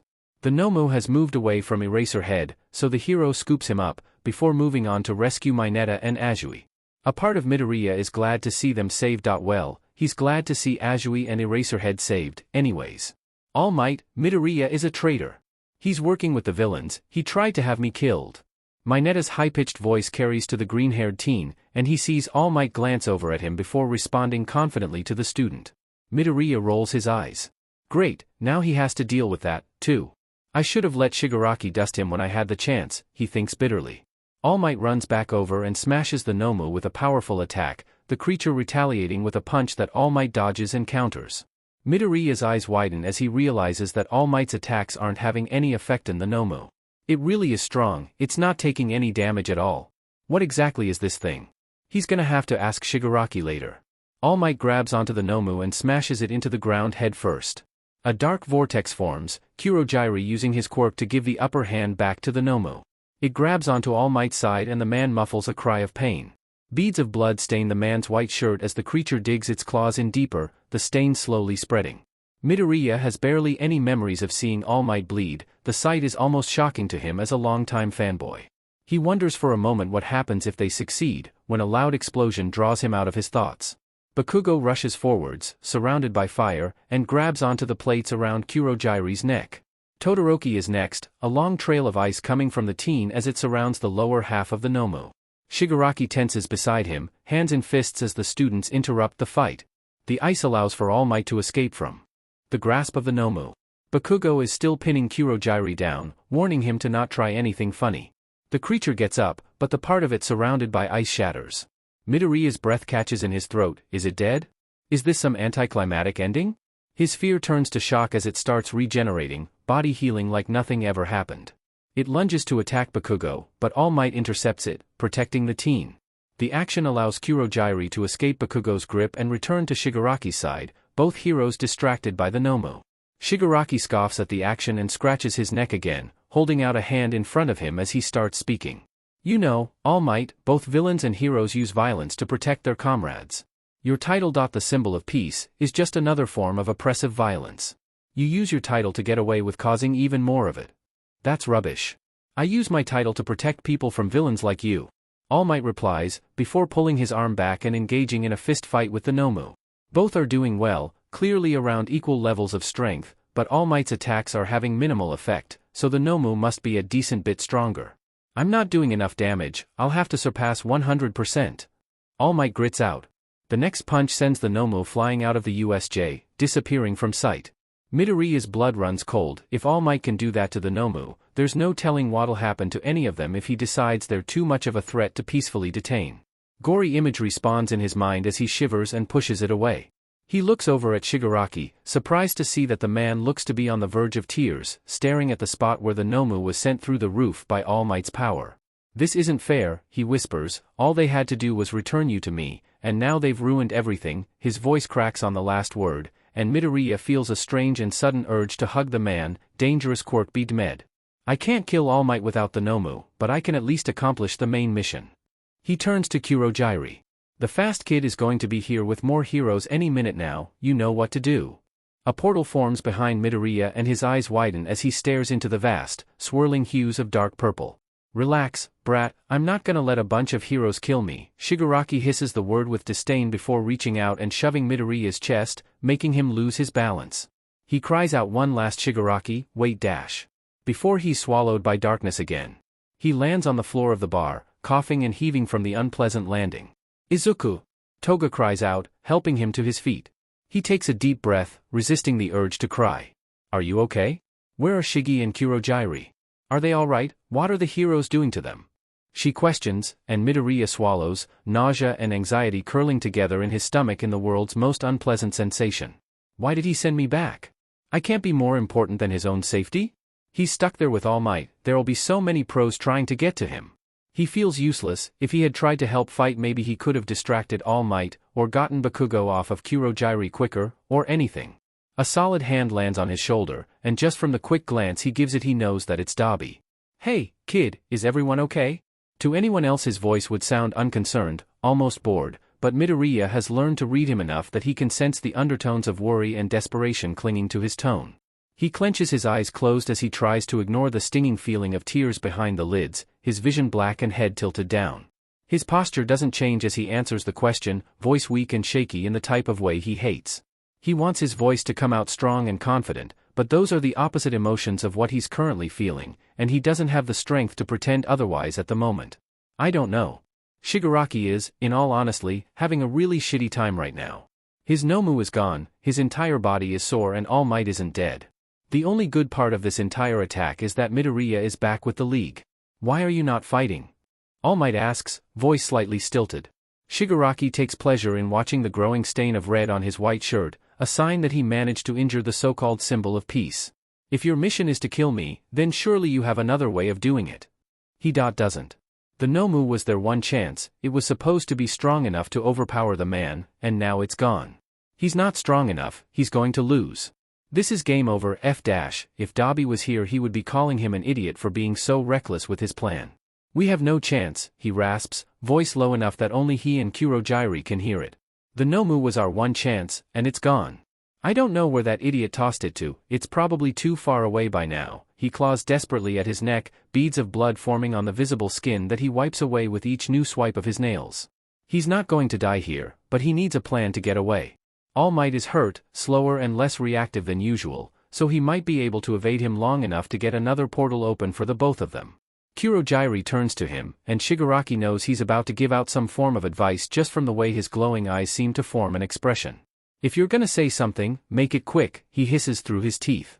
Calm down, the Nomu has already done a significant amount of damage to All Might. We still have a chance of completing this mission. Shigaraki blinks, and then pulls his hand away from his throat to look down at it, curling bloodied fingers. With a sudden determination, he nods. Yeah, we can do this. I'll decay All Might starting from his stupid, heroic heart. All these children will see their symbol isn't the person he makes himself out to be. If they give up now, then the Nomu's efforts will be wasted, and Sensei won't be pleased with that. To complete this mission, Shigaraki reminds himself, they need to go all out. The symbol of peace has to fall at some point, there's no way he can uphold such a corrupt society forever. Alright. Yeah, we'll finish what the Nomo started. He nods, and then rush towards All Might, who visibly tenses but doesn't move. The Nomo must have done more damage than I thought. If he's not even trying to run or fight back, Shigaraki thinks excitedly. They're almost there, so close that Shigaraki can almost feel the skin under his fingers, when a sharp pain shoots through his chest, then both of his legs. He swears as he falls to the ground, splatters of blood surrounding him as Kurogyri defends him from more oncoming shots. Sheet, that brat brought the other heroes. He chokes out, jaw tense from the pain as he observes the wounds. Not great, especially since the ones in his legs will limit his mobility. He looks up and sees a large group of pros, one of the UA students standing near them. I guess it's really game over, now, he admits. There's no way they can fight all of them off if he's injured. 13 catches his attention, seriously injured but still standing. The pro uses her quirk and Shigaraki swears as he's pulled towards the vortex, black unlike Kurogyri's usual variety of purple. We failed this time, he glares at the heroes, but next time we'll kill All Might for sure. His vision goes black for a split second, and he wonders if they're both going to die, SPKOTHDVL into oblivion by 13's quirk. It's not the way he wants to go out, he at least wants to go out with some sort of flashy bang, way in the future when his league has destroyed everything that they hate. This is too anticlimactic, too soon, they haven't even dealt with All Might yet. His body feels too heavy to move, like he's full of lead, it's unsettling. He lands harshly on the floor of the bar, taking a deep breath of air, chest rising and falling heavily despite the pain that it brings with it. He thinks Kurogyri used his quirk just in time, getting them both out of there alive. He hears a few shouts of Shigaraki. And one of Tamura. He blinks slowly and then whines low in his throat. My body hurts, he groans, letting Twice carefully assist him off of the floor and into a seat. Nomo's gone. Everyone was defeated. We didn't even kill All Might, he adds pathetically, head slumping down to hide his face behind shaggy blue hair. I was wrong, sir. There's a brief buzz of static before a familiar voice comes through the monitor, one that he's used to hearing distorted by feedback and tech. The others look over, some in confusion and others with recognition. He's spoken to his sensei in front of some of the league before, but not in a while. You were not wrong, Tamura, only overly optimistic. Where's the Nomo I gave to you? Shigaraki sinks in further on himself at the reminder of that failure. Who knows where the hell it is? If anything, it's probably lost for good, a waste of his sensei's time. Kurogyri looks over to the monitor and informs the man that he was unable to locate the coordinates to retrieve it. Well, I suppose it's too late to mourn. Keep this lesson in mind for next time, Tamura. You're a symbol of importance, with a bit more training you'll show the world how powerful you really are. The voice cuts off with another bit of static, and Shigaraki sighs as the room goes oddly silent again. He's trying to take his sensei's words to heart, but it's difficult when he's still full of bullet holes. Toga looks him over and frowns, her lips pushed out in a slight pout as she takes in his appearance. Hey, Shigaraki? Midoriya speaks, voice as quiet as the first day they met. When I was at UA, I had something made for you. He holds out a bundle of fabric and Shigaraki takes it delicately, unfolding 2 gloves. He takes the hand off of his face to give the boy a confused look. They're custom made, I don't know if they'll work with your quirk, but I wanted to give it a try, he shrugs, face slightly red. He slips them on and curls his fingers, admiring how lightweight the material is. You don't have to test them right now, you're probably tired. With a scoff, he stands to go touch some random object. Unfortunately, the bullet wounds in his legs don't like that idea and he finds himself falling once again, caught by Twice's strong arms. Sheet, are you okay? They didn't hurt you too bad, did they? Guilt is practically radiating off the kid in waves, overwhelming, and the leader rolls his eyes. Just a few bullets, nothing I can't handle. The room goes eerily still, and he looks up at the shocked figures around him. What? Why are you all standing around like Sheet, what the F dash? Twice sets him down again as Kurogyri rushes off to get the medical kit. Tamura grabs a pen from the counter and feels a burst of surprise when it doesn't turn to dust in his fingers. Your gloves work, kid, good job. The praise doesn't do anything to take the horrified, guilty look off of his pale face. Compress is frantically asking where he was shot and he gestures to each spot, both legs, one in the chest. Really, it's not that big a deal. Dabi steps forwards, brow drawn in what Shigaraki can assume is something like concern, well hidden behind his laid-back and uncaring demeanor. The man knows better, though. You know, boss, when I told you not to get shot, I meant it. Shigaraki huffs and looks to the side, letting Kurogyri start working on the wound in his chest first.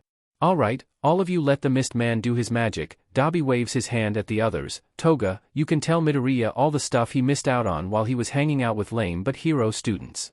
Toga's face brightened slightly as she and Twice lead Midoriya into the other room, Compress trailing behind them after one more glance at the leader. Dabi takes his seat a few spots down and watches, producing a cigarette between his fingers as he ignores Kurojire's usual complaints. Shigaraki glares at him as Kurojire tends to the injuries, the annoyance met with a smug grin. Why are you still in here? Dabi shrugs. Kid looked like he was 3 seconds from dropping dead, so I sent the others to distract him. Sheet, he's gonna have to talk to Midoriya about what happened before the final bit of the battle, isn't he? Soothing children has never been his strong suit, and he's even worse at calming down guilty, crying children. Besides, someone's gotta carry you to your room when Misty has to run off to stop Toga from sticking more knives under the couch cushions. Kurojire looks towards the couch in distress while Shigaraki's face turns a bright shade of red, a gloved hand coming up to hide it from view as he tries to form his indignant muttering into actual words. Come on, no snappy reply for that, creep? You losing your touch, goin' soft? Shigaraki curls his lips back, but the effect isn't as threatening when he's still blushing. I don't need you to carry me, Patchwork. He hisses, leaning on the bar and preparing to stand. Dabi is already ready when his limbs protest the sudden movement, and with a huff, he lets himself be picked up. If you do anything stupid I'm gonna bite you and tear your nasty staples out, he threatens, shuffling a bit to get in a better, more comfortable position. The walk seems a lot longer than it is, and Shigaraki is debating if this is better than lying on the floor, getting an infection and decomposing away. Dabi just shrugs at the threat and gives him another one of those casual grins, the corners of his staples pulling slightly with the expression. Shigaraki's pretty sure he shouldn't think it looks so interesting, despite the somewhat gross nature of it. And if you do that, I'll drop you and it won't be pleasant for either of us, so keep your teeth to yourself. The door to his room opens and he grunts as he's deposited on the bed in a less than gentle fashion, bouncing slightly as his head hits worn, old pillows. He pulls himself into a sitting position and grabs his controllers, pulling up the game he currently has open. Well, don't I get an invite since I helped you out, boss? Shigaraki puffs out his cheeks slightly and then turns back to the screen, moving through the main menu text without much thought. He doesn't think that being with Dabi is the worst idea, and he can fend off Toga if she tries to sneak in and bite him again. Waking up to a little serial killer trying to take blood from your arm while you sleep is not a good experience, neither is cleaning spilled blood off the floor. Fine, whatever, you can stay if you're quiet. If you make me mess up these gloves are coming off, he warns before starting up a new mission, scrolling through meaningless dialogue to decide if he wants to grind for a higher level or just hop right into an online match. The bed dips beside him as Dabi sits beside him, a surprisingly welcome feeling as he pushes the start button and checks his gear, just to remind himself what he has equipped. The familiar music that mixes with the heat coming off of the scarred man is almost soothing. He thinks Dabi might be able to work as some sort of human heater, thanks to his quirk. It's nice, considering he's always cold, but he's not going to admit it. He'd rather be best friends with All Might. No promises, boss. Midoriya yawns as he wakes up. He doesn't remember falling asleep, but the battle must have worn him out more than he thought. It's early in the morning, which means that only Kurojire and maybe Compress will be awake. Well, he doesn't know if Kurojire actually sleeps, but whatever. He slips from the couch, surprised to not find himself in a tangle of limbs. He quickly finds out why, as everyone is gathered around the bar. Midoriya, Toga greets, a bit too loud to qualify as good whispering. She grabs his arm and guides him towards whatever's grabbed everyone's interest. Look, I told you they were totally into each other but too emotionally stupid to realize. She grins wide as Midoriya raises an eyebrow slightly. Shigaraki is leaning slightly against Dabi, the crisp edges of white bandages peeking out from a shirt that's too big for his small frame. The scarred man looks up from his phone and glares at Toga. He's gonna kill you if he wakes up, you know. She takes a few steps back and hovers by a cabinet that, knowing her, houses a variety of different knives. Dabi's eyes turn to Midoriya as soon as Toga starts muttering something about a sharpener. How are you doing, kid? Good to be back. Midoriya takes one of the empty seats and nods, leaning on one of his hands as he thinks. It's a complicated mix of emotions, but the excitement and happiness overwhelms the rest of them. He only hopes Eraserhead isn't doing too bad, thanks to the beginning of the attack. The man is one of the only heroes he thinks he can fully say he trusts. Yeah, I am. I mean, UA wasn't as bad as I thought it'd be, but I'm glad I don't have to be around Bakugo anymore. Dabi's face darkens at the name, and he assumes Shigaraki told him about what the blonde did. It's fine, really. He's not gonna get to me anymore. Everyone else was nice, though, and it was cool living with Eraserhead. But I really missed you guys the entire time. He reaches into his pocket and pulls out the marble. Hey, Mr. Compress, I kept this the whole time. It kinda gave me a confidence boost, to be honest. His face is hidden behind a mask, so Midoriya can't accurately describe his reaction, but he looks like he's about to melt. Shigaraki shifts slightly and then yawns, leaning onto the counter. Midoriya notices that he's still wearing the customized gloves, a full hand.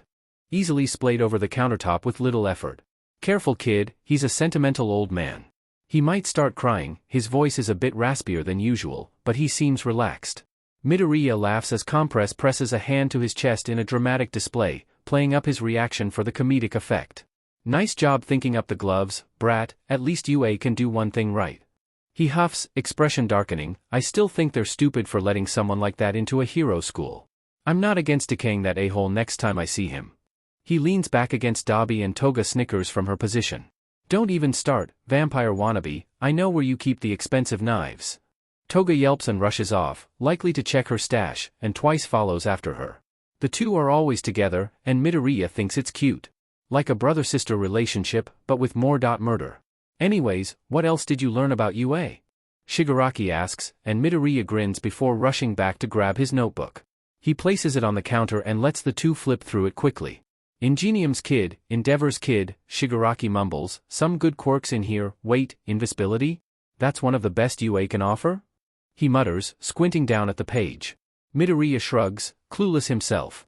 He's not sure what the other classes have to offer, so he can't really compare. He takes the glass of water Kurogyri offers as they continue looking through the notebook. Dabi's nose wrinkles as he points to Mineta's page, which is admittedly covered in notes about how gross he is and how much Midoriya wants to kick him into orbit. Why the hell is someone like this in UA? The least they can do is protect their students from some weird groper, he mutters. All he has is sticky ball? Nobody wants sticky ball. Midoriya snorts at the phrasing as Shigaraki reads over the text. I guess we know who we're gonna kill if we have to go after them again. The book closes and Shigaraki slides it back over. He sets it aside as the man reaches up to scratch his neck, only for Dabi to lower his hand. Stop doing that, you're gonna F yourself up. Shigaraki glares at him, but lowers his hand nonetheless and looks over at Kurogyri, who's still cleaning the bar. Midoriya wonders if it's the only thing he can do, or if he just enjoys doing it in his free time. Either way, the thing is spotless. Kurogyri, how long do we have to wait before our next appearance? He asks, and the man pauses in his cleaning to look over at the leader. Midoriya catches another glimpse of the bandages and feels a strange feeling of guilt rise in his throat once again. Ugh, stop staring at me like that, kid. I'm not gonna die from a few stupid bullets, those heroes should come up with something better. He turns his look to Dabi, and you, stop worrying about revenge against them or whatever. If you're reckless and get yourself caught, I'll kill you myself. The threat lacks a bit of the usual sharp edge, and Midoriya wonders if Toga is down for another gossip night. After all, they probably don't have much to do currently. It will be wise to wait until your wounds fully heal, plus we need to find a good time to show up, a time when they won't expect us. If we appear again too early, they'll be able to counter us easily. Shigaraki huffs and rolls his eyes, but doesn't argue. It's clear the man is antsy, eager to prove to the heroes that he won't let them defeat him, but he knows that Kurogyri is right. He stands and stretches out his arms, his joints popping audibly as he grabs a bottle from the fridge and opens it. Make sure to tend to your wounds, Shigaraki Tamura, Kurogyri comments before returning to his usual position. I trust Dabi will make sure you do. Shigaraki bristles, almost cat-like in nature, at the comment, lips pulling back slightly. I can take care of myself without Stapleface watching me. He replies. Come on, a-hole, I bet you can't kill more people than me this round. Midoriya assumes, hopes, that they're talking about a game. They probably are, because the bar doesn't smell like burnt skin, dust, and blood. Midoriya can tolerate the normal, kind of weird smell that lingers in the place, but whenever there's been a more recent kill he wishes that he had an unlimited supply of air freshener. It's weird to adjust to it again, after the sterile and clean smell of UA growing on him, but it smells like home, and it gives him a sort of relaxed feeling despite the overall unpleasantness that would make most people GG. The two disappear back into Shigaraki's room and Midoriya stands, grabbing his notebook and retreating to his own. He puts his bag on the floor and then flips to a fresh page. He clicks his pen repeatedly as he stares at the lined paper, chewing the inside of his cheek. He needs to talk to Eraserhead, and maybe Present Mike, but it's probably too soon. Give it a few weeks, he tells himself, to recover and adjust to all of this. If he goes too early, he risks getting captured by pros and interrogated, or causing Eraserhead too much distress. He's a villain, but he's not a total a-hole. There's a knock at his door that makes him jump. What is it? He calls, eyes still locked on the page as he makes mental calculations. A good amount of time, a convenient place, and a weapon just in case things go the worst way possible and he has to die again, or defend himself. Izuku, me and Twice are seeing how long it takes to make Shiggy admit that he's a softie for you. Come join us. Toga calls, and Midoriya smiles at the pure excitement in her tone. He's missed doing stupid shit like that. He scrawls down a date that gives him just about 2 weeks to figure out Eraserhead's patrol routes and the best time to accidentally run into him before closing the notebook and opening his door. He keeps saying he's not soft, and Dabi keeps calling him soft, but we both know that he's soft for you in his own emo way, so. Toga continues on, throwing in a Shigaraki impression that's honestly a bit scary with its accuracy. As she goes into a Dabi impression about how deep and brooding he is, one thought comes to Midoriya's mind. I really missed this. Uraraka wrings her hands together, sitting at her desk with a growing sense of nervousness. Her mind has been stuck on what happened at the USJ, constantly replaying each part of it over and over like a horror movie. The portal, the swarm of villains, Midoriya. She's trembling, limbs shaky as she swallows the lump in her throat, remembering his expression before they left with 13 to find safety. There's a lump in her stomach that makes her feel like she swallowed rocks as she stares at the door, a series of heavy footsteps down the hall before it slams open. Bakugo stares at the class like they're bothering him just by existing. The F, are you extras looking at? He spits, and Uraraka slips out of her chair and walks towards him, ignoring Ida's protests. Go the F away, round face. Uraraka glares at him before pulling her arm back and landing a solid punch to his nose. The blonde stumbles back, clutching it with wide, shocked eyes. Uraraka has never considered herself a physical fighter, but something about the way he hasn't changed after everything that's happened has made her anger boil over. Kirishima wraps his arms around her before anyone else can be hurt, so she changes her tactic to words instead of actions, watching with satisfaction as Bakugo's nose turns an ugly, bruised color. You're such an a-hole. You made Midoriya feel so worthless that he jumped off a roof and you still don't think you're in the wrong. You're going to be a shitty hero, if you aren't expelled. She yells, but she allows Kirishima to drag her back towards her seat, sitting again without much of an argument. She knows it wasn't the best choice of actions, but she's so angry.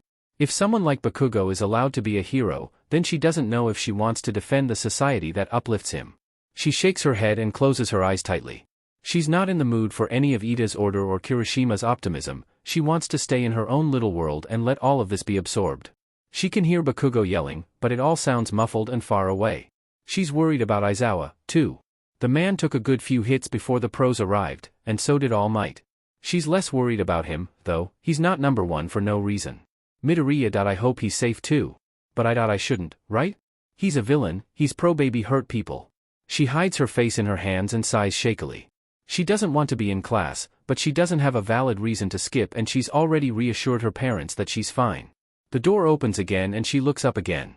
Aizawa walks into the classroom, somewhat bandaged but otherwise looking all right.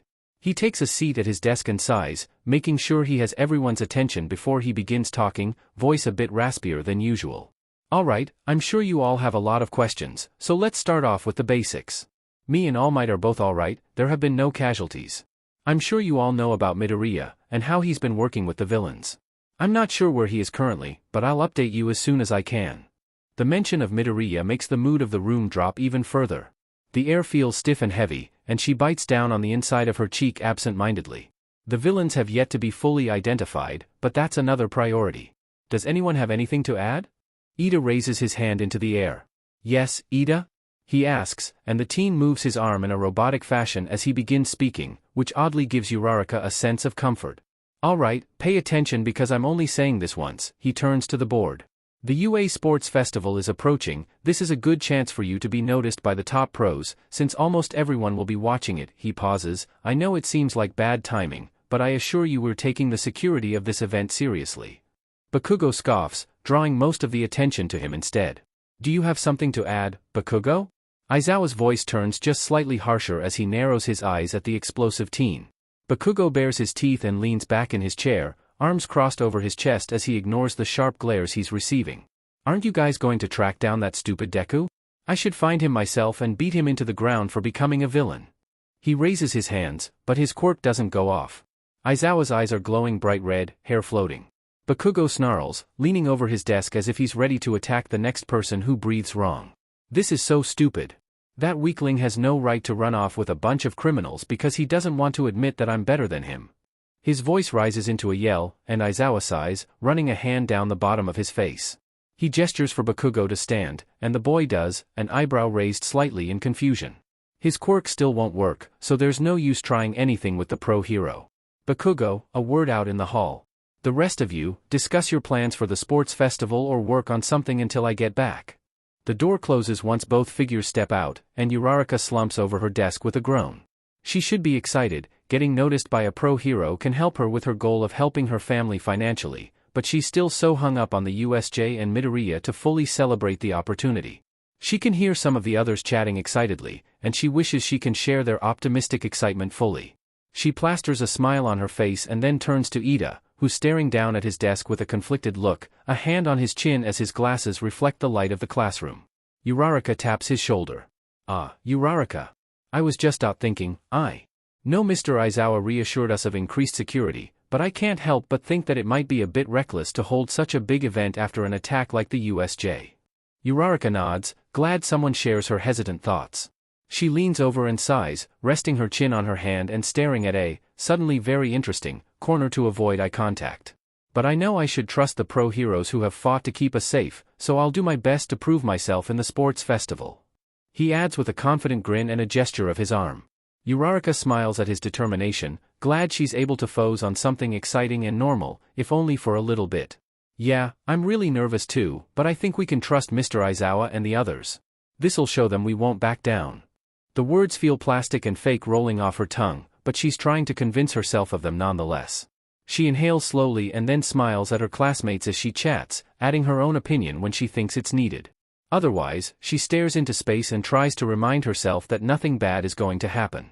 Maybe I should talk to Mr. Aizawa later, about Midoriya and my weird feelings about him. I want to be able to call him my friend still, but he's a villain, this is so frustrating. The door opens again and she looks over. Aizawa steps through and zips himself into his sleeping bag. Bakugo doesn't follow him in. Aizawa sighs as Bakugo sits in front of him in his classroom, the blonde has his arms crossed and his shoulders tense. Bakugo, the teen scoffs and looks away. Listen, I want to help you. Bakugo is uncharacteristically silent, and Aizawa really wishes he could just sleep for the next 10 years. Unfortunately, he needs to do this before things get even worse. Do you regret anything, Bakugo? The teen looks back at him before curling his hands into fists. Aizawa activates his quirk, just in case Bakugo decides he's in more of a fighting move than a talking one. Yeah, I regret not getting rid of Deku while I still had the chance. He snarls, stupid, thinks he can just go off and be a villain. I'll kill him. It's been a few days since they got back from the USJ. Bakugo's nose is no longer bruised from Uraraka's punch, but he hasn't been in class for a while. He's talked with Vlad, 1B's teacher, a plan be formed for this exact situation. Aizawa almost feels bad. Bakugo is a good fighter, has a powerful quirk, and he's made a few friends, but he clearly needs to work on himself before he can be a true hero. Too angry, too quick to resort to violence. Aizawa is betting on a dangerous mix of superiority and inferiority complexes. So what are you gonna do? Tell me to be quieter, that's all our old teachers did, I'm already used to it. Aizawa's brow furrows at that. If Bakugo's gotten away with all of this for years, with only slaps on the wrist from his teachers, then that might be a contributor to his current attitude. This has been going on since at least middle school, correct? Bakugo nods. And Midoriya has always been your main target? Another nod. Right, so if your teachers only told you to be quiet when you acted up in class, what did they do for Midoriya? Bakugo blinks at him before leaning back and staring at the ceiling, his expression a mix of emotions that comes off almost smug. Aizawa remembers the night on the roof, he knows that Midoriya's teachers didn't help him, but he needs to hear it from someone else's mouth, just to validate his thoughts. I don't fing know, they usually told him to stop riling me up. Or they told him it was his fault in some way, or he trails off before shrugging, joined in. Mocked him a little bit or turned a blind eye to the people using their quirks on him. Aizawa exhales slowly through his nose and closes his eyes in an attempt to calm himself. I mean, the nerd barely had any friends. All of them either left him once they saw how weak they were, or they were targeted alongside him and eventually left. He sits up suddenly and scowls, teeth bared as his expression shifts from conflicted to angry once again. Deku turned to those villains because they're the only people who can't see how worthless he is. He adds, and Aizawa reminds himself he cannot do anything rash here. He's a teacher, he needs to be somewhat professional. You're still calling him worthless, even after you saw what that's lead to? Bakugo scoffs, falling silent again. Aizawa rubs his temple before he speaks again. Alright, Bakugo, I'll tell you what's going to happen. Bakugo raises an eyebrow slightly. You're transferring down to 1B, you'll be trading places with one of Vlad's students. And, you're going to have mandatory therapy and anger management lessons with Hound Dog, do you understand? The chair clatters down to the floor as Bakugo stands, his arms shaking and his fingers twitching like he's urging himself to use an explosion. Thankfully, Aizawa's quirk is activated again. The teen is breathing heavily, chest heaving as he stares at an unfazed Aizawa. You'll be transferring tomorrow, and starting your therapy a day after that. Hound Dog will be informing both me and Vlad about your behavior in 1B. If you haven't improved, you'll be sent to general education.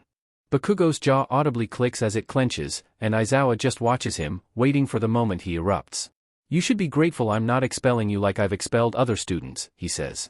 He's already planning on finding a way to get rid of Mineta. He just needs a replacement student and all of the written complaints he's received from the girls in his class to make it official. His quirk isn't that great and he doesn't have enough potential to justify keeping him around. I hope you take this opportunity to think some things over, Bakugo. You can leave now, I've got other things to attend to. You won't get away with this. Bakugo storms to the door and throws it open. With unnecessary force. I don't need your bullshit class, I'm going to be the #1 hero and take down Deku by myself. The door slams and Aizawa lets himself sink down in his chair with a sigh. He hopes that the student, Monoma Nito, isn't as violent as Bakugo. The blonde has a grudge towards 1A which Aizawa is hoping to get to the bottom of, and getting rid of the hatred he has for them might help him in the long run. Vlad won't let Bakugo get away with much, thankfully. He's tired, kind of overwhelmed and in desperate need of a cat and husband nap. There's a knock at the door, much softer and a bit hesitant, and he sits up once again. Uraraka peeks through the door. Mr. Aizawa, can I not talk to you really quick? He checks the time and decides he's got enough time for a quick chat. Uraraka is more manageable than Bakugo anyways. He nods and she enters the room, picking up the chair Bakugo knocked over and sitting in front of his desk. Okay, so it's about Midoriya. She fidgets with her hands as she speaks. It's just that I know he's a villain, but he is my friend. I know he's a good person, he's just been through a lot. But I'm supposed to be a hero, I shouldn't be feeling this way about someone I'm going to have to fight at some point. The girl looks on the verge of tears, and Aizawa's never been good at comforting crying people, so he answers quickly.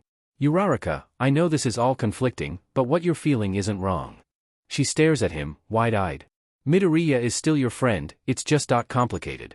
You're right, he's not a bad person. He considers what he's about to say before deciding that nothing can go worse. Can I tell you something about this, Uraraka? She nods eagerly and leans forwards, basically holding her breath as she waits for whatever he's about to say. I feel the same, about Midoriya. She exhales loudly, and after a few minutes her confused expression fades. She mumbles something like, oh yeah, he was living with you under her breath. I met him on a rooftop, actually, he told me about everything he went through before UA.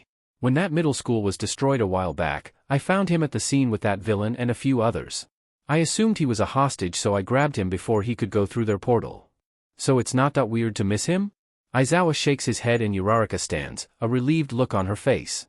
Thank you, Mr. Aizawa, I feel better now. I have to go, have a good night. He waves as she rushes out the door and then heads towards present mixed classroom. They've both stayed a little late today, thanks to the sudden changes and extra meetings due to the USJ attack and Midoriya's villain status. Not to mention the upcoming sports festival and some of Aizawa's more problematic students. The door opens and Yamada greets him energetically as he flops down on the floor, not even bothered by the fact that the floor is extremely uncomfortable without his usual sleeping bag. I'm assuming Bakugo didn't take the news well. Aizawa shakes his head and feels a hand pat his hair. You want to call it a day, go home to the cats and sleep for another 5 hours? Aizawa rolls himself onto his back and looks up into green and red eyes before smiling. It sits awkwardly on his face and shows way too much teeth, but it's genuine anyways.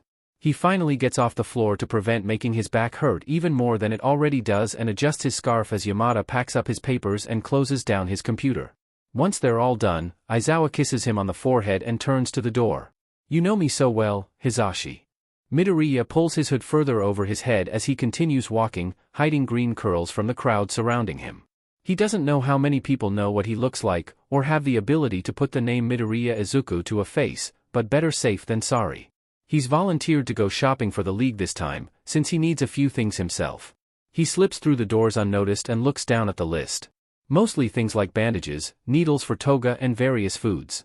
Nothing out of the ordinary, except for Toga's scratched-out request of blood fresh from a cute boy. He doesn't think he can buy that here. He grabs a basket and heads towards the first aisle, grabbing items that are cheap but don't look poorly made. He's always thought that something better quality is worth a slightly higher price. He lets his mind wander as he goes through the list, ignoring the multiple texts from Toga asking for blood. He's trying to lay low, not get himself caught in the act of a murder. He turns the corner and shrinks into himself when he sees two women in the middle of the aisle, chatting as they observe the products. Did you hear about what UA's doing? Doesn't it seem a bit soon to host such a big event? The first woman asks the other, and Midoriya perks up and leans in to better observe the conversation happening in front of him. He turns and grabs something off the shelf to hopefully not be as obvious about his eavesdropping. Yeah, I mean, the sports festival is being held so soon after a villain attack. The sports festival. Oh, I remember that. The sports festival, from what Midoriya remembers, is an event UA holds to show off their students' quirks and get them noticed by pros. It's always a big event, with young heroes in training wanting to find the perfect person to take notice of their skills. Midoriya is glad he was taken back when he was, because there's no way he would do well in an event like that. He can die, sure, but he can't do much to stop someone with a powerful quirk. Yeah, it is soon, the other woman replies, but it might be to show that they're still doing alright despite that scare. I hope they can keep their students safe this time. The USJ was so frightening. I can't imagine what those children felt like. She shakes her head and adjusts her bag. Midoriya places the bag back on the shelf and grabs another one to pretend to examine. I'm excited to see what talents we have this year. It's always fun to watch the new students test their quirks in different situations. And they get noticed by heroes, too. I'd compete to get noticed by Endeavor in a heartbeat. They both laugh as Midoriya wrinkles his nose and pretends to GG under the shade of his hood. He waits until they both turn the corner before shoving the random item back on the shelf and going to another aisle, the information repeating in his mind. If UA's holding a sports festival, he mumbles, there's a chance I can get in. I won't be able to do anything by myself, but it could still be useful. He's denying that part of him wants to check in on his classmates again. As much as he enjoys being with the league again, he misses Ida's mannerisms and Kirishima's never-ending positivity, Kaminari's jokes, Bakugo's behavior not being ignored. He slaps himself on his cheek and shakes his head. No, he can't think like that. He's a villain, he doesn't like heroes, and he can't start thinking about them like that again. He takes a deep breath and then goes to finish up the list, mind swarming with thoughts as he finds the last items they need and checks out, exiting the store without a word to anyone. As he makes his way down the street, hands full of bags and features hidden, he starts thinking again. I wonder how they're doing. I hope Uraraka isn't too upset. Maybe Endeavor is ranting about me to Todoroki. Heh. I hope he's okay. Is it bad to hope Bakugo is getting punished? No, it can't be bad, right? He hurt me, I'm allowed to want him to face the consequences. He doesn't know exactly how he's going to get into UA, if he even goes through with his half-baked plan, but there's no harm in staying up tonight and thinking everything through. He rarely goes to bed early anyways, mine too full most nights unless he's fully exhausted. His feet guide him to the base off of memory and he enters quietly, barely jumping when Toga suddenly tackles him in a tight hug. Aizu. I know you couldn't get my blood, but, she trails off and he sighs, pulling out the glitter she's wanted to pull a prank on Dabi. It's her funeral he thinks as she giddily skips off, dragging twice with her. He sets a few packs of cigarettes on the bar and lets Compress take the other bags to organize their contents. He sits at the bar and lets Kurojairi pour him a glass of water that he accepts eagerly. Shigaraki appears from the other room, hair a mess that signifies he's probably been holed up in there the whole day trying to win a level in one of his games. There's the dulled sound of music coming from his room, probably a console left on. Kurojairi pours him something alcoholic. Midoriya always compares the smell to nail polish remover in his mind. How'd it go, brat? He asks as he downs the liquid and slides the glass back over to Kurojairi. Midoriya takes another sip of his drink and hums, before setting it down and looking over at Shigaraki. Why were you staring? If you have something to say just spit it out already, the man mumbles, brow furrowed slightly. Midoriya blushes slightly as he realizes he's been looking for too long and swirls the water in his cup as he decides if he wants to bring the festival up or not. What's the worst that can happen? he asks himself. I found out something about UA at the store. Shigaraki nods his head slightly, a non-verbal indication to continue. They're holding their sports festival soon. It's an event where a bunch of hero students compete against each other to show off their quirks and get noticed by pro heroes. Shigaraki nods again. I was thinking about finding more information about it, it might be valuable. He shrugs and goes back to his drink as Shigaraki looks down at his phone. With a huff, the leader stands and looks over at him one more time, expression neutral as Midoriya fights the excitement blossoming in his chest. Shigaraki turns his back to him and speaks once again. If you can find out when it's happening, we'll come up with a plan and see if it's worth going. Don't be reckless and don't do anything by yourself. If you get caught, I'll turn you to dust myself. He turns the corner again and Midoriya chugs his last few sips before leaving and entering his own room. He needs to do research, definitely. He finds one of the forums created about the school and opens a new thread about the sports festival, typing up a few questions and making up a nickname revolving around being an All Might fanboy of some sort. He closes the site and decides to check back in a few hours to look through the answers he gets. Knowing the site, he's going to have a lot of information by the time he opens it again. He cracks his knuckles and turns to his phone, scrolling through his social media feed for a few minutes before hearing Dabi screaming at a cackling Toga. With a laugh vaguely disguised as a sigh, he puts the device down and presses an ear to his door. He can hear screaming and fire, so he's going to wait a few minutes to check on that. Besides, if he stays in his room, Toga can't rope him into this like she probably has to pour twice. He's glad he only got enough glitter for one room, because he doesn't know how much he could take before he snapped from the sparkliness of the place if he got any more. He turns away from his door, another loud scream making him wince. He sighs and looks at the present mic headphones resting on his desk.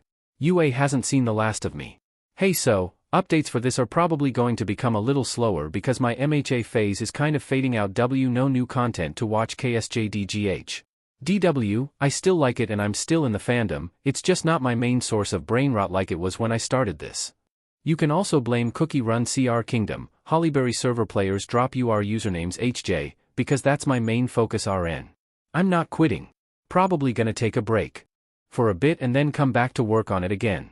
I do intend to finish this because I like the concept and I've gotten a lot of really nice comments. I'm just taking a break to get that creativity flowing again. YK? Can't say when the next chapter will be, but hoping to have it up soonish, depending on how my brain wants to behave.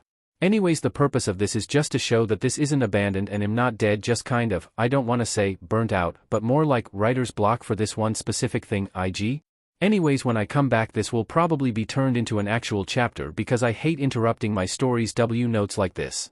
Sorry if you are really invested in this, but I'd rather take a bit of a break than throw out a bunch of shitty chapters one end up hating in the long run. Chapter text. Midoriya learns a decent amount about the sports festival, thanks to the forum. It's going to be a heavily guarded event, the security will probably be even more heavy thanks to the USJ incident. He already knows about most of the events, thanks to his interest in heroes and UA. Pages are scattered over his desk with messy plans and notes as he mumbles frantically under his breath. His words flow out quickly, he himself can barely understand what he's saying, his mind moving faster than the rest of his body. He doesn't notice his door opening until two hands land on his shoulders and startle him out of his trance. He squeaks in an awkward, high-pitched way and turns bright red as Toga laughs behind him. You're so easy to sneak up on, Aizu. She says as she leans over, her face in front of his as her blonde hair dangles. She grins widely at him, showing off her strangely sharp teeth. Anyways, Tamura wants to know if you've learned anything about the UA festival thing. Ah, right. He gathers his notes into a semi-organized pile, a few stray papers sticking out as Toga leaves his room with a skip in her step. With a deep breath, he runs a hand through his hair and follows her, closing the door behind him. When he catches up with her, he notices the rest of the league are already in the same room.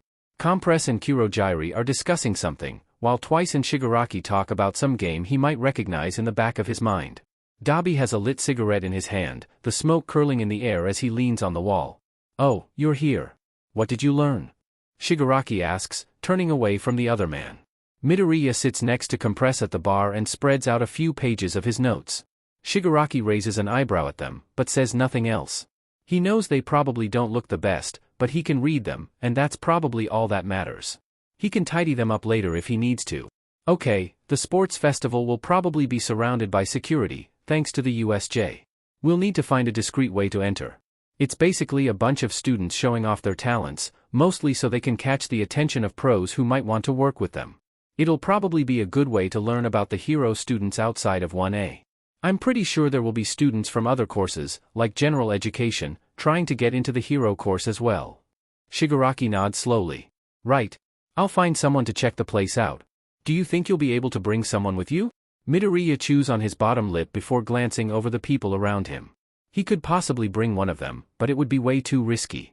If they recognize him, they'll recognize the person he brings as well. No, I don't think so.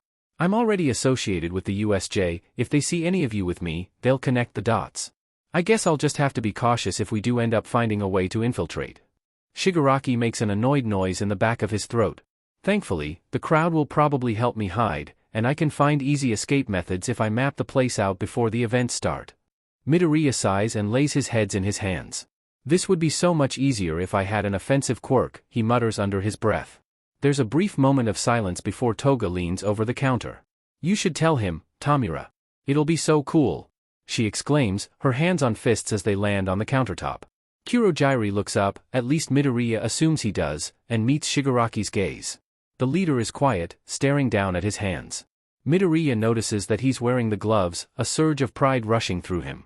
They seem to fit well, since Shigaraki hasn't complained about them so far. Do you think he's ready, Shigaraki Tamura? The man huffs at the question. Midoriya blinks at them, wondering what exactly he needs to be ready for. Is there some sort of super important mission happening? No, that doesn't make sense. If that was it, Shigaraki would have started with that. A new member? No, that would have been brought up sooner as well. Plus, they haven't met with anyone recently. Shigaraki turns to Dabi, who shrugs casually and lifts the cigarette to his lips again. I think he's fine. You know the guy better than I do. Shigaraki mumbles something bitterly under his breath before turning back to Midoriya. His eyes seem conflicted for a brief moment, before a sense of confidence returns to them. Midoriya can't help but feel excited, knowing Shigaraki values him. The man turns and Midoriya sits up straighter, eyes wide as he waits for the news. Okay, fine, whatever. Midoriya, my sensei wants to meet with you. He has a special quirk that might be able to help you out. He's been curious about you for a bit. Midoriya pauses. Shigaraki sensei? Well, if Shigaraki listens to him, he must be pretty powerful. And he's probably trustworthy. He can't imagine Shigaraki listening to someone he doesn't trust. And a new quirk to analyze will be nice. He doesn't know what type of special it is, it might be one he's never seen before. Oh, wow. That sounds really cool. If his quirk is something unique, I can get more data. But, who exactly is your sensei? There's a brief pause after he asks the last question, and for a moment he wonders if he said something wrong. Is his sensei someone Midoriya already knows, or someone he should know? Was that insulting? He goes to potentially apologize or correct his statement when Shigaraki holds up a hand, effectively silencing him before he can speak again. All for one. All for one? Midoriya asks, his brow furrowing slightly. He's sure he's heard the name somewhere before, but he can't quite recall. Either way, it sends a shiver down his spine for some reason.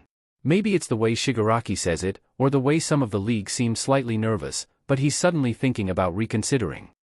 Can you give me a little more than that? Shigaraki sighs. My sensei is All Might's enemy. He has the power to take quirks and give them away, or use them himself. Midoriya looks at him for a second before his eyes grow wide, shining brightly. No, get that look off your face, Shigaraki mutters as he narrows his eyes. Midoriya, however, is already far too deep in his own mind, theory after theory quickly forming.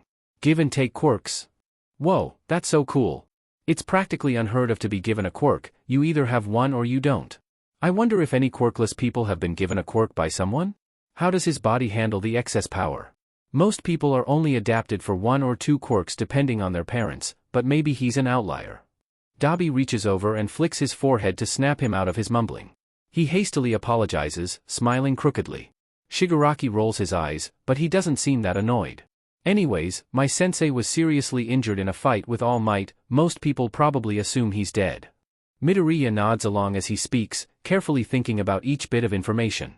Moments like these make him thankful for the years he spent writing information. Do you know when he wants to see me? Midoriya asks, trying to calm the strange feeling forming in his stomach. All Might's enemy, huh? He's probably pretty powerful. But the league seem okay with sending him to see the guy, so he'll probably be safe. It's not like he's on amazing terms with All Might anyways. He barely spoke to the man before the USJ fight, and his training exercise was something. Definitely not one of Midoriya's best experiences. As soon as possible, once you give me an answer I can have Kurogyri send you to him. Midoriya bites down on his bottom lip as he weighs the pros and cons. After a moment, he decides that the pros outweigh the cons. He swallows heavily and then nods his head, determined. He's still not totally sure, but he thinks this will benefit him in the long run as long as everything goes right. Okay, I'll go.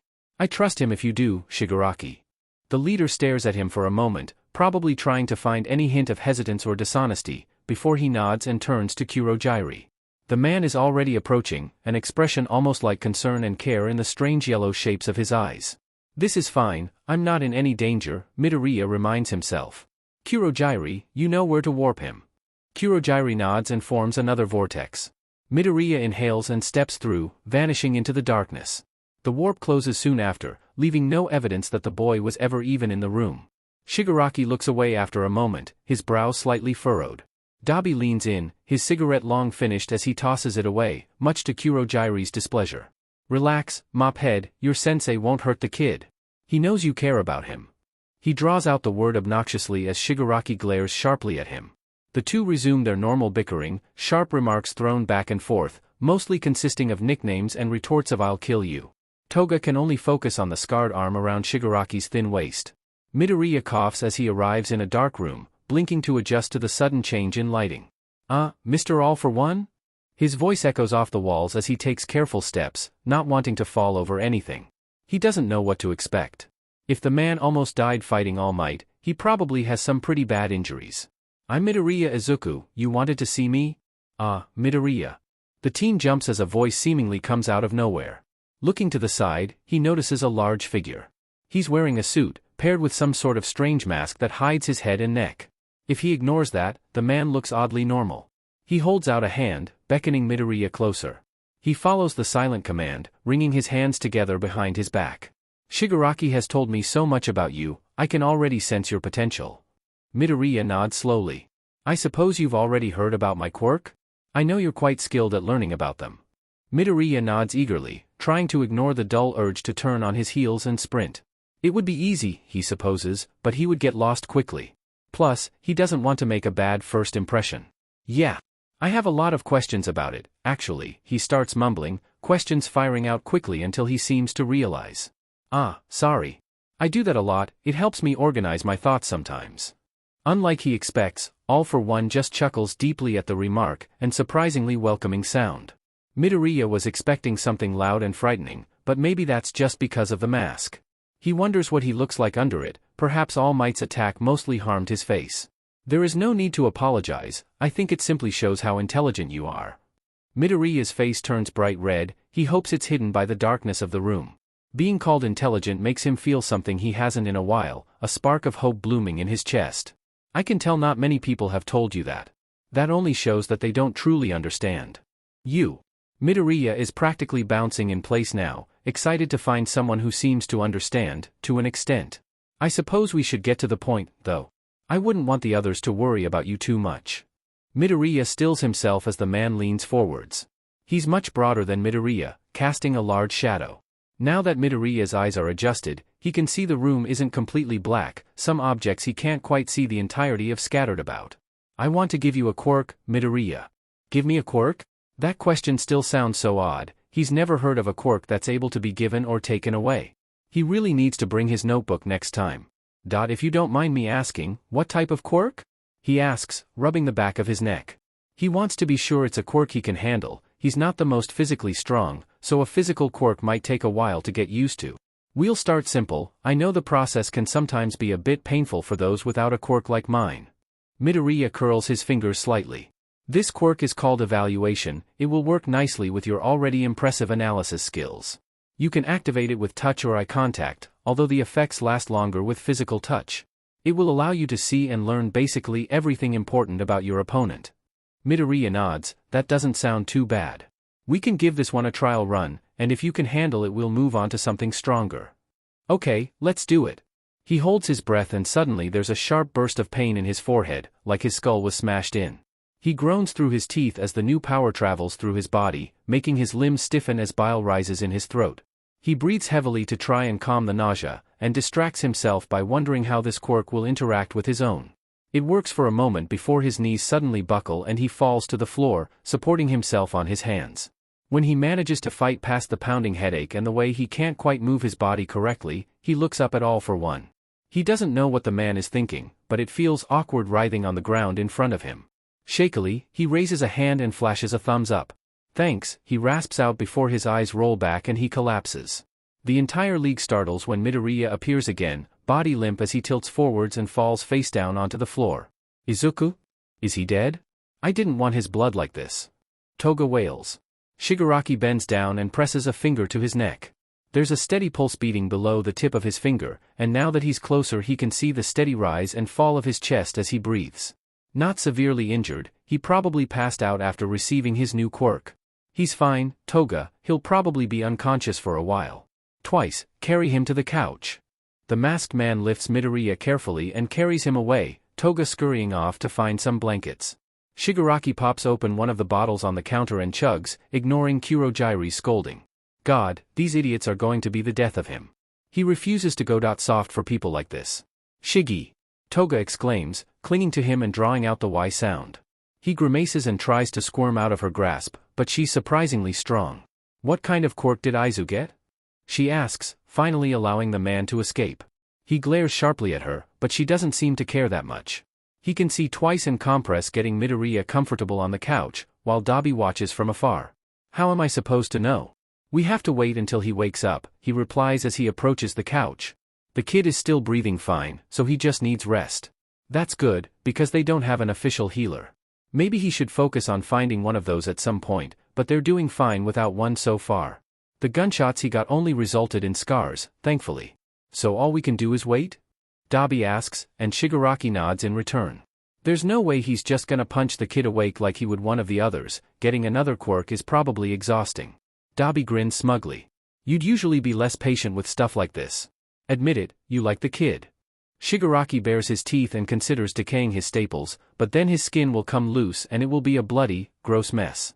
This place already reeks, open flesh and fresh blood won't make it smell any nicer. Shut up, Patchwork, he replies, Toga will stab me if I disturb him.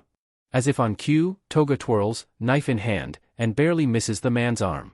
Watch it, he hisses. Toga simply shrugs before running towards Twice, who also manages to dodge her blade. He seems much less annoyed at her bloodlust, though, and promises her she can have some another time. As long as it keeps him from waking up covered in blood again, Shigaraki doesn't care what those two do. Ah, he's waking up. Compress notes. Sure enough, the kid is stirring slightly, his brow furrows slightly as he moves his limbs slowly, as if he's testing each one. His eyes open slowly, bleary with sleep and confusion. The league gathers around, leaving a decent amount of space in case he struggles or moves suddenly, or loses control of his newly gained quirk. A moment passes without any explosions or deaths, so Shigaraki figures it's probably safe enough to approach him. Hey, brat, wake up. Midoriya groans before managing to sit up, his body swaying slightly. His face looks slightly pale, and for a moment Shigaraki is worried he might puke everywhere. Toga slides him a nearby bucket, looking like she's worried about the same possibility. Thankfully, the kid only swallows thickly and then looks over at them. His eyes flick around for a bit before his gaze lands on each member of the league. His gaze seems to clear once he wakes up a bit more. Oh, whoa, this is a cool quirk, he mumbles under his breath. Tell us what it is. Nobody cares. Twice exclaims, leaning in further. Midoriya's pupils are slightly dilated, either from his quirk or something his sensei did. Either way, Shigaraki is both concerned and curious. The others agree and Midoriya grins widely, adjusting his position slightly. Oh, right. Basically, if I touch or make eye contact with someone, I can know a bunch of information about them. I think All for One called it evaluation. He said this is like a trial run, if I can handle it I can work my way up and get stronger quirks. Shigaraki nods, that makes sense. It's better to see how Midoriya's body reacts to a simpler quirk first, rather than jumping right in and damaging a valuable member. Alright, that's interesting. Having more information about our enemies is always good, give us the upper hand, Shigaraki mumbles to himself. Toga, stay with Midoriya and make sure nothing goes wrong. The rest of you do whatever you do in your free time. He stands and walks away, trying to ignore the way Toga is already telling Midoriya the ways blood tastes different for each person. He really doesn't want to think about what his tastes like, at least not today. He walks back to the bar and sits in front of Kurogiri, letting the mist man pour him a glass of something he doesn't know the name of. It burns slightly, but the taste is fine, so he doesn't complain. Kurogiri knows his preferences, having raised him since he was young. Of course, young Shigaraki wasn't visiting the bar for drinks like he does now, but it still counts. The stool beside Shigaraki dips slightly and he glances over. Dabi is sitting beside him, drumming his fingertips on the counter as Kurogiri slides him a bottle. A long time ago, being this close to the man would put Shigaraki in a sour mood, but now he almost appreciates the company. He lowers his head against the bar, the material smooth against the skin of his forehead. Dabi says something, but he's barely paying attention. He's too busy arguing with himself. When he lifts his head again, he huffs out a small sigh. Gross. I hate feelings. He really doesn't want to seem rude, but considering that his new quirk is showing that Dabi is related to Endeavor, it's a bit hard to look away. He can't help but compare it to video game stats. Things like strength and speed, with a small group of random facts at the bottom of the list. Most of them are normal things. He doesn't like raw fish and his body runs much hotter than a normal person's, but the child of Todoroki Enji is really throwing him off here. Why are you looking at me like that? Midoriya jolts out of his thoughts and waves his arms frantically in front of him before ducking out of the room. Geez, he hasn't been that skittish since we picked him up, Dabi mutters, fidgeting with the cigarette dangling between two of his fingers. Shigaraki looks up briefly, catching a small glimpse of the teen's quickly retreating form. He's adjusting, is all the leader says. Midoriya is currently burying himself in his existing sports festival research as he tries to figure out how to bring up the topic. It's probably sensitive, considering Dabi is a villain and covered in burn scars. He doesn't want to bring back any bad memories, but he really needs to make sure nothing is wrong with his quirk. Shaking his head, he starts looking over the pages again. He's made a small map based on the videos he's seen, marking potential entrances and exits. If things go wrong, he needs a quick escape. He's also considered the quirks of each of his former classmates. It's hard to tell who will end up fully succeeding, considering the variety, but a few stand out. Todoroki is skilled, Tokoyami is strong, and Bakugo is determined, to put it nicely. It will be happening soon, so he needs to come up with a plan that's almost foolproof. He's almost there, but it's not easy to remember the layout of the entire school, let alone this place. Sighing, he sets his pen down and leans back. The real question is what he's going to do if he gets in. He could jump in, but it would be risky. Too soon after the USJ, too dangerous to fight alone. A lot of classes will be there, they might gang up on him and capture him. Not to mention the teachers and pros. Maybe he'll just watch. Or make a quick appearance at the end, but stick close to his exit. That would be scary, but not dangerous, right? What would he even say, though? The league isn't planning much at the moment. Still, just showing up might show that UA doesn't have good enough security and get some more uncertainty stirring up. He decides to take a quick break and focus on his current issue. There's a basically non-existent chance that information was some weird, quirk malfunction, which means that Dabi is related to a pro-hero. In his opinion, shitty one at that. Now that he thinks about it, some things do add up.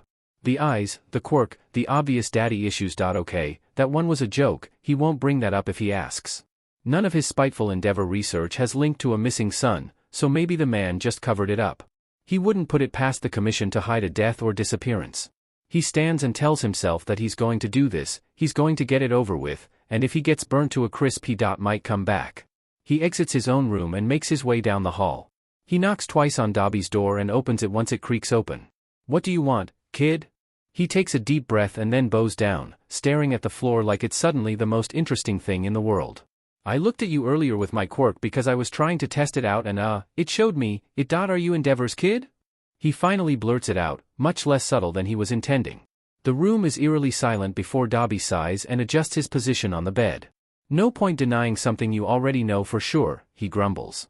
Then he points a finger in Midoriya's direction and narrows his eyes.